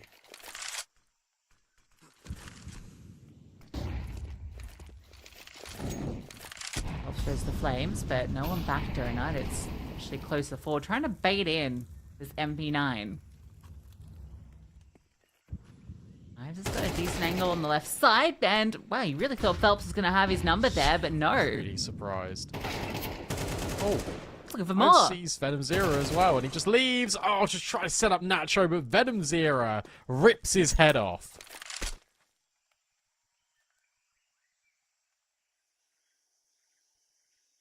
That's a Gang's little over at B. glance. Yeah, he has a little look at A to see if there's any pushing. Is there any info? Well, actually, the info is coming through middle. They've now re-pushed this. And Venom Zero can lurk late. BK1 tucked in cave. Cold Zero also holding for a heaven jump up. It should be punished, and it is. They are low. With 30 seconds left, it can still get dicey. BK1 not affected by the molly. 25 seconds. The bomb is not going B, it's going A. Oh, and that is sickening by Henny. Ives just charges through the molly, and the orb actually doesn't quite get him, so he'll find that kill. Look at the HP. And he wants his orb. Oh, that's going to be tricky for him. Cold wins that one every day, and he doesn't stop spraying. So Red Cannons will close this time. No OT needed. Yeah, and it was a much better look out of Red Cannons here. The gun rounds were a lot better because they were calling a lot more of a simpler sort of tactic, to be honest. And for Shinden, they had some really good moments in here. They tried to build up, but ultimately they couldn't really get the ball rolling again. They couldn't have the same energy or the same magic moment that really brought them all together to believe in that comeback effort. Mirage is on the horizon. We do need that. Before we get there, we need Paladin to break down everything that happened on Ancient. That's how a favorite plays Counter-Strike, right? And you can see from the get-go, the game plan was much more to be far more aggressive, far more in the faces of Shinden. It's something that I kind of alluded to before we went to that map break of trying to go for lane crunches, trying to establish mid-control, play forward in cave, have lane crunches as well, and they were all able to fire on those cylinders, and Shinden couldn't really keep up. And of course they couldn't keep up. When you've got Cold Zero dropping 22 kills, when you've got Phelps having the amount of impact that he had, even Henny being in the right place at the right time, the rotations were solid as well. You can see the kind of DNA that Drop, another IGL of MIPR, has been able to put into the Red Cannon's DNA. And honestly, that kind of assimilation has looked really good. You can start to see a little bit more confidence and proper utilization of these players on the defense, and it's a night and day CT side comparison between this and Nuke, right? You have constant aggression on different parts of the map at every single point of the map, and that's what just makes a lot of Drop's rotation calls that much easier. It gives him a little bit more leeway to feel a lot more comfortable on certain parts of the map. And then we switch back over, and Phelps really had a knack for a couple of solid T entries, and you see the way he works mid here looked stellar, and the way that he was able to kind of open up the map a little bit to make Drop's job a little bit easier also looked very, very good. I mean, I'm impressed by how easy he's been able to make that T side look, and I think yes, there were some little bits and bobs where I think they could have improved upon. But overall, very happy with what I saw, even on that T side. I think the lurks from Cold Zero also looked very well. I found some key frags to kind of close that one out and make sure that there was no shenanigans on the pullback, even with the pistol going, the second half pistol going the way of Shinden. And unfortunately, there wasn't that magic moment, as Brandon mentioned, that Shinden could kind of latch onto. There wasn't that big Nacho ace that we had on Nuke specifically, and in this situation, every single player's little bit of impact kind of slinked away. You had BK1's lurks being just timed and understood just a little bit better. Yes, he had that 1v2, but eventually they adapted pretty well and they were able to catch on to what he was trying to go for. Nacho's aggression didn't necessarily have that same level of flair. And of course, they had this initial game plan of trying to test that A bomb site and again and try to establish proper conditioning. But once Henny had his AWP out and he could play that big box that he's loved to play for so many maps in his career, it was pretty much GG at that point. It definitely felt like Henny, having established CT economy alongside his teammates, made everything the better.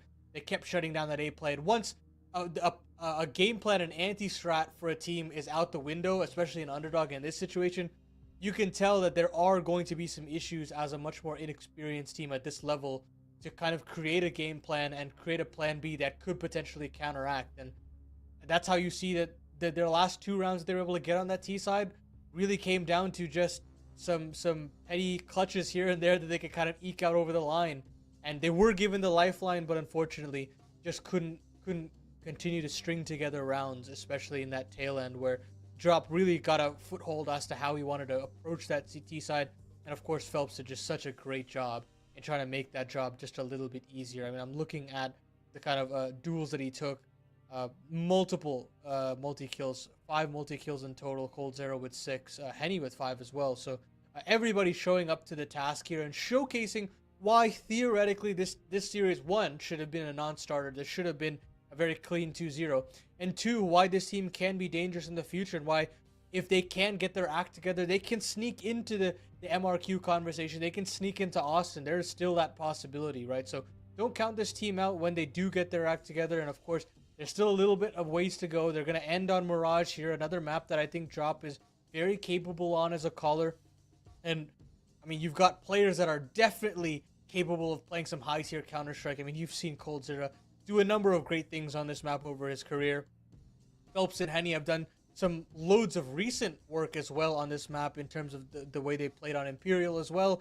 So you definitely don't want to miss this climactic finale here for this quarterfinal. It's been a long, drawn-out affair. We'll take a little bit of a break. When we come back, we'll see the finale of Red Cannons and Shinden. Does Shinden have a little bit more gas in the tank to push the favorites, or will we see the 3rd semifinalist locked and loaded in the form of Red Cannons? Stay tuned.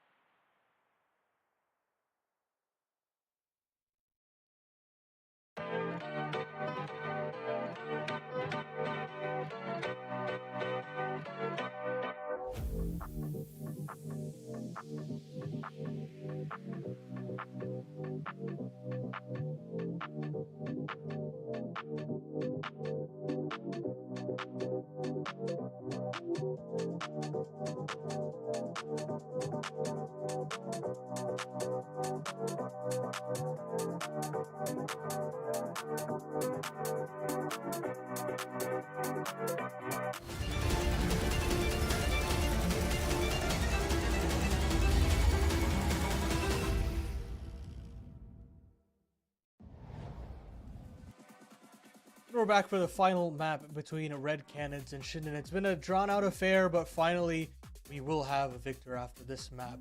Brandon, it feels as though Red Cannons have got the wake-up call, the ice-cold water bath. It's all come through. Is this GG, or do you think that there's something that Shinden can add to potentially make this one a little bit more spicy? Look, to be honest with you, no. I think Red Cannons should have this now. Like, they should have had it on Nuke, and they lost to themselves. They had it on Ancient, and it was a good effort from Shinden on Nuke, but I think that was really it. I fully expect Red Cannons just to have this in the bag now, and it should be even more dominant than Ancient, to be honest. Yeah, I think once Shinden were kind of figured out by Red Cannons, you can see there was a clear game plan from Shinden coming into that map. And once Red Cannons got a whiff of it, slowed things down and played out their default, it was really hard for Shinden to find a way back into that. So I think going into Mirage, this is going to be the most one-sided of all the maps. Yeah, and I kind of mentioned it in my little bit there as well, that I think that Red Cannons have a lot of players that are very efficient on this map specifically. I mean, you think about what Henny has done alongside Phelps with Imperial for a long period of time.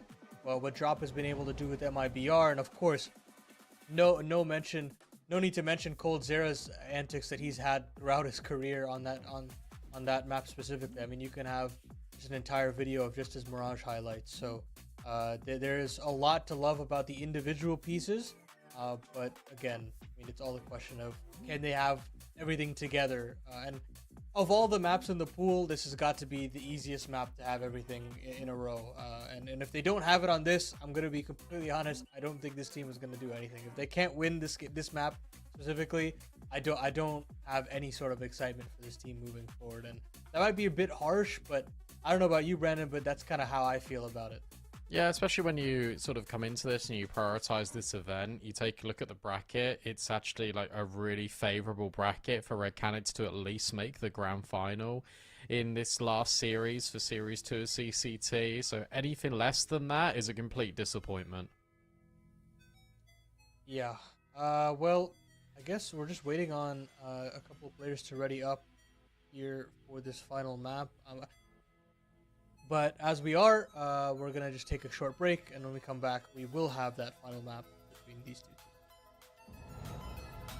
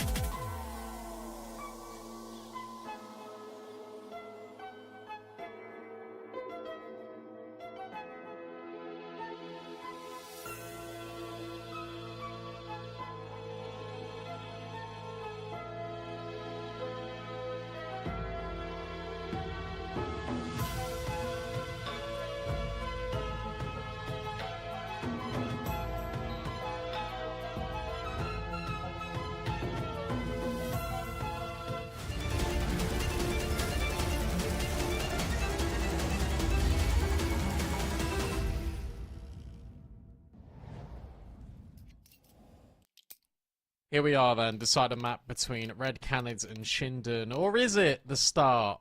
There we go. We're all good. Red Canids one knife, they start CT side, and we can get this show on the road. Yeah, let's get into it. It's pretty incredible that we even got to this third map. It kind of felt like this is going to be a very quick 2-0 series, but Shinden have shown some good stuff in the server today. Don't want to write them off completely. Side start doesn't help though. Oh, it's going to be 5B, which means Cold Zero is going to have his work cut out for him. Drop goes in the corner on the balcony. We could take a look at that because the smoke's coming in. Cold could maybe send a flash in, and he does, but Drop gets removed early. Cold Zero now just fighting for his life at the back of the bomb site, and going 1-for-1, it isn't awful there, to be fair to him. But he boosted Drop up for kills, and he walks away with nothing. So this retake has to be a success story now for Red Canids. It's going to be tricky too without the kit. And the positions they're coming from, the gushes come through, and the kills follow shortly after. Ives? Oh, what are we calling him? Ives. Gets a nice 3k. And he's the player I'm really looking to step up here on this third map for Shinden. He had a bit of a quiet Ancient, and I felt like he was a little inconsistent on Nuke, a real slow start. So on Mirage, you're looking at him really to shine with that AWP when he does get it out. Got his glasses on in the headshot, but not wearing his glasses in-game. Maybe that's why. Get the specs back out. Should have gone spec savers, as they say. Alright, this should be... Uh-oh. Should be fine. Look at all the damage that has been done, and there's only been one kill. Nacho wants to farm, and he can't. He'll get 2 kills at least, so that's a couple of rifles that can be scooped up. Mac 10 and a Galil.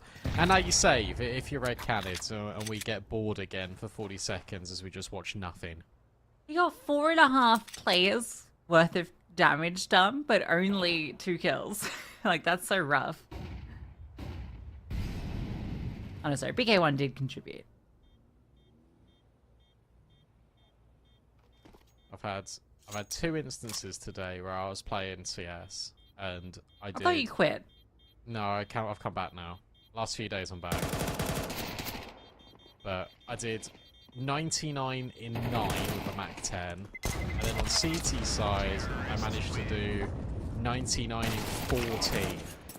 Like, how have I done 99 in 14? Did they run through your incendiary, perhaps? They ran through my molly, and then I've got my P250, and he's just not died. And I get jump killed by the Mac 10, and I just smash everything. 14. That's good. That's good. But like, I didn't even know that was a thing. Ryan today, Retro, did 117. I don't know how he did that. Yeah. But he got the kill, which is nice for him. It's just a tow guy. He is. Oops. He's gonna walk through it. Oh, no. Yeah, he always does. He's actually backed up. When the and flash he's came, out I of thought there. he's going, but no. Backs that booty up. See I our like that feet. we've got Henny's just arm. Yeah. It's a flex cam. Could be an A They read hit. this well. Really well. Venom Zero gets the opener. Now ducks down. And Ives, gets blinded by Phelps, and Henny swings over the top. That's brilliant from Red Canids. Roy will at least trade. And he's found another one on Phelps. Hang on a sec. This is starting to get a little bit weird. This push in mid is being accounted for, though. And Roy's on low health. Yeah, as long as they deal with mid. They don't deal with mid. That's going to drag the CTs out of whack. And also, Roy's picked up the bomb. Nacho's found another kill. They can go towards B. Red Canids are crumbling. This is a 2-on-5? This is a 2-on-5. Yep. And the 2 are still standing. 2 frags each. And they were so ready for mid. Cold was there. Henny was there. Both of them. We're anticipating that play. So now Drop has to come through and do it all. They are low. That's the one thing favoring him right now, and manages to get out the window just about. Somehow still standing. The swing comes out from Nacho, though, and he takes him down. An insane round, a 2v5, and they don't lose either of them. Oh, he's not happy. He is giving some strict words to that team speak. I'm not surprised. Like, that was dreadful. I mean, as a hate maxer, I bet Paladin's just rubbing his hands right now going, yes, yes, 2 A little versus cricket. 5.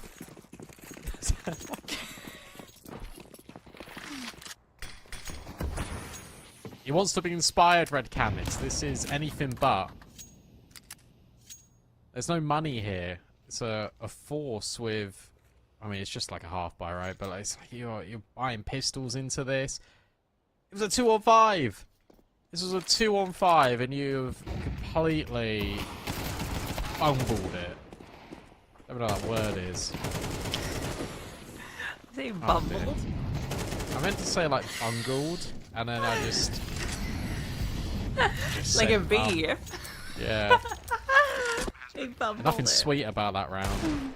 Like a No bee. honey. Oh, Ooh, that's a sting, but it's like a wasp, where it stings and dies. That's a bee. Wasps can sting Oh, multiple okay. times. Sorry, yeah, it was the bee. Okay. Yeah. Sorry, Oh, I yeah. forgot that you were the bee guy. Well, I the am bumble. because, well, you know this. I'm allergic to wasps. Yeah. If there's one guy that knows anything about wasps, it's me. Because I'm scared to death of them because they endanger my life proactively.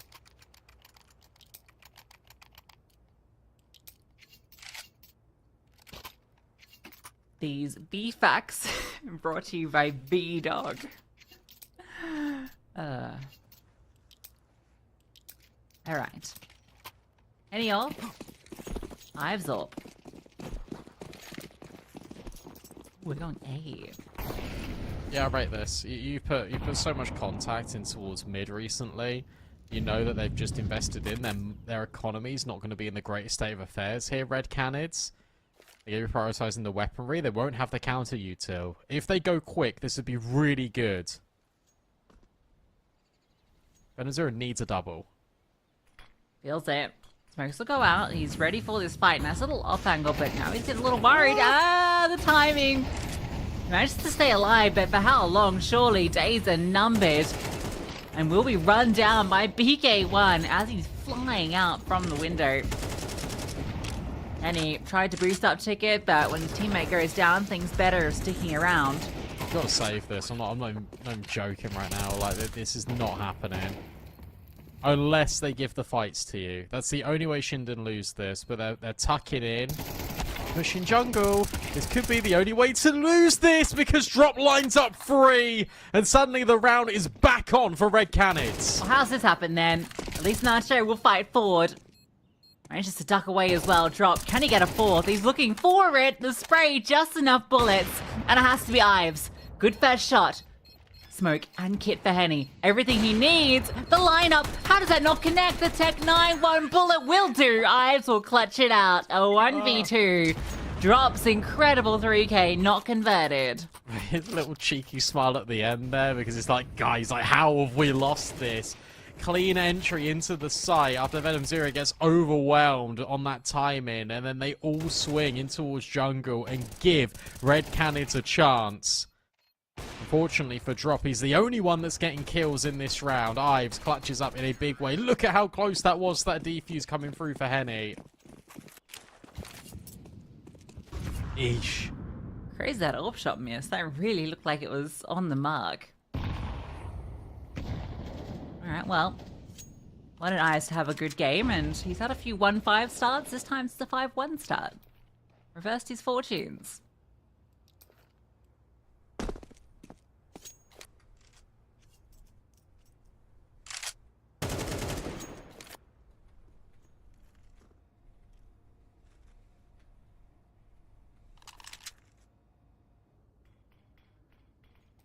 Okay.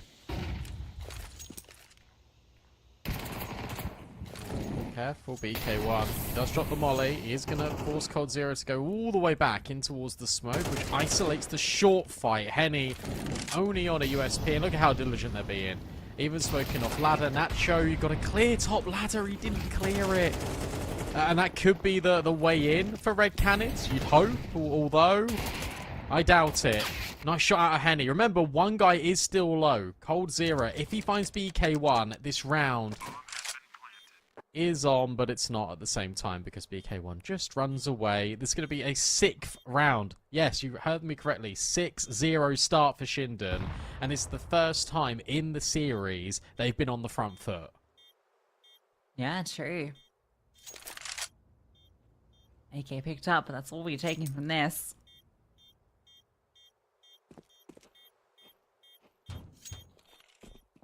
And Phelps, who was so loud in the last 2 maps, just getting super aggressive early on the CT side, looking for fights constantly. It's been quietened thus far. Terrorists win.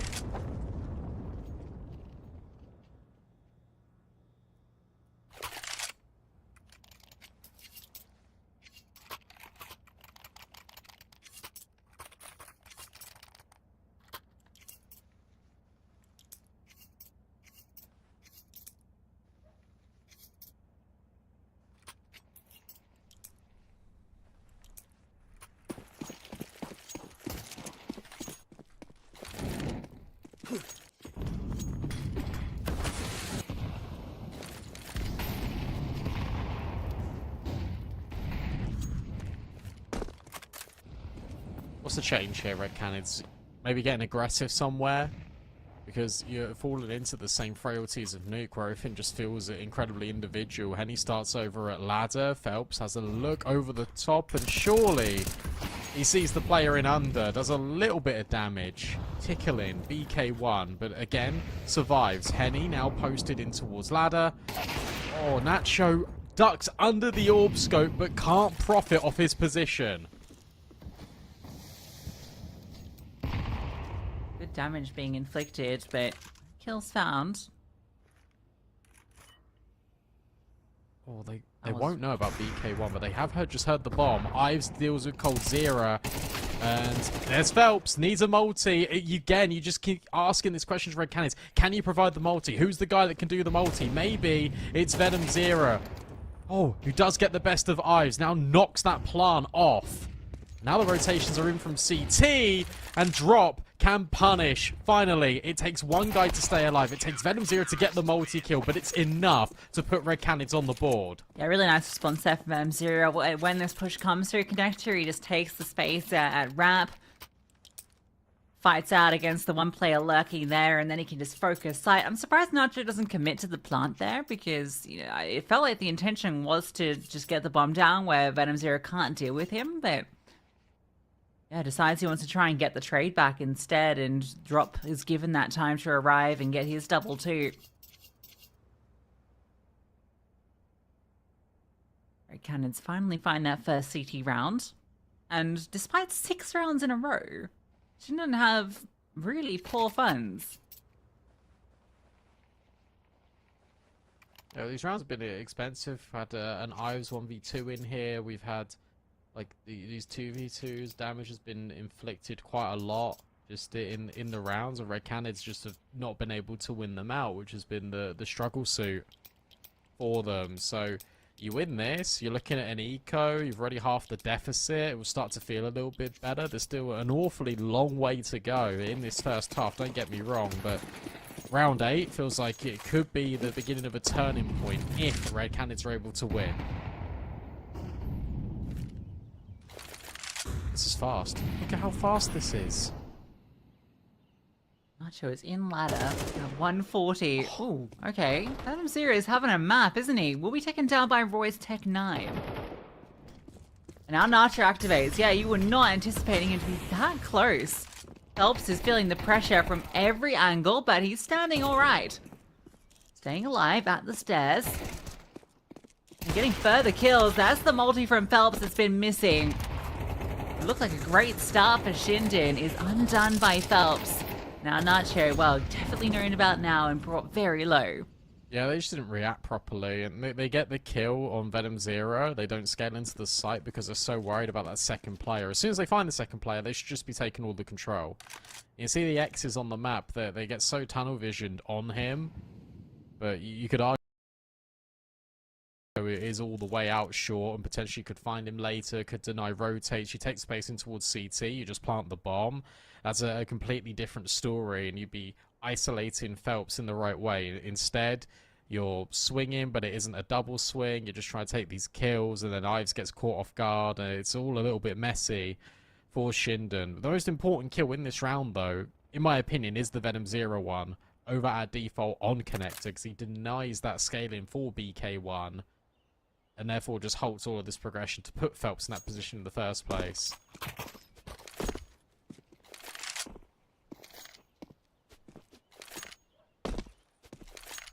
Nacho saving here is going to have him out of whack as well with the squad. Counter-terrorists win. So it'll just be his hero AK into the next. It kind of is getting a nice little collection of rounds going.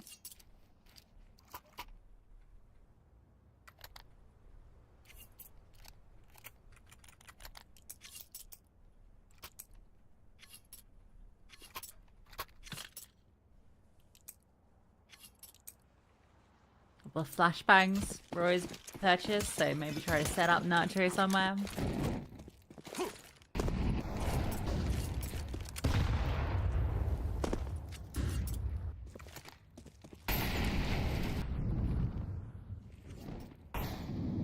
Look at Phelps. He now starts to make moves. This is a good setup between him, Cold Zero, and Henny. Whereas if Nacho swings, he's probably dead either way, and Phelps is good. Looks like they're just going to punch B. They're just going to try and run in towards this bomb site. The rotations by having this advanced mid setup means that Droppy is on his own for a very long time. Yeah, So if they pop on him, it's worrying. Yeah, what can he do? Colt can come from short, but he won't want to immediately dismantle that setup, as you say. Great timing on that. Does a good chunk of damage. That's going to soften him up for his rifle. Keep your eyes on Nacho. He's the one that can do the damage. In fact, the clocks do overwhelm drop. Nacho still in play and needs to start finding frags. There's the kill he was looking for, and Ives has found one as well. No. A single AK and 2 flashbangs, all they brought in. And they don't need to peek. It's one of those where you don't peek, you win the round. Oh, but that is disgusting. He didn't peek, he just got wallbanged. And then BK1 gets brought down to low HP. Nacho boosted another nade. BK1 gets removed and Venom Zero finds Nacho. Great retake from Red Canids. They can wipe the sweat off their brow, because by any means necessary, they're now starting to win these rounds. I'll say, you feel like it's a real shame for Shinden because they've done such a good job here, and Ives just, he doesn't even peek, as you say, he just, tiniest little bit of his head shows for just long enough. You'll see, oh, there it is. And then the double up of the HEs. Venom Zero, hard clearing Nacho too, who was boosted up. You think that position's going to work out well. It all starts to fall apart. But considering that was just an AK, that's a great round.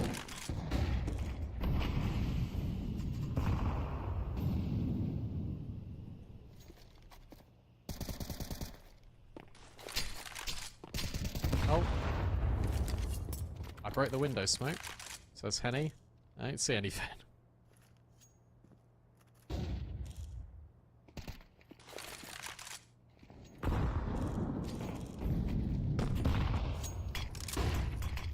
So he's out here. Being a bit of a nuisance. Phelps. Oh, you know he's gonna do it. You know he's gonna do it. Oh, he's done it. He's done it. Bye, Nacho.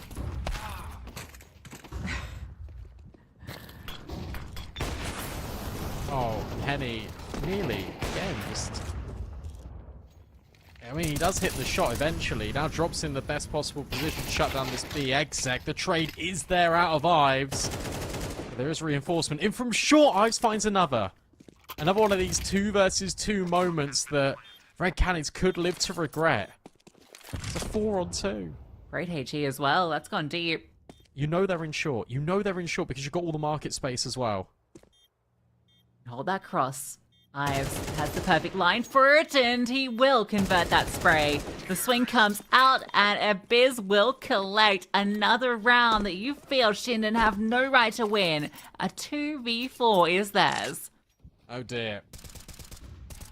How does this get out of hand? Look, you've got deep map control, you've got all of middle, Drop gets this kill. But the activation to go out B is brilliant out of Shinden. And then the Red Cannons just peek one by one again in towards shore. It's so silly. And Ives does really well to take the space in towards market because it just guarantees that the cross is going to be held for. He can just take one. The player on site can just swing on his contact. It's lovely. It's 7. 7-3.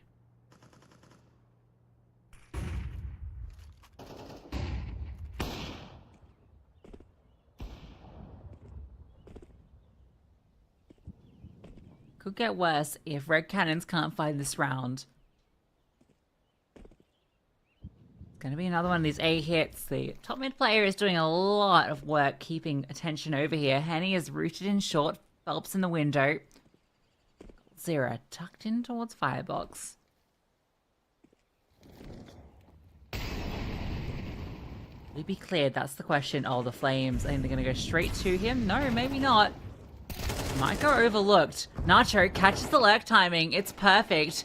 And he suspects another player in short, and he misses his chance. On the second chance, though, he will hit bomb. Not planted, cold, not cleared. Actually, sorry, the bomb did go down. Last second. That leaves it. Oh, Ives. Felt like he had a chance there. Doesn't fire off. Doesn't shoot, and he'll get run down. Why did he shoot? I guess he wanted to... Actually, you know what? I've got no idea. Shoot, mate. Like, that's all you need to do. You just click. You figure out from there. 1v3 going to be really difficult anyway. You think Nacho is going to win this round for Shinden because he gets an unbelievable amount of space in towards connector.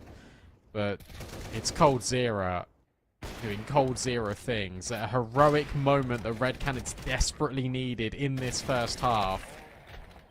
It comes at the hands of the most experienced player on the server. Shinden take a second tactical pause. They've got no money. But at least they've got 7 rounds. Yeah, it's true. They're 1.5 out regardless.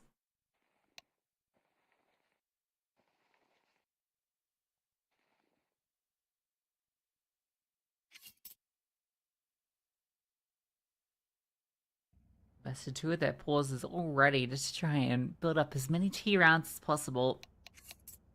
This 8th is going to be tricky. Oh, okay. Maybe not quite the tactical. A technical. From Red Cannons.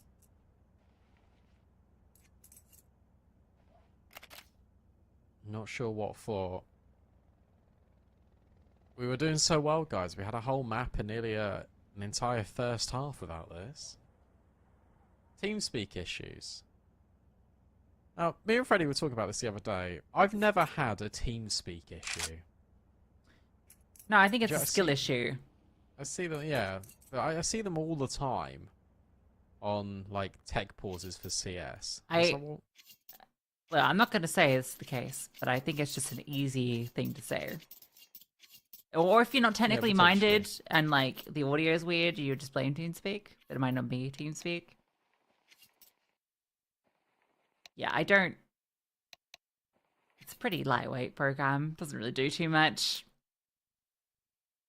You literally speak in a team. TeamSpeak. All good. Resolved. Have unplugged their headset accidentally. It's plugged it back in. Bring back Skype. No, it's actually bad. Nostalgia fueled. Rose tinted glasses. I just think it's funny.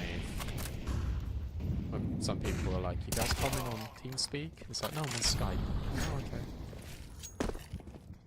Mumble. I was on for a bit. There we go. Venom Zera. He's been lights out on this A site and he continues. Well, you might get another there. Tech9 will overwhelm. Oh, okay, that was a little crazy. Giving him a chance. Got himself an AK. And the bomb. Double layering. Jump over. Oh my god, they're running at him. He's trying to pre-fire them. Oh my god, I almost believed. But Cold Zero will find it. And Red Cannons take 5.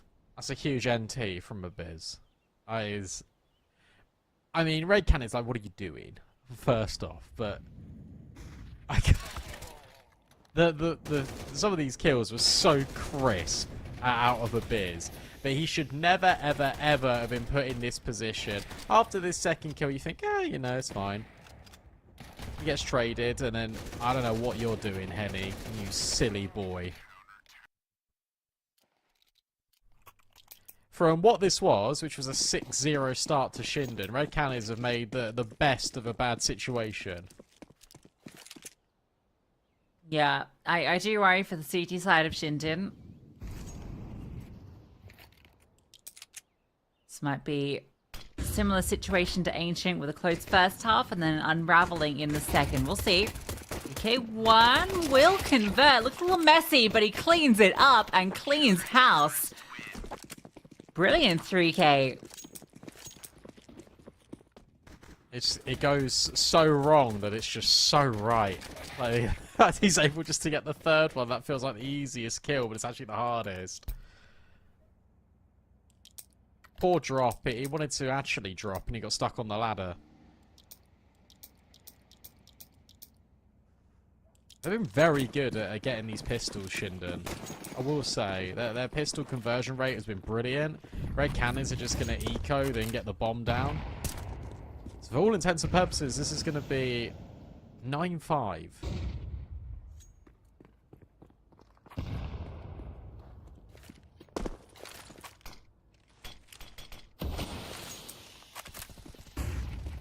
Did I tell you about my misunderstanding with that saying, all intents and purposes? What do you think it was? All intents and... I thought it was all intensive purposes. And I was Oh, like, yes. That's a classic one. Well, why is the purpose so intensive? Like, it doesn't make sense, but I just said it anyway, and because I was British, I got away with it for the longest time. You know... I don't want to call you out. No, You're a commentator, so yeah, it's good you sorted that, you know? Yeah, but it took me like... I only realised it last year. Wow. I guess you just didn't say it a lot, or maybe I just didn't notice that you were saying it. Exactly, you didn't notice. Because it's like, yeah, because you're British. Okay. Or I thought you were doing a bit, maybe. No, just stupid.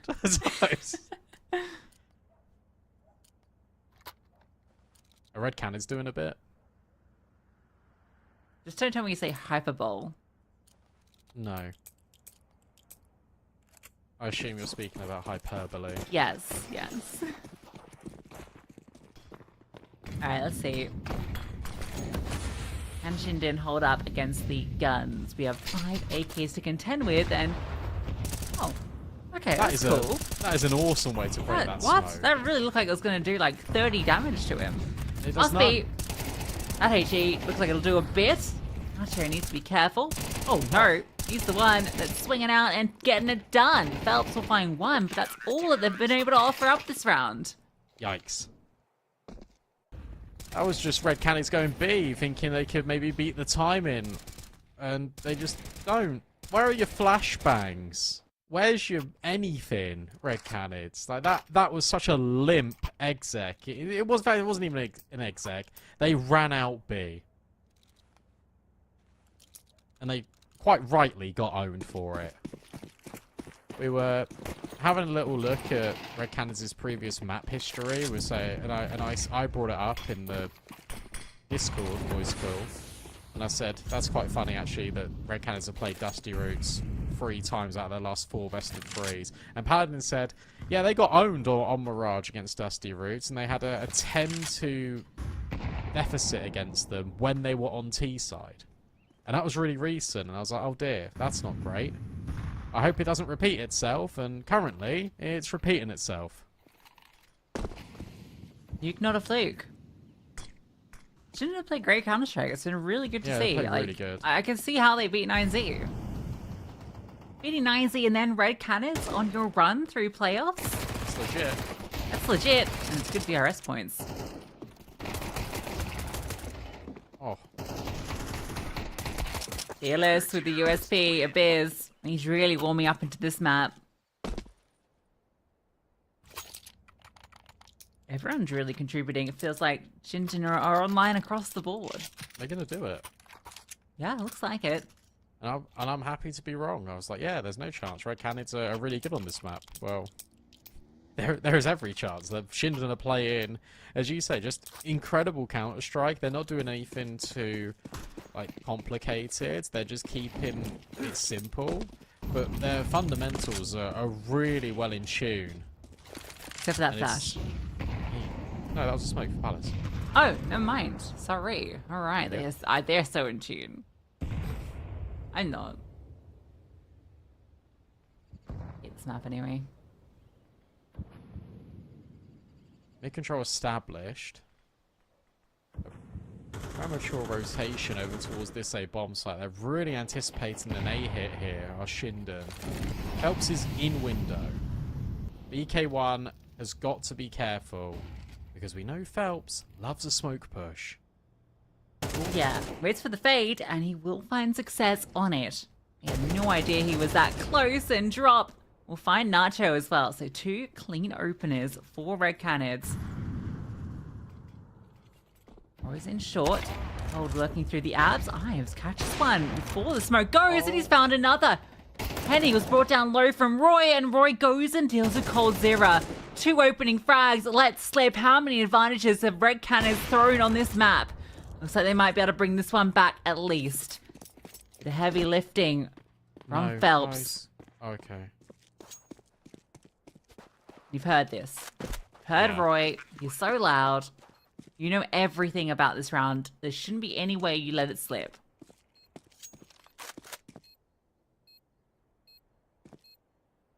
Yeah, unfortunate for Roy.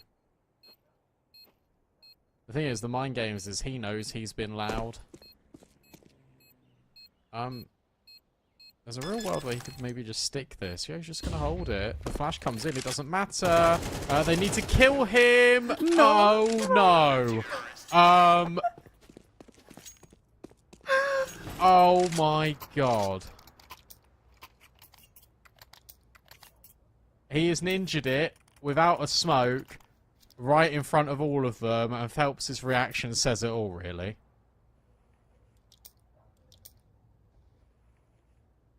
How have you let him do that? You played yourself. Well done. You've played yourself. No. It's window smoke, but that's actually going to help them.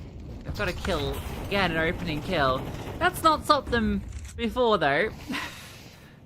2 opening kills, yeah. We've been in this position, and they've still managed to lose these rounds multiple times.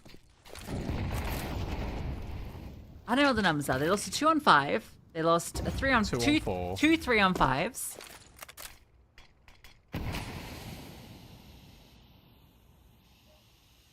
Oh no.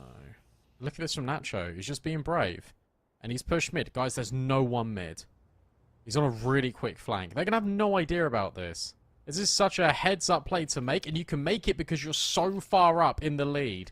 He's right behind them. Nacho can end this whole series right now and eliminate Red Canids, and he's got all the info. There's going to be 2 players to greet them, and Nacho's going to be right behind them. Oh, this timing is so good.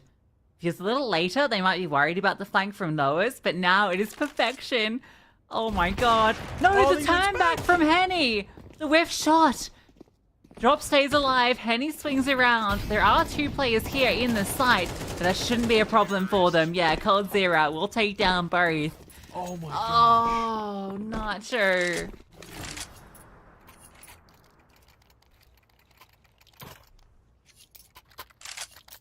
That was the opportunity. That was it. That was it. And instead, Red Canids will extend play. Now listen, look, they've got a mountain to climb. But It was 12-5 to Red Canids on map 1. And we went overtime. It's not impossible.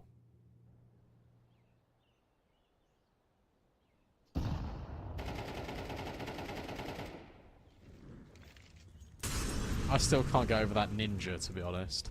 That's outrageous.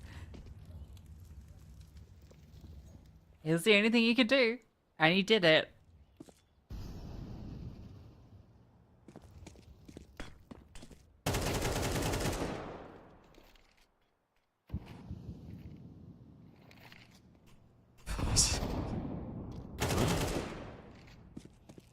Wow. Uh-oh. That's another Fine. couple of kills. Well, it is fine, but it's also not fine because it doesn't make you feel great. You know, There feels should, there good should for be Red no Canids. way, but I've watched these rounds just fall apart before. Roy saving the AK. He's done his clutch for the day. It's just so silly. Yeah, I like the bit where he just diffused in front of them in the open In a quarter-final game, final map, with no utility. util. Didn't even flash, he literally He just held the stuck it. bomb. Didn't look around. No. It's like, well, Could have died from ramp, could have died from palace, should have died from con.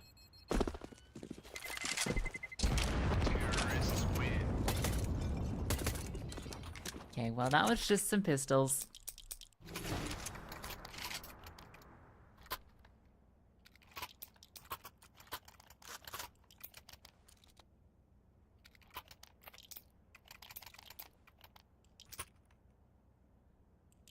I can't. My head.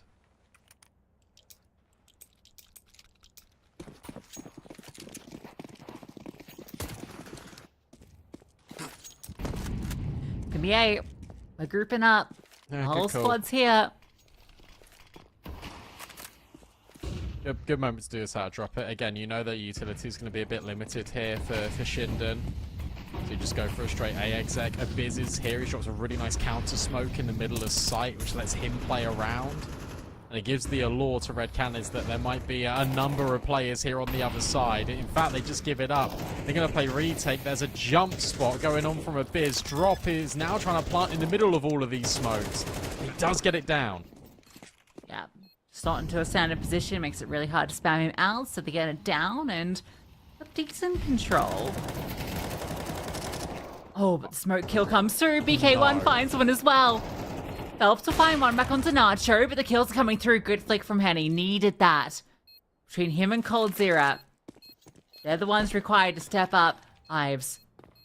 He's got no kit. He can't just stick this for 10 seconds. He cannot stick this for 10 seconds. It's just not going to happen. Uh-oh. No. It's not going to happen. Why did the guy with no kit go to stick it in the 2-on-2? Because the other guy's connector, like he can't get over. I think you just got to go for the kills then. 10 seconds? It's never going to work. Yeah, it is a bit silly. But do you know what? Look at how close this was. Like, it's actually really close. Can you imagine? That would have been a brilliant way I would to have end it. cried. Red Cannons would have cried.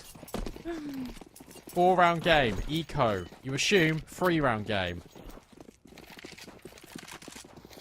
Goodness gracious. 2 buy rounds.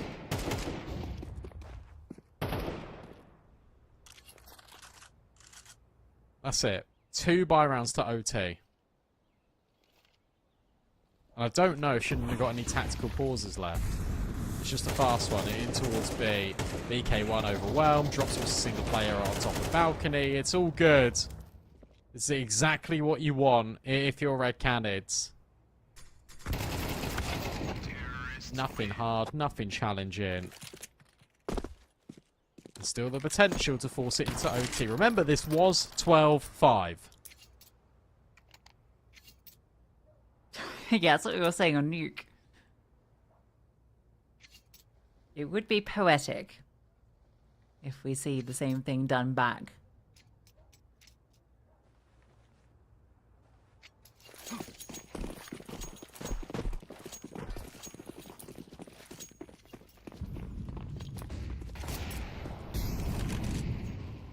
Any for a time to swing up. Nice Brilliant. kill. That's beautiful. But that's a really important trade actually out of Abyss. He's solo A. Coldzera is playing incredibly passive over towards Palace. Ives comes over with the AWP. And they're looking towards short. They don't see anything. So now you move into an even 2-2 split with Abyss now holding for this potential short split.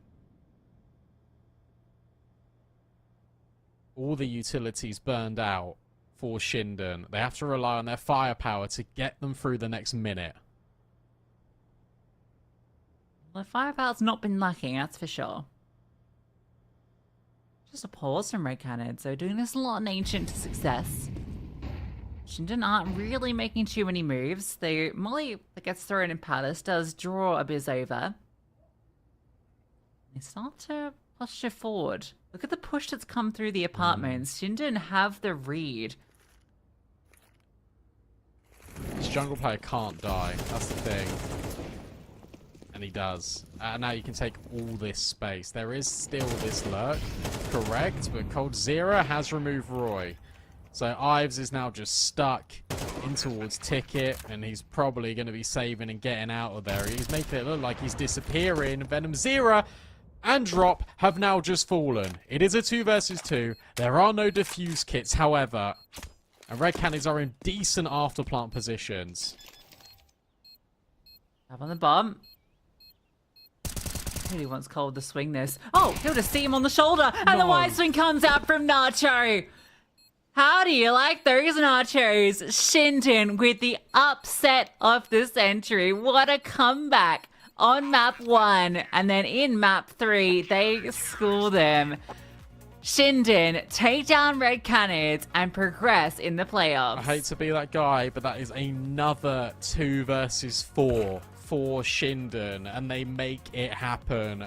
Nacho and Ives, it's fitting that it ends with them getting all of the kills right at the very end. They end with 20 each. BK1 and Abyss, no slouches either.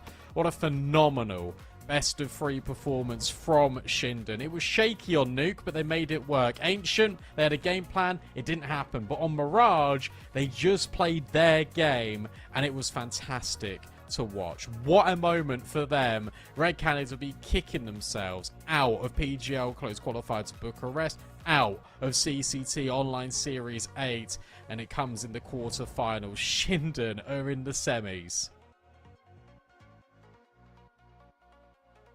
You're muted.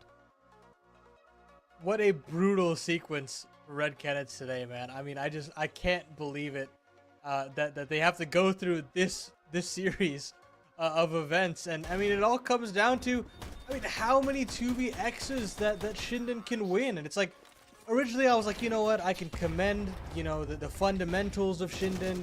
You look at the scoreboard, you see how from top to bottom they have a lot of great kill distribution.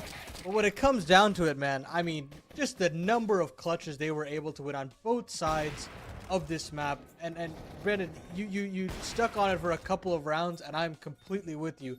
There is no universe where somebody can just walk up the triple box, stick the plant in front of your face with a player in con and a player in jungle, and you get away with it.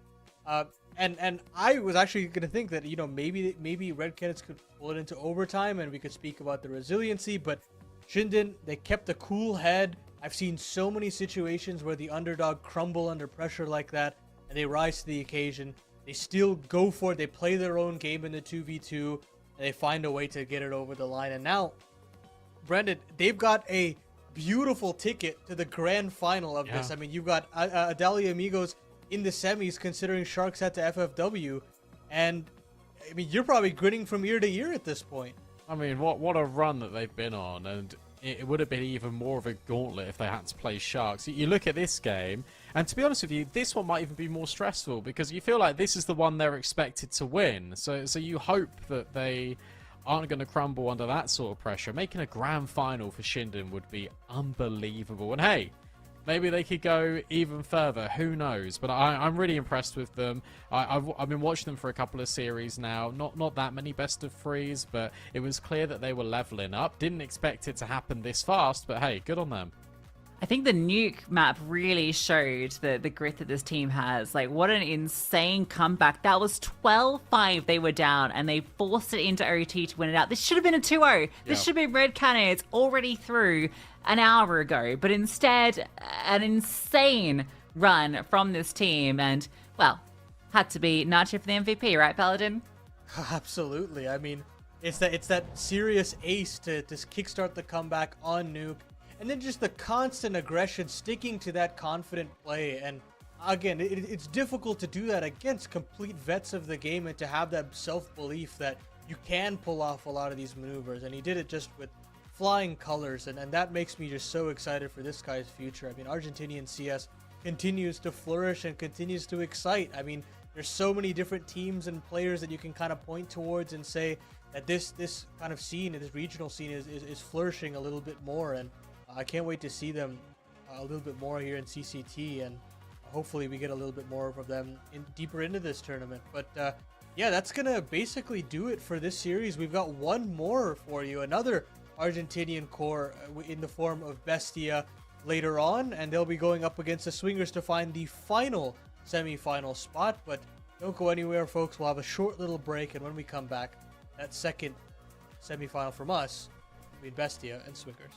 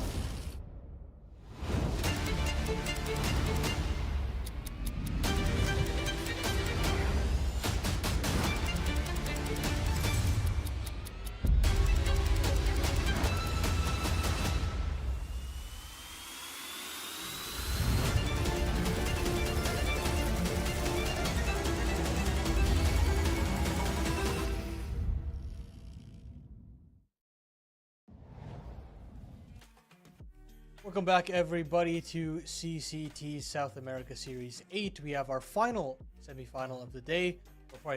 Last quarterfinal of the day. Finding the last semifinalist.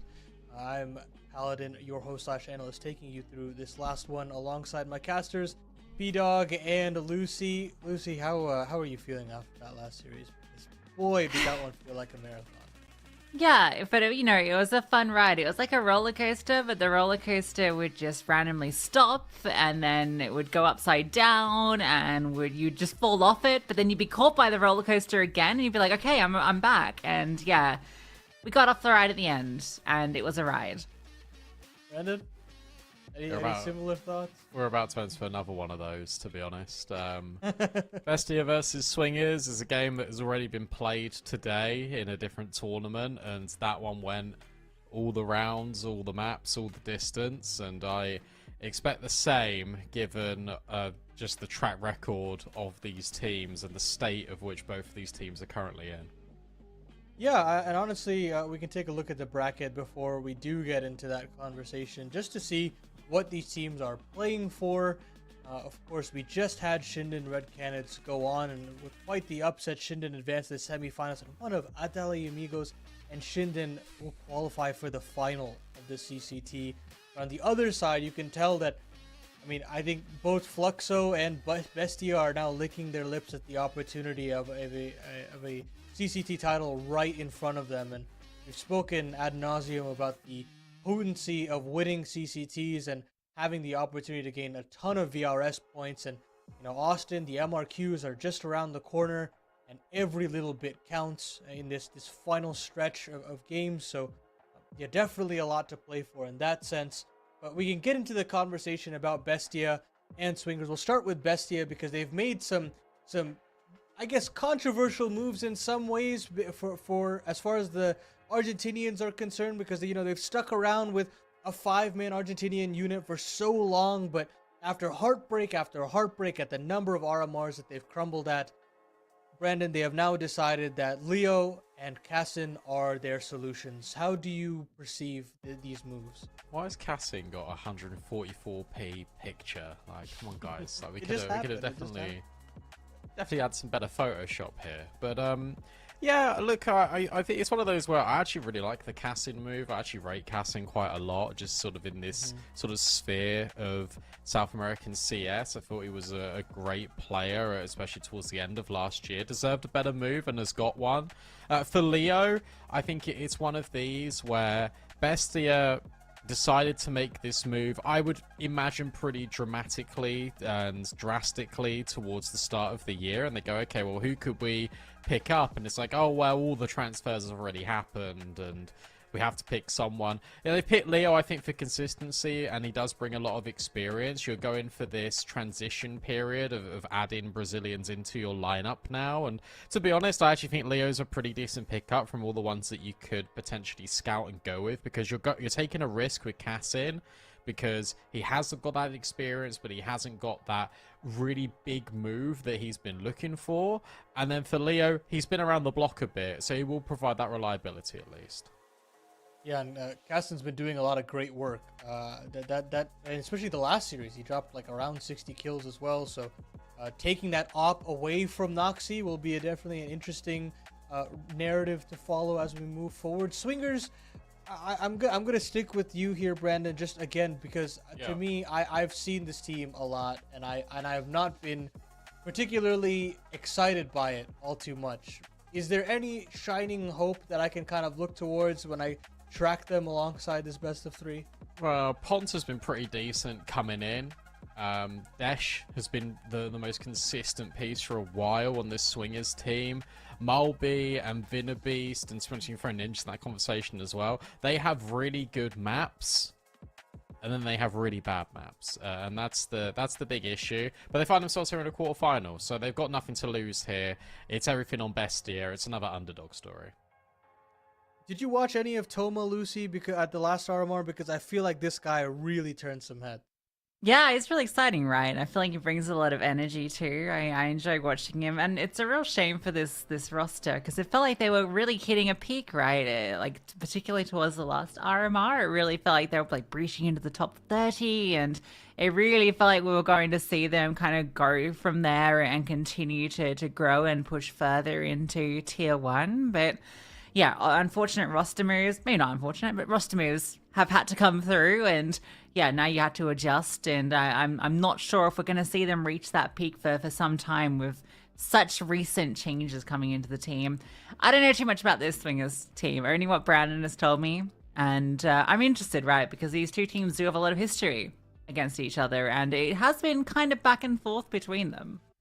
Yeah, and I mean, you could see that Leo is the biggest piece of history. He previously playing on this roster and not at all anymore. I think they were basically all on that Hype roster, if I'm not mistaken, and then Hype got dropped as an organization, and now they're playing Orglis, and now they have an opportunity to still potentially qualify for something like an MRQ in the near future as time goes on.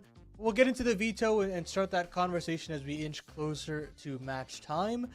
The last maps that we had in the last series when they played at Bucharest this morning was Ancient Inferno and Dust 2. Let's see if the run back comes through. Not necessarily. We get Ancient again, but Nuke this time for Bestia and Dust 2 to decide. So a different map pick after they got battered on Inferno. And honestly, I think they'll be happy with the maps they've got forward because they've won on both Ancient and Dust 2, Brandon. Yeah, I know they've won 2 out of 3 nukes when they've played against each other historically.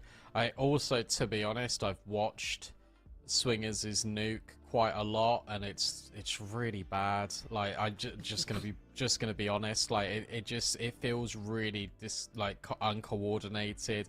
It reminds me a lot of what we got out of Red Canids on that CT side. Bestia historically have always been an organization that loves nuke and will play into it as much as possible. Leo is very good at nuke. Cassin is really good at nuke. In theory, I don't want to jinx it, but going off this veto, it feels like Bestia are in control.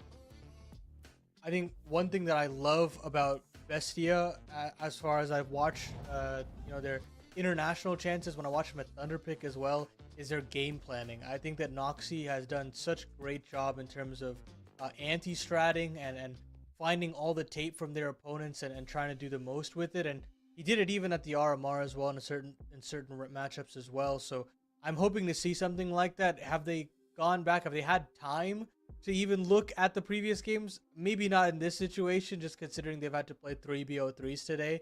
So I think, honestly, the biggest thing that I would point towards is the stamina aspect of this game. Is, does Bestia have a little bit more in the tank to finish out this quarterfinal?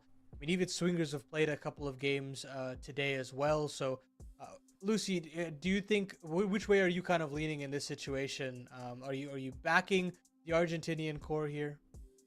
It feels like you have to. They are the favorites coming into this, but I do feel that there's ever an opportunity to take them down. It's now, right, where they're going through this adjustment period, where you're integrating 2 brand new players into it. And I don't even know, like, is there going to be, it's probably not, but there's probably some comm stuff you have to kind of clear up, right? Because it is, different language, and that's going to be a factor, right? So, there's a lot of little things that come through that you've got to work out in it's less than a month, couple of weeks. So this is the best chance Swingers have, I think, of taking them down, especially after a long day in the office for Bestia. Brennan, have you picked the side? I feel pretty confident as to which way you're leaning. Bestia 2-0. There you go. Okay, yeah, that's bold. Okay, so it looks like the game is ready. So we'll jump straight into Ancient. Take it away, Brandon and Lucy. Thank you. Yeah. Look, I just think that the thing is the firepower is so much better here for Bestia. To Mazin, I'm really excited to see what he can do because I did watch him at the RMR, but I've not actually covered him, I think, in a cast in a very, very long time. So I'm super keen to see what he's like and actually have first hands-on experience watching him. I know what to expect out of swingers. They're fast, they're angsty, and they will just keep fighting and fighting and fighting. They do live up to their name. There's a lot of aggro players on Bestia too, though, so I think they can go tit for tat, tit for tat, blow for blow. And now we do get to see a bit of excitement maybe early from Thomason. No, we don't. Ponta will take him down. And Venabeast is holding for these players that are very loud up. And he take down 2. He can. Brilliant for the pistol. And now they can just go back B.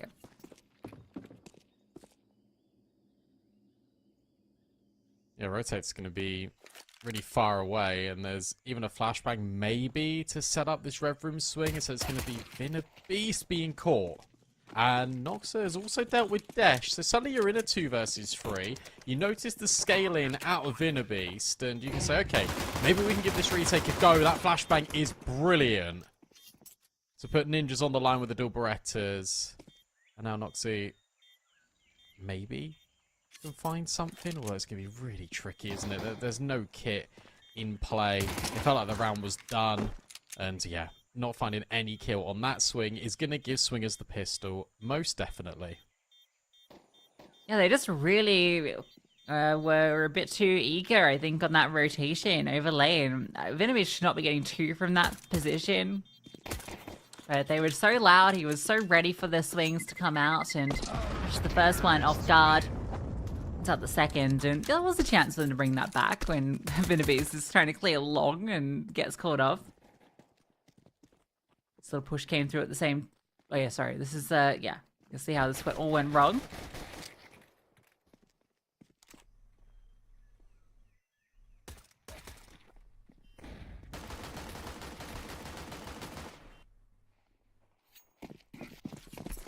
We get the force there immediately from Bestia.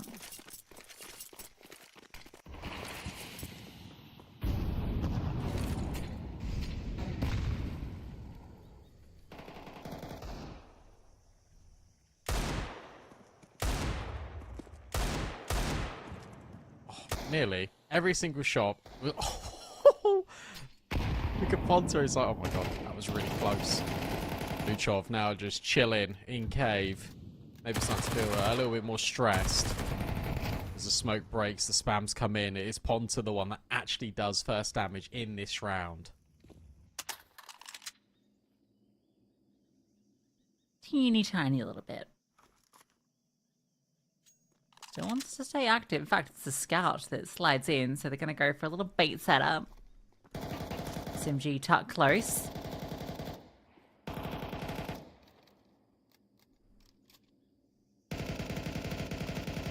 Bestia aren't giving them anything. Swingers have really been waiting for this aggressive play to come out to get an opening pick to capitalize on. Bomb's actually starting to go back to A.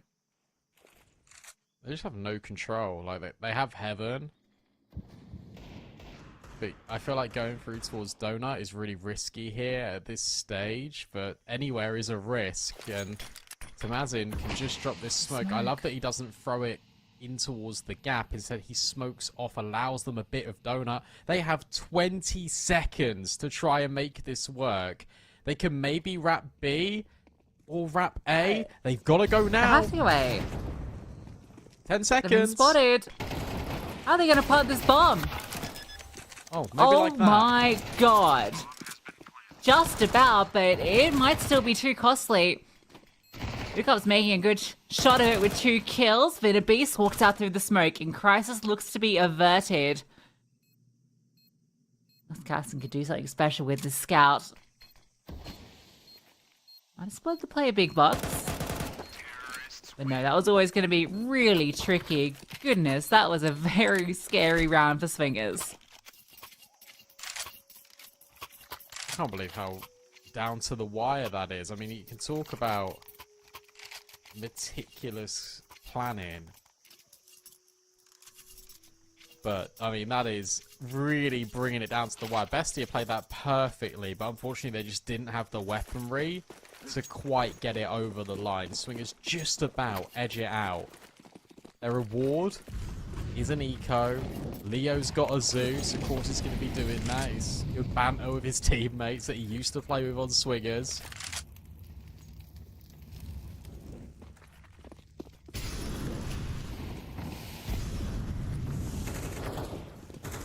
Should be clean, even though they're all in cave. Bombs down. Crisis. Averted mostly. Yeah, there's a Mac 10. In fact, everyone is just chiming in with kills. Dash even gets a second. And that means he's got money for the AWP. Yeah, scoops up an AK as well, so nothing wasted. They don't want an AWP though. They want to keep brawling, keep swinging.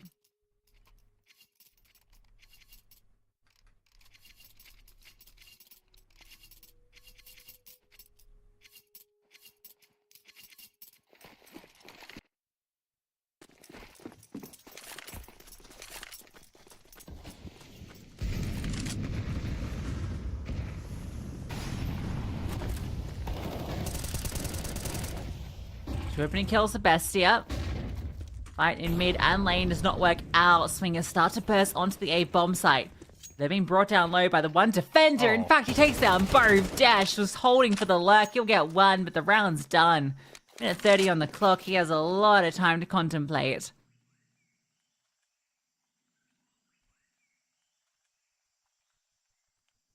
What a brilliant round. You get two opening picks on towards out here by Leo. Just holding patiently just in case Dash walks into his crosshair. He's now been spotted by the players already. Started to progress in towards his spawn. If Leo dies, that could be a pathway out for him. He's got no hope in the rest of this round. Great damage from Dash. Actually, maybe if you give it to him, that could be the way back in. But no, it's all okay. Noxie gets the kill, and Bestia will get their round. Yeah, that was... I don't think you needed to hunt that. That got actually incredibly costly. It's like players with less than 4k. I think there was one that had like 3.5. This could have been so clean.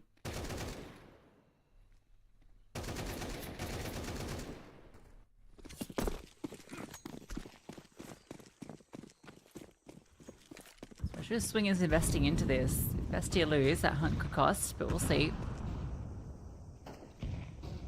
No quick opening kills into this round.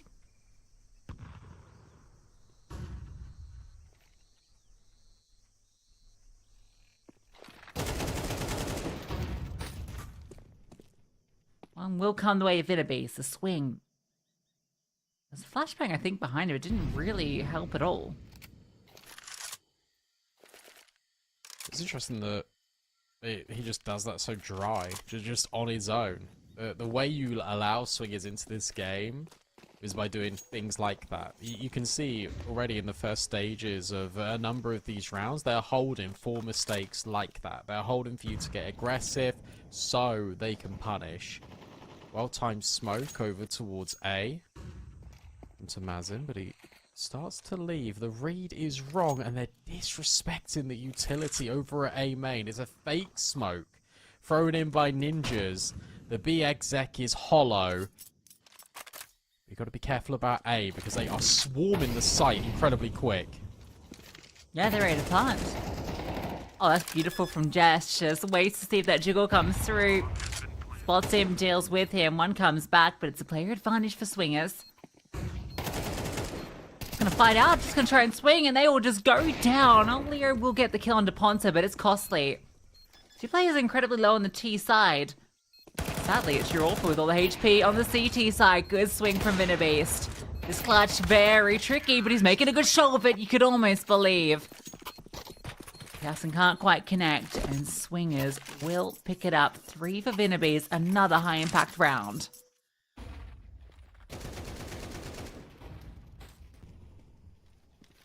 Yeah, good work from Beast. Not normally the player to be stepping up here for Swingers, but he's doing a good job of it so far. Dash instrumental in getting this bomb placed down in the first place. Yeah, there are some really sloppy errors being sort of put forward here by Bestia. Oh my gosh, that is way too aggressive, but somehow it ends up in a trade. You'd afford to be a little bit more aggressive. Tomasin has pushed the elbow smoke, and he gets rid of one, and he runs away. The important factor here is that Tomasin gets out alive. That's cheeky, isn't it? Oh my god, that's the cheekier. PT-50. Ouch. Yeah, this would be the round that they bring through where it's just some pistols. An MP9. Swingers have gone for a play through mid, so they've completely avoided Bestia. Bestia happy to concede this control of the bomb sites.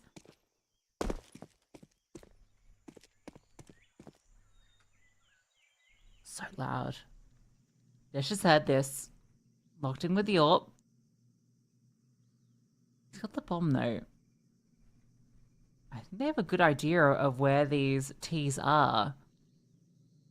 Is this peak gonna come? Dash is waiting for it. It's just a wide swing. Oh, A dear. blatant wide swing, and that is it. Malaby can't get anything done in this.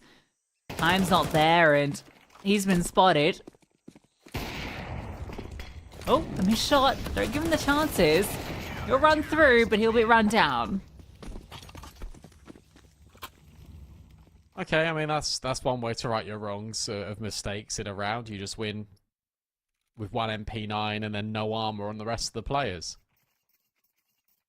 That's just quite outrageous, really, for a Bestia. The Cassin one tap with the Mag-10. Phenomenal. Really phenomenal. Can they translate this into something? Because the money is now in tatters for Swingers. If they can defend another one of these A hits, we could be looking at a tied-up game. Swingers are trying to force the issue. Noxie will drop that incendiary in time.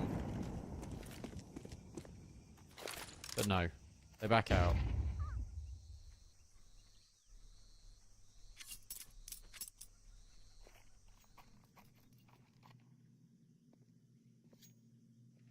Might be a double pump.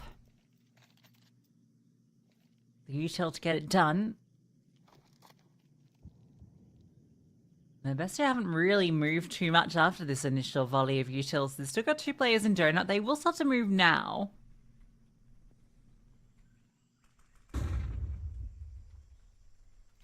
Second set starts to go forth. Is there anything to block off this AWP? Cassin, does he have an opportunity? Fires off a shot. Won't find a kill, and now they will be taking the space into side. Oh, that's impressive that they've actually been able to get that much map control. Oh, the spams are favourable just for this T side. Look at them go. Molly forward, going to push Cassin back. They don't swing off the space, but at least they've got a little safety net for now. They've got A main, they've got Big Box, and now they've got all of Temple. Luchov just clears the boost. Smoke goes in towards Temple, but it's Luchov that gets the kill. Ponta also quite low. Time's ticking. You got to start sticking. For Leo, it's just about protecting the president, but Luchov gets knocked off. Leo will now try and give it another go, but that's when Ninja swings, and the spray transfer out of the Mac-10 is immaculate. We talks about not making mistakes, but Swingers, they completely steal the round away from Bestia, and we go back and forth again. That was beautiful, and I think particularly that smoke that they used at the very end that was kind of just in front of the temple entrance and completely guides the players going back and forth. They had like 3 players hiding in those smokes, spamming the bomb, jumping in and out, playing off each other. Love a little drive-by from Ninjas as well with the Mac-10. That is a crucial round for Swingers to take.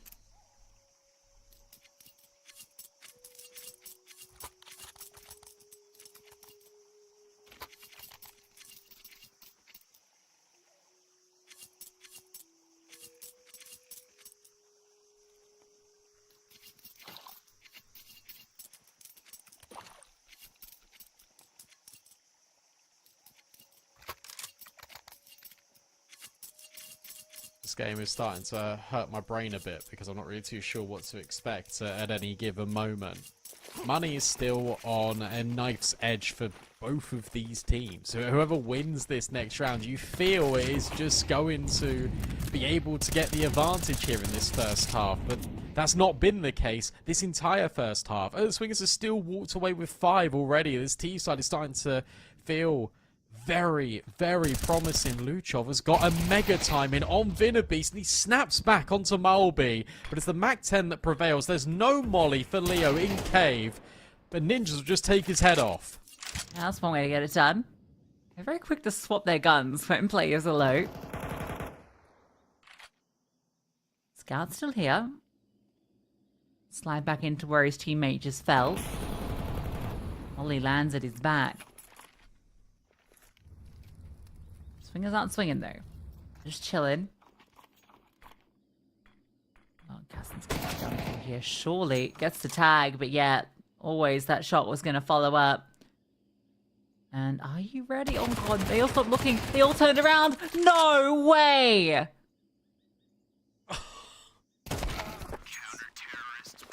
No, after all the hard work. No way. You just needed one player. They even looked. They looked for a split second, and the second they turn around, Tomasin, he pushes. Oh, that's CS timing in a nutshell. That is brutal. And that is Swingers having to full invest in again. But this time the buy is even worse. There's no primary rifle. It's just pistols. What a moment for Tomasin to get Bestia back on track.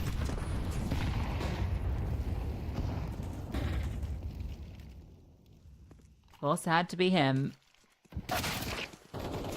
That was not going to work. Ninjas.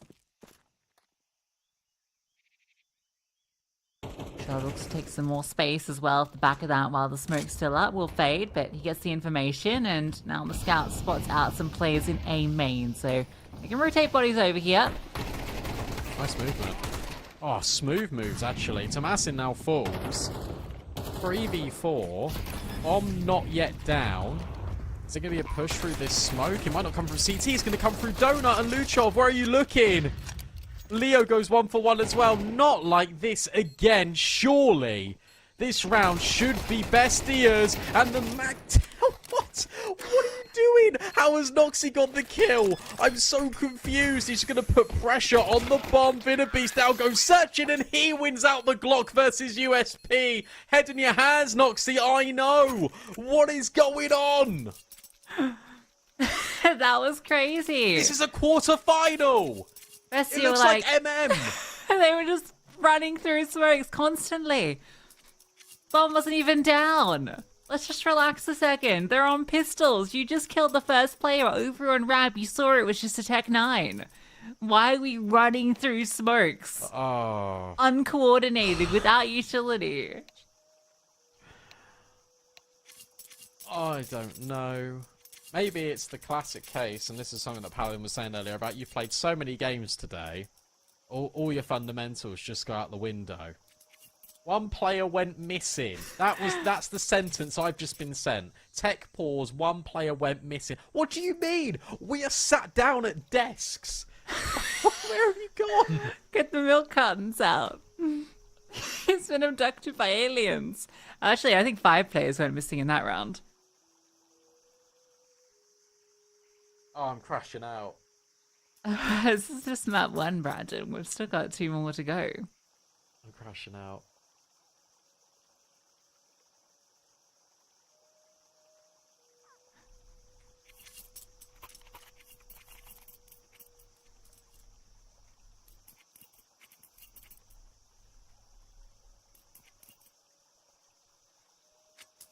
Well, The best bit is now Bestia are going to win this round, probably. Who are we missing? Ponta? he might just be one of those gamers that sits in the dark, though. Albie? That is good lighting. I like it. Well lit. Well-positioned fan as well. A lot of truths you're not going to get in your eyes and dry them out, but it's going to keep you cool. This guy knows what's up.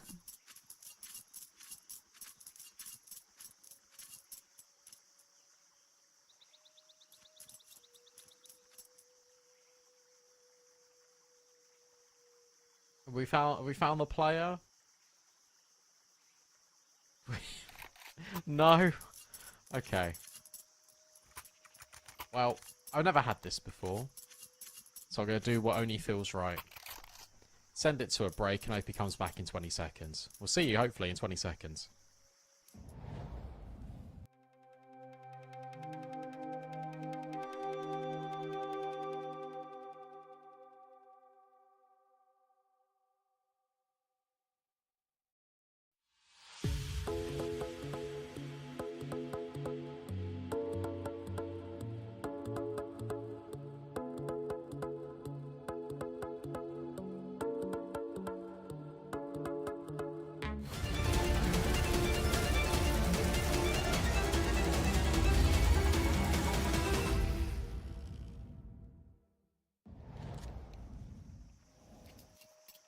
So, Ta-da. nope.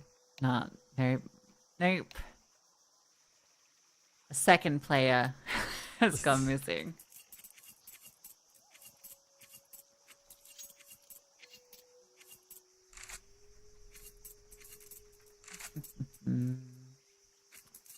Okay.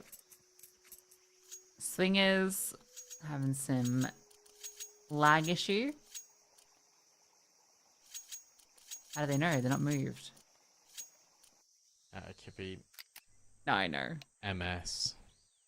MS. Noxie has not moved his arm from when they lost. He's, yeah. Not happy.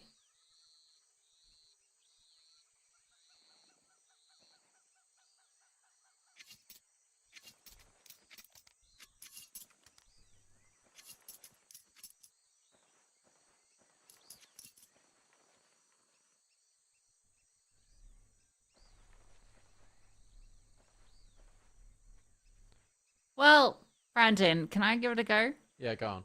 Yeah. Guys, we're going to go to a short break, and that will sort it. No, No? I'm cancelling it. I'm vetoing it. I've been told Yeah, that no. it worked. Yeah, it worked. Exactly. You tried it too many times. It stopped working for you. My bad. Good news is I'm glad you did it because it just means we can just work. We just That's what do we're our here job. for. We Because just watch the game. Yeah, the Counter-Strike can happen. Okay, now it's Leo with the MP9. Right, swingers, I'm not being funny. Just don't drop the ball on this and you're golden. Their money is in the bin. You just gotta beat out a couple of pistols and an MP9. Yeah, it's You could chill. have 8 rounds. You could have 9. I mean, yeah. If they hadn't got MP9 2 rounds ago, they'd have 7. Smoke's got a long way. Was thrown from ledge and went to elbow on CT. Pretty neat.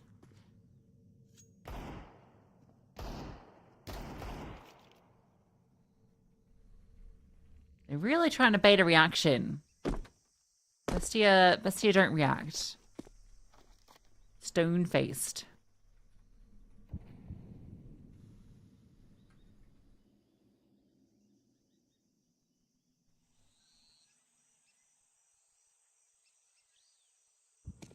It's gonna be another one of these like 20-second execs. And Vinabeast. Oh no, not again. Not this timing again. Look at it. Dash, no! Dash, you got the bomb! Dash, you have the no, bomb! Dash! Oh, way! No! 25 seconds. Vinabeast has got to move out of Donut. Flashbang goes forward. They get rid of Tomazin. Now they need to find these players. They need to kill absolutely everyone. And Noxie has died. Swingers recover. But they make a meal of it. They tried their hardest to lose that round, But they didn't. but they didn't. Oh my god. Why would you... Run mid solo with the bomb? Yeah, makes- great makes question. sense. Great question. Fantastic question. No answers to be had. But hey, at least they brought it back.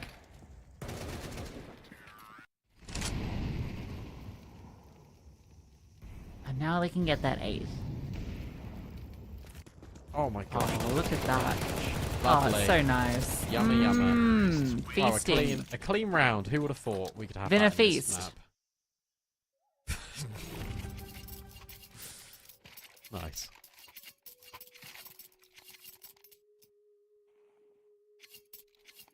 Wonder doesn't know a picture. And when it goes onto his camera, it's just black. This guy is an enigma. He's the missing player. It's just anonymous. He's the void. In fact, there's just no cam now. Oh. Not a mystery. Austin Powers. He flashed through. Brilliant. Oh, but he can't capitalize on it. Not see. Will die. Oh! I thought that was a spray transfer. It wasn't. It was Mulby, but it was still as effective. 5v3. They're scaling in towards this B. Bomb site, and Vinabeast has found another multi-kill. 18 kills at the half. Swingers are set to get 9. Destruction. That one's just fast. They're just taking fights all over the map.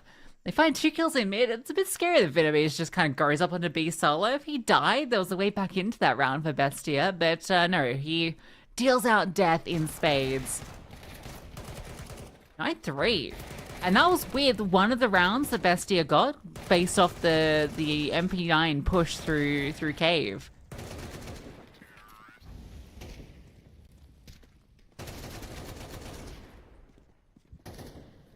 What a round. I mean, Vinabeast having just a fantastic map. This round was the most effective because it was the most simple. I think that's the key undertone here for Swingers. You keep it simple, it's going to be absolutely fine. But Bestia, it feels like they're just struggling in all departments to get going. And they've had a really, really slow start to this map. And Swingers have just taken full advantage of it. There's been so many individual errors that have been made by both teams. But Swingers have taken advantage of it more often than not. And you're right, if it wasn't for that MP9 round where Tamazin gets an insane timing, we're looking at like 10-2. We're looking at potentially even more. Unpause comes in, but Swingers have done the damage you feel on that T side to warrant taking their map pick.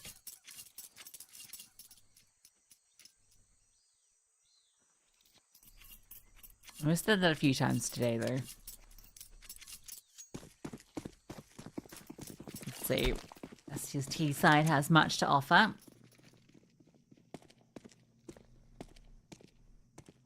Classic mid play, but on a delay. Albie is at a peak. They're just going to contact. Oh, a boost up, in fact. That's cheeky. Oh, nice way to get the opener. That is an unexpected boost in the pistol. But are you expecting 2 players in Donut? Great kills from Ponto and Ninjas, and the pushover from Dash. It looks like it might be enough to end things. Sponsor flies around. That started so well with that peek into window, but they just couldn't deal with the players in Donut. And now another pause. It's like it's a classic case in this map where it looks great and then it just isn't. Like it's fantastic. You've denied the bomb. But you still lost the round. You've killed the players in mid, and then you've died to Donut. Unfortunate. It really is for Bestia, and now they've lost this pistol.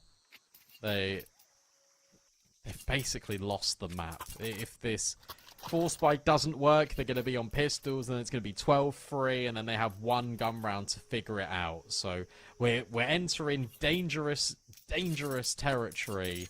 If you're Bestia, they got blown out on the last map that they played in the PGL close qualies against 9Z. That was on Nuke as well. So if you get blown out on Ancient, a map that historically you've been winning more often than not against Swingers, you then start to worry about Nuke. Yeah, I'd be worried. Dash with a great lineup. Actually doesn't do as much damage as you think, and he cops a bruising from it, but you got this double up in towards cave. Well, the spam doesn't quite open the gap Really want to walk this. No, it's a flashbang through, but Vinabe's anticipating. You can't anticipate that. A flying Tech 9 headshot. 2 players now streaming up the ramp. Amazon goes out towards long, and he's getting pincered from ramp. Can't believe he's being shot from that direction. Leo, low HP, but there's another flank coming through. Attack on the bomb. There's this player on ramp that looks to maybe end the round. It's revealed, and the swing forth. And you know where this final player is. You can just stick this. The spray doesn't quite connect. He's just defending. Oh, the lineup. No way. Okay, he will. A massive round from Leo. Oh, they even stood in front of each other to block the bullets. That was nearly so clutch out of swingers. But no, it doesn't happen. And I love the fact that Leo doesn't get the reload off. He just swaps to the Tech 9. He just keeps going, and then he still keeps going. On Mulby. A crucial round the Bestia needed. One in which finally they get going their way. They are still miles away from having any further conversation in this map. But at least that's something. Just don't do this again. Just have a clean round against pistols. Please. Well, there's a bit behind this. Boost up. Now be put on notice. Will fall back. They've actually rotated 4 players in towards middle, so yeah, sure, they'll get this kill, but this should be the acceleration onto B. Ponta's just gonna leave to maybe go and get the gun and offer up a flank avenue. I think they're just gonna concede this, to be honest. I think they're gonna get the gun, they're gonna leave, because it's gonna be an eco next round anyway.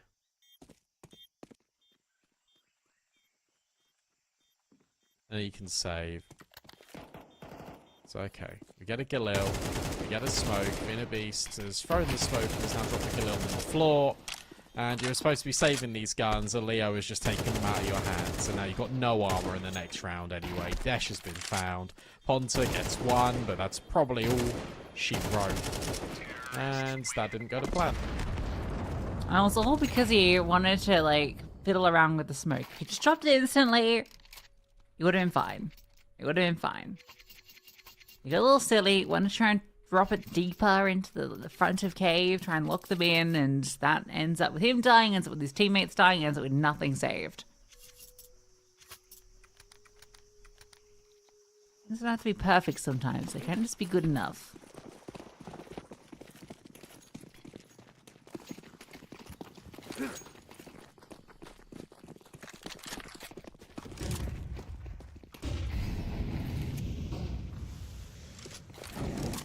And 6. Easy. I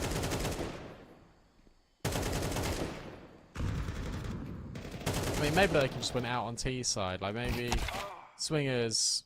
I mean, whenever I've watched them, their CT sides have actually been pretty horrific, so... There is a world in which Bestia can bounce back into this, but I just... That was weird. I just thought, given how everything has been going recently for Bestia in this map, there's potentially just no chance in winning it. You know, when you get those games, it's like everything you do just feels wrong, even though you're making the right plays. One of them. But no, there's still hope. There is still hope in this map for Bestia.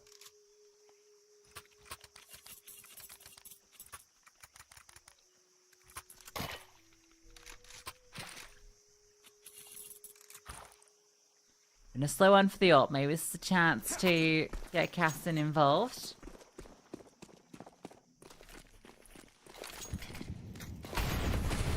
Running mid.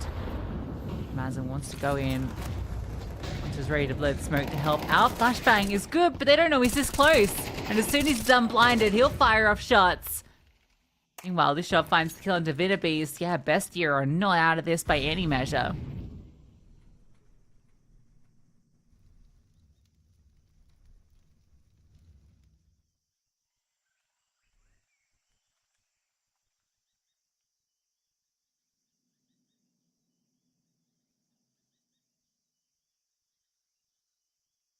if they can get the kill on Luchov, well, now you can maybe make an argument for going for this, but they're so far away. That's the thing. And now Noxie will be able to hear them in towards water.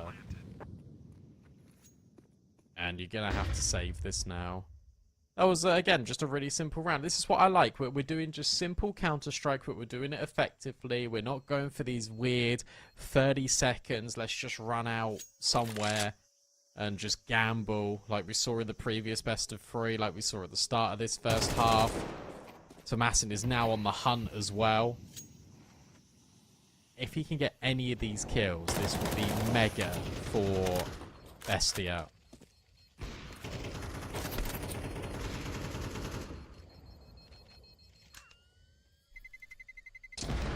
Not gonna hunt any further.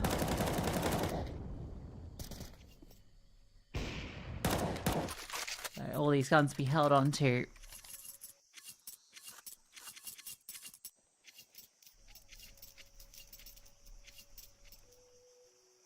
Kind of feel like, do you invest into this? No. You kept 3 guns. You can maybe get like 5. I think you just get 5-7 armor behind it. I don't actually think it's worth going all in because you just wreck your economy, especially when it's 10-7. If you have just pistols and maybe just a sliver of armor, then you can pick up the rifles. They can still be effective. You can use the pistols to bait in, and then you can have a full buy in the next round anyway. So you could have back-to-back dangerous buys rather than going all in.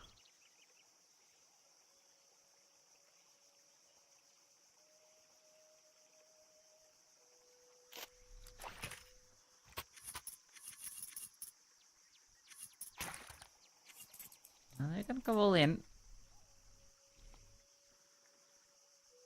It's not too bad, really.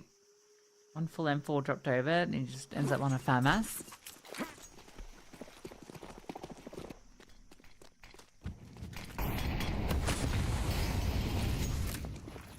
Since mid-fight again? No, the pressure's over on B. B Molly dropped down to allow the orb to get boosted up. HE does so much damage. They want to accelerate. They're just charging through. Albi needs to hold on, and he's done well for the first. Shove is low. And the swing out will be punished. Not noted in that corner. Now the smokes land. And they can go where they want. It's still going to be heard, these players running over ledge.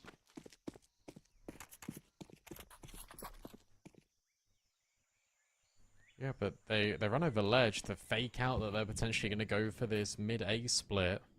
Oh, they throw They've the actually just smoke walked through too. cave. This is brilliant. And now by going pure contact, you can take deep space in towards CT, where you've not felt any resistance. You just take the space in long. You put Cassin on the angle. Been a beast round the corner. Waiting is Cassin. Great work out of Bestia. An immediate reposition after feigning out the footsteps will give them this 8th round. And all Swingers can do is just save again. That's cool, because I noted that smoke like 5 or 6 rounds ago. I was like, oh, did he throw the CT elbow smoke from ledge? And he did it again. And this time it fully baits them out that it's going to be that A hit. Really neat position to be able to throw that smoke from.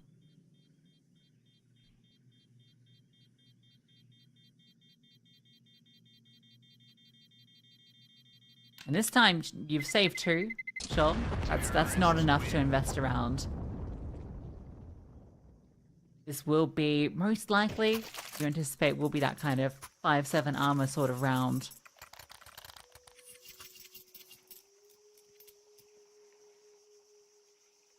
Or a complete fabrication, a complete lie. Because they want to keep on swinging. Yeah, no, this makes sense. Slightly worse than the previous fight. A little. Time's starting to run out, you feel, to be honest, because you were in a unbelievable amount of control in this game. This was 10-3, and now it's 10-8. And now you're starting to feel a little bit uncomfortable if you're Swingers. You've tried pushing over towards B, hasn't really worked. You've tried mid-control, hasn't really worked. So now you're playing passive. Ponta just waiting over at A. He has got the support of ninjas. There's a lot of utility here that Bestia can deploy. Timing on this looks good. 3 players so heavily committed into B. Comes XX. Smoke will go over. Deep donut smoke. Okay, this is cool. They're looking to take the space into donut. Ponta, full blind. Really good counter flash. Ninjas needs to swing out, and Ponta drops his over the top. Big box has been claimed, but Ninjas is still swinging ahead of this smoke, and now he disengages. Bomb gets planted for CT of all places. That feels like such a mistake, and then Desh just punishes it. 4 versus 2. Bestia all out of whack with 30 seconds left. Yeah, well, it looked like a fantastic timing is going to be probably the end of things. Oh, with 3 players moving to CT, is there a world? Yorp collected. Leo, are you ready for this many players to come around? If you got 2 there, that was the way in. Smokes go forward. With the flank. 3 smokes go forward. It's a flank with an AWP, though. A flank with an AWP, and he still hits the shot. But he doesn't have the HE. Malby can just stick this. Malby knows he can just stick this. There's just no way. There's no way. It's diffused.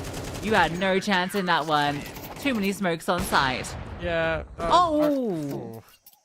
Rate the idea to do that, but at the same time, the plant spot is not ideal. You can't make that happen there in that moment. And as you say, there's just too many smokes on site. Rate the effort from Tomasin. Unfortunately, it's not going to be good enough. But that's their, if you want to call it, I think, in like inverted commas, like a mistake.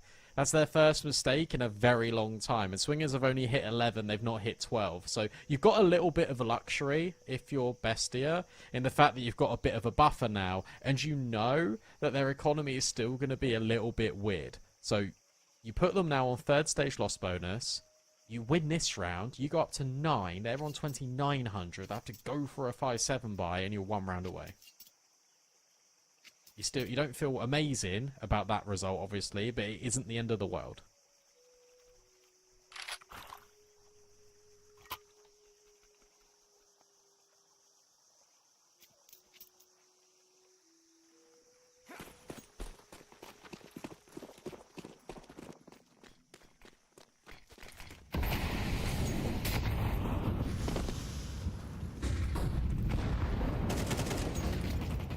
Ooh, okay, that's one way to get an opener. Just a bit of pre-fire through the smoke. Don't think you saw a thing. Just knew the timing based off the flash. Then a beast peeks to his death, looking for the information back the other way, try and find something. 2 opening kills, great control in towards red, and now you found another kill. Mazin's just taken everybody down. You really want to test him. There's that mid flank. Albi, last one remaining, and yeah, sure he'll get this one, but looks like his time is numbered, maybe not.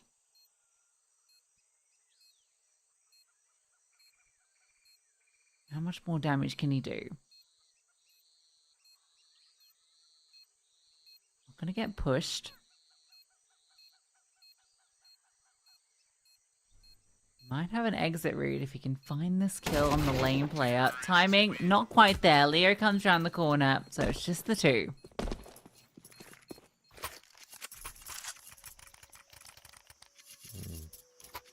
I'd say it's okay damage, but it really just doesn't matter right now. Cassin's on like 10k, Leo's on like 5. There's this 2,900 injection of cash, which means, here we go, 5 7s. Navigate this. And Chiguchi. We've seen these rounds get really out of whack though, and the 5-7 just starts powering up. Ponta's found 2. It's a 5v3 to kick off round 21. The amount of times I've seen a 5-7 get a double kill in the elbow fight is ridiculous. Why is it more effective than rifles? That's a great smoke, Bestia. Just kidding. They've smoked off the corner. Nope. Okay, once the bomb goes down, it's actually probably fine. It's maybe not fine anymore. Oh no.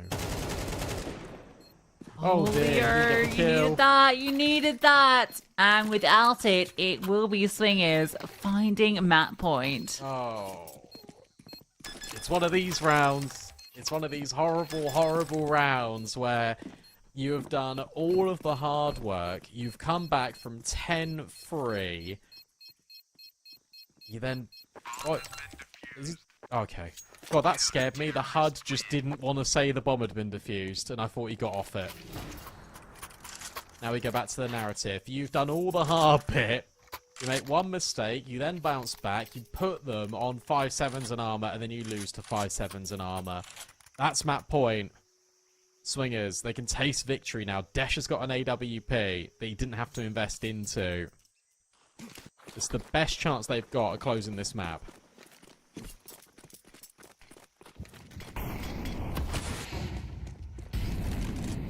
Pick that from Ninjas there as well. Capitalizing on the 5-7 double up. Find 3 of his own. Dash looking to see if this swing comes his way. It might do. Oh, the timing, but it doesn't matter. He's still able to flick up, find that kill on the awkward readjust. Fantastic opening pick. Could have been a beast. That's in this corner, and that smoke's gone deep. That's maybe trying to bait him in, and well, that works too. He just spams back at Tamazin. Malby is now spinning up on towards ramp. Leo removed. That nade does so much damage, and Vinabeast just keeps pushing. Another multi out of Vinabeast will seal the deal as Swingers win their map pick 13-9. Yeah, great close from Swingers. It took them a bit to get there. That was a 9-3 half, and it really felt like they were just going to run away with it. Props to Bestia for trying to bring that back on the T side. It was actually a really convincing T side. It's just they didn't have enough to work with. That was the main thing. And yeah, losing to the 5-7s, that took the momentum straight out their sails. That is what is going to be the case. Going to be Swingers taking their map pick. Paladin, break it all down for us. You know, where Swingers lack in potential discipline or strategy, they exude just so much confidence in terms of the amount of chaos they can ensue and just really confuse the team that they're playing against to kind of play to their level. And that's kind of what happened in the beginning of this best of 3, where yes, they get off to this hot start in the 3-0 where they get the pistol conversion, but then they go back and forth with Bestia, and it's these poor buys that they keep getting over the line.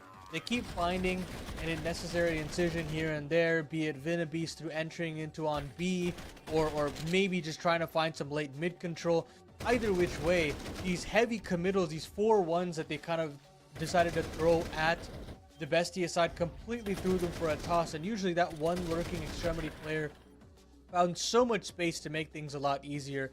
And we're talking very simple strategy, but just so much mechanical confidence in terms of how they're going to actually duel in a lot of these situations, that it completely neutralized a lot of the winning conditions that you would look towards when you talk about Bestia, right? I mean, Toma had just a completely silent game. His anchoring was not up to par. Luchov could not get his aggressive maneuvers going on the defensive side of the ball.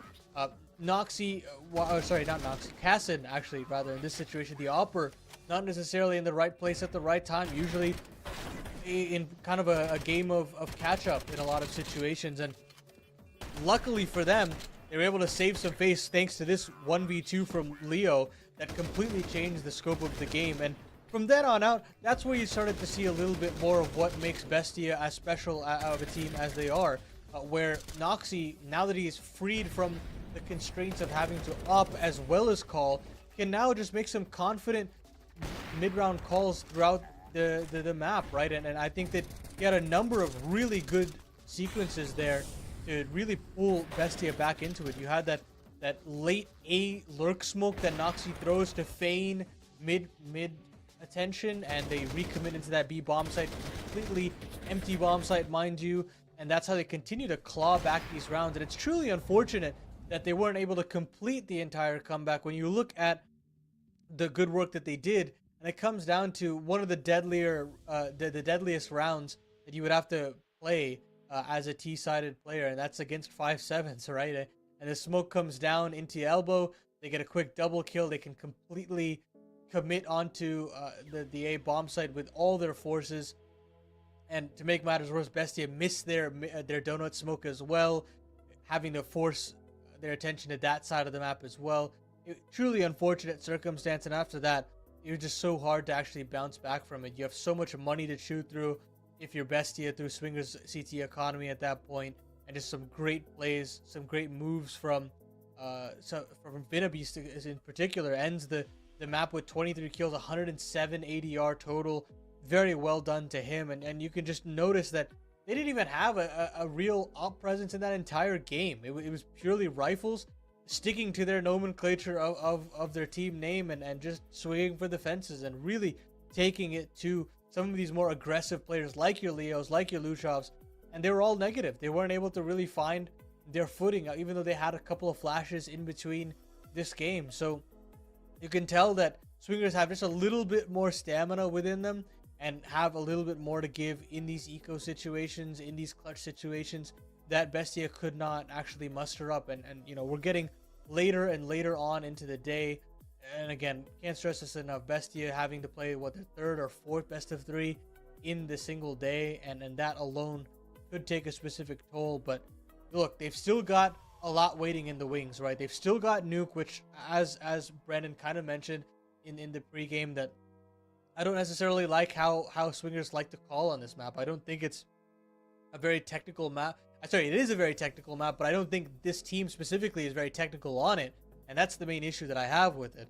So overall, I do think that Bestia still have a chance at going to a comfort map of them in Nuke, and then we've got Dust 2 potentially waiting in the wings as well, a map that they've gotten some big international scalps as well. But we're going to take a short break. When we come back, we'll have that second map to see whether Swingers can move on to the semifinals, or whether Bestia has a little bit left in the tank.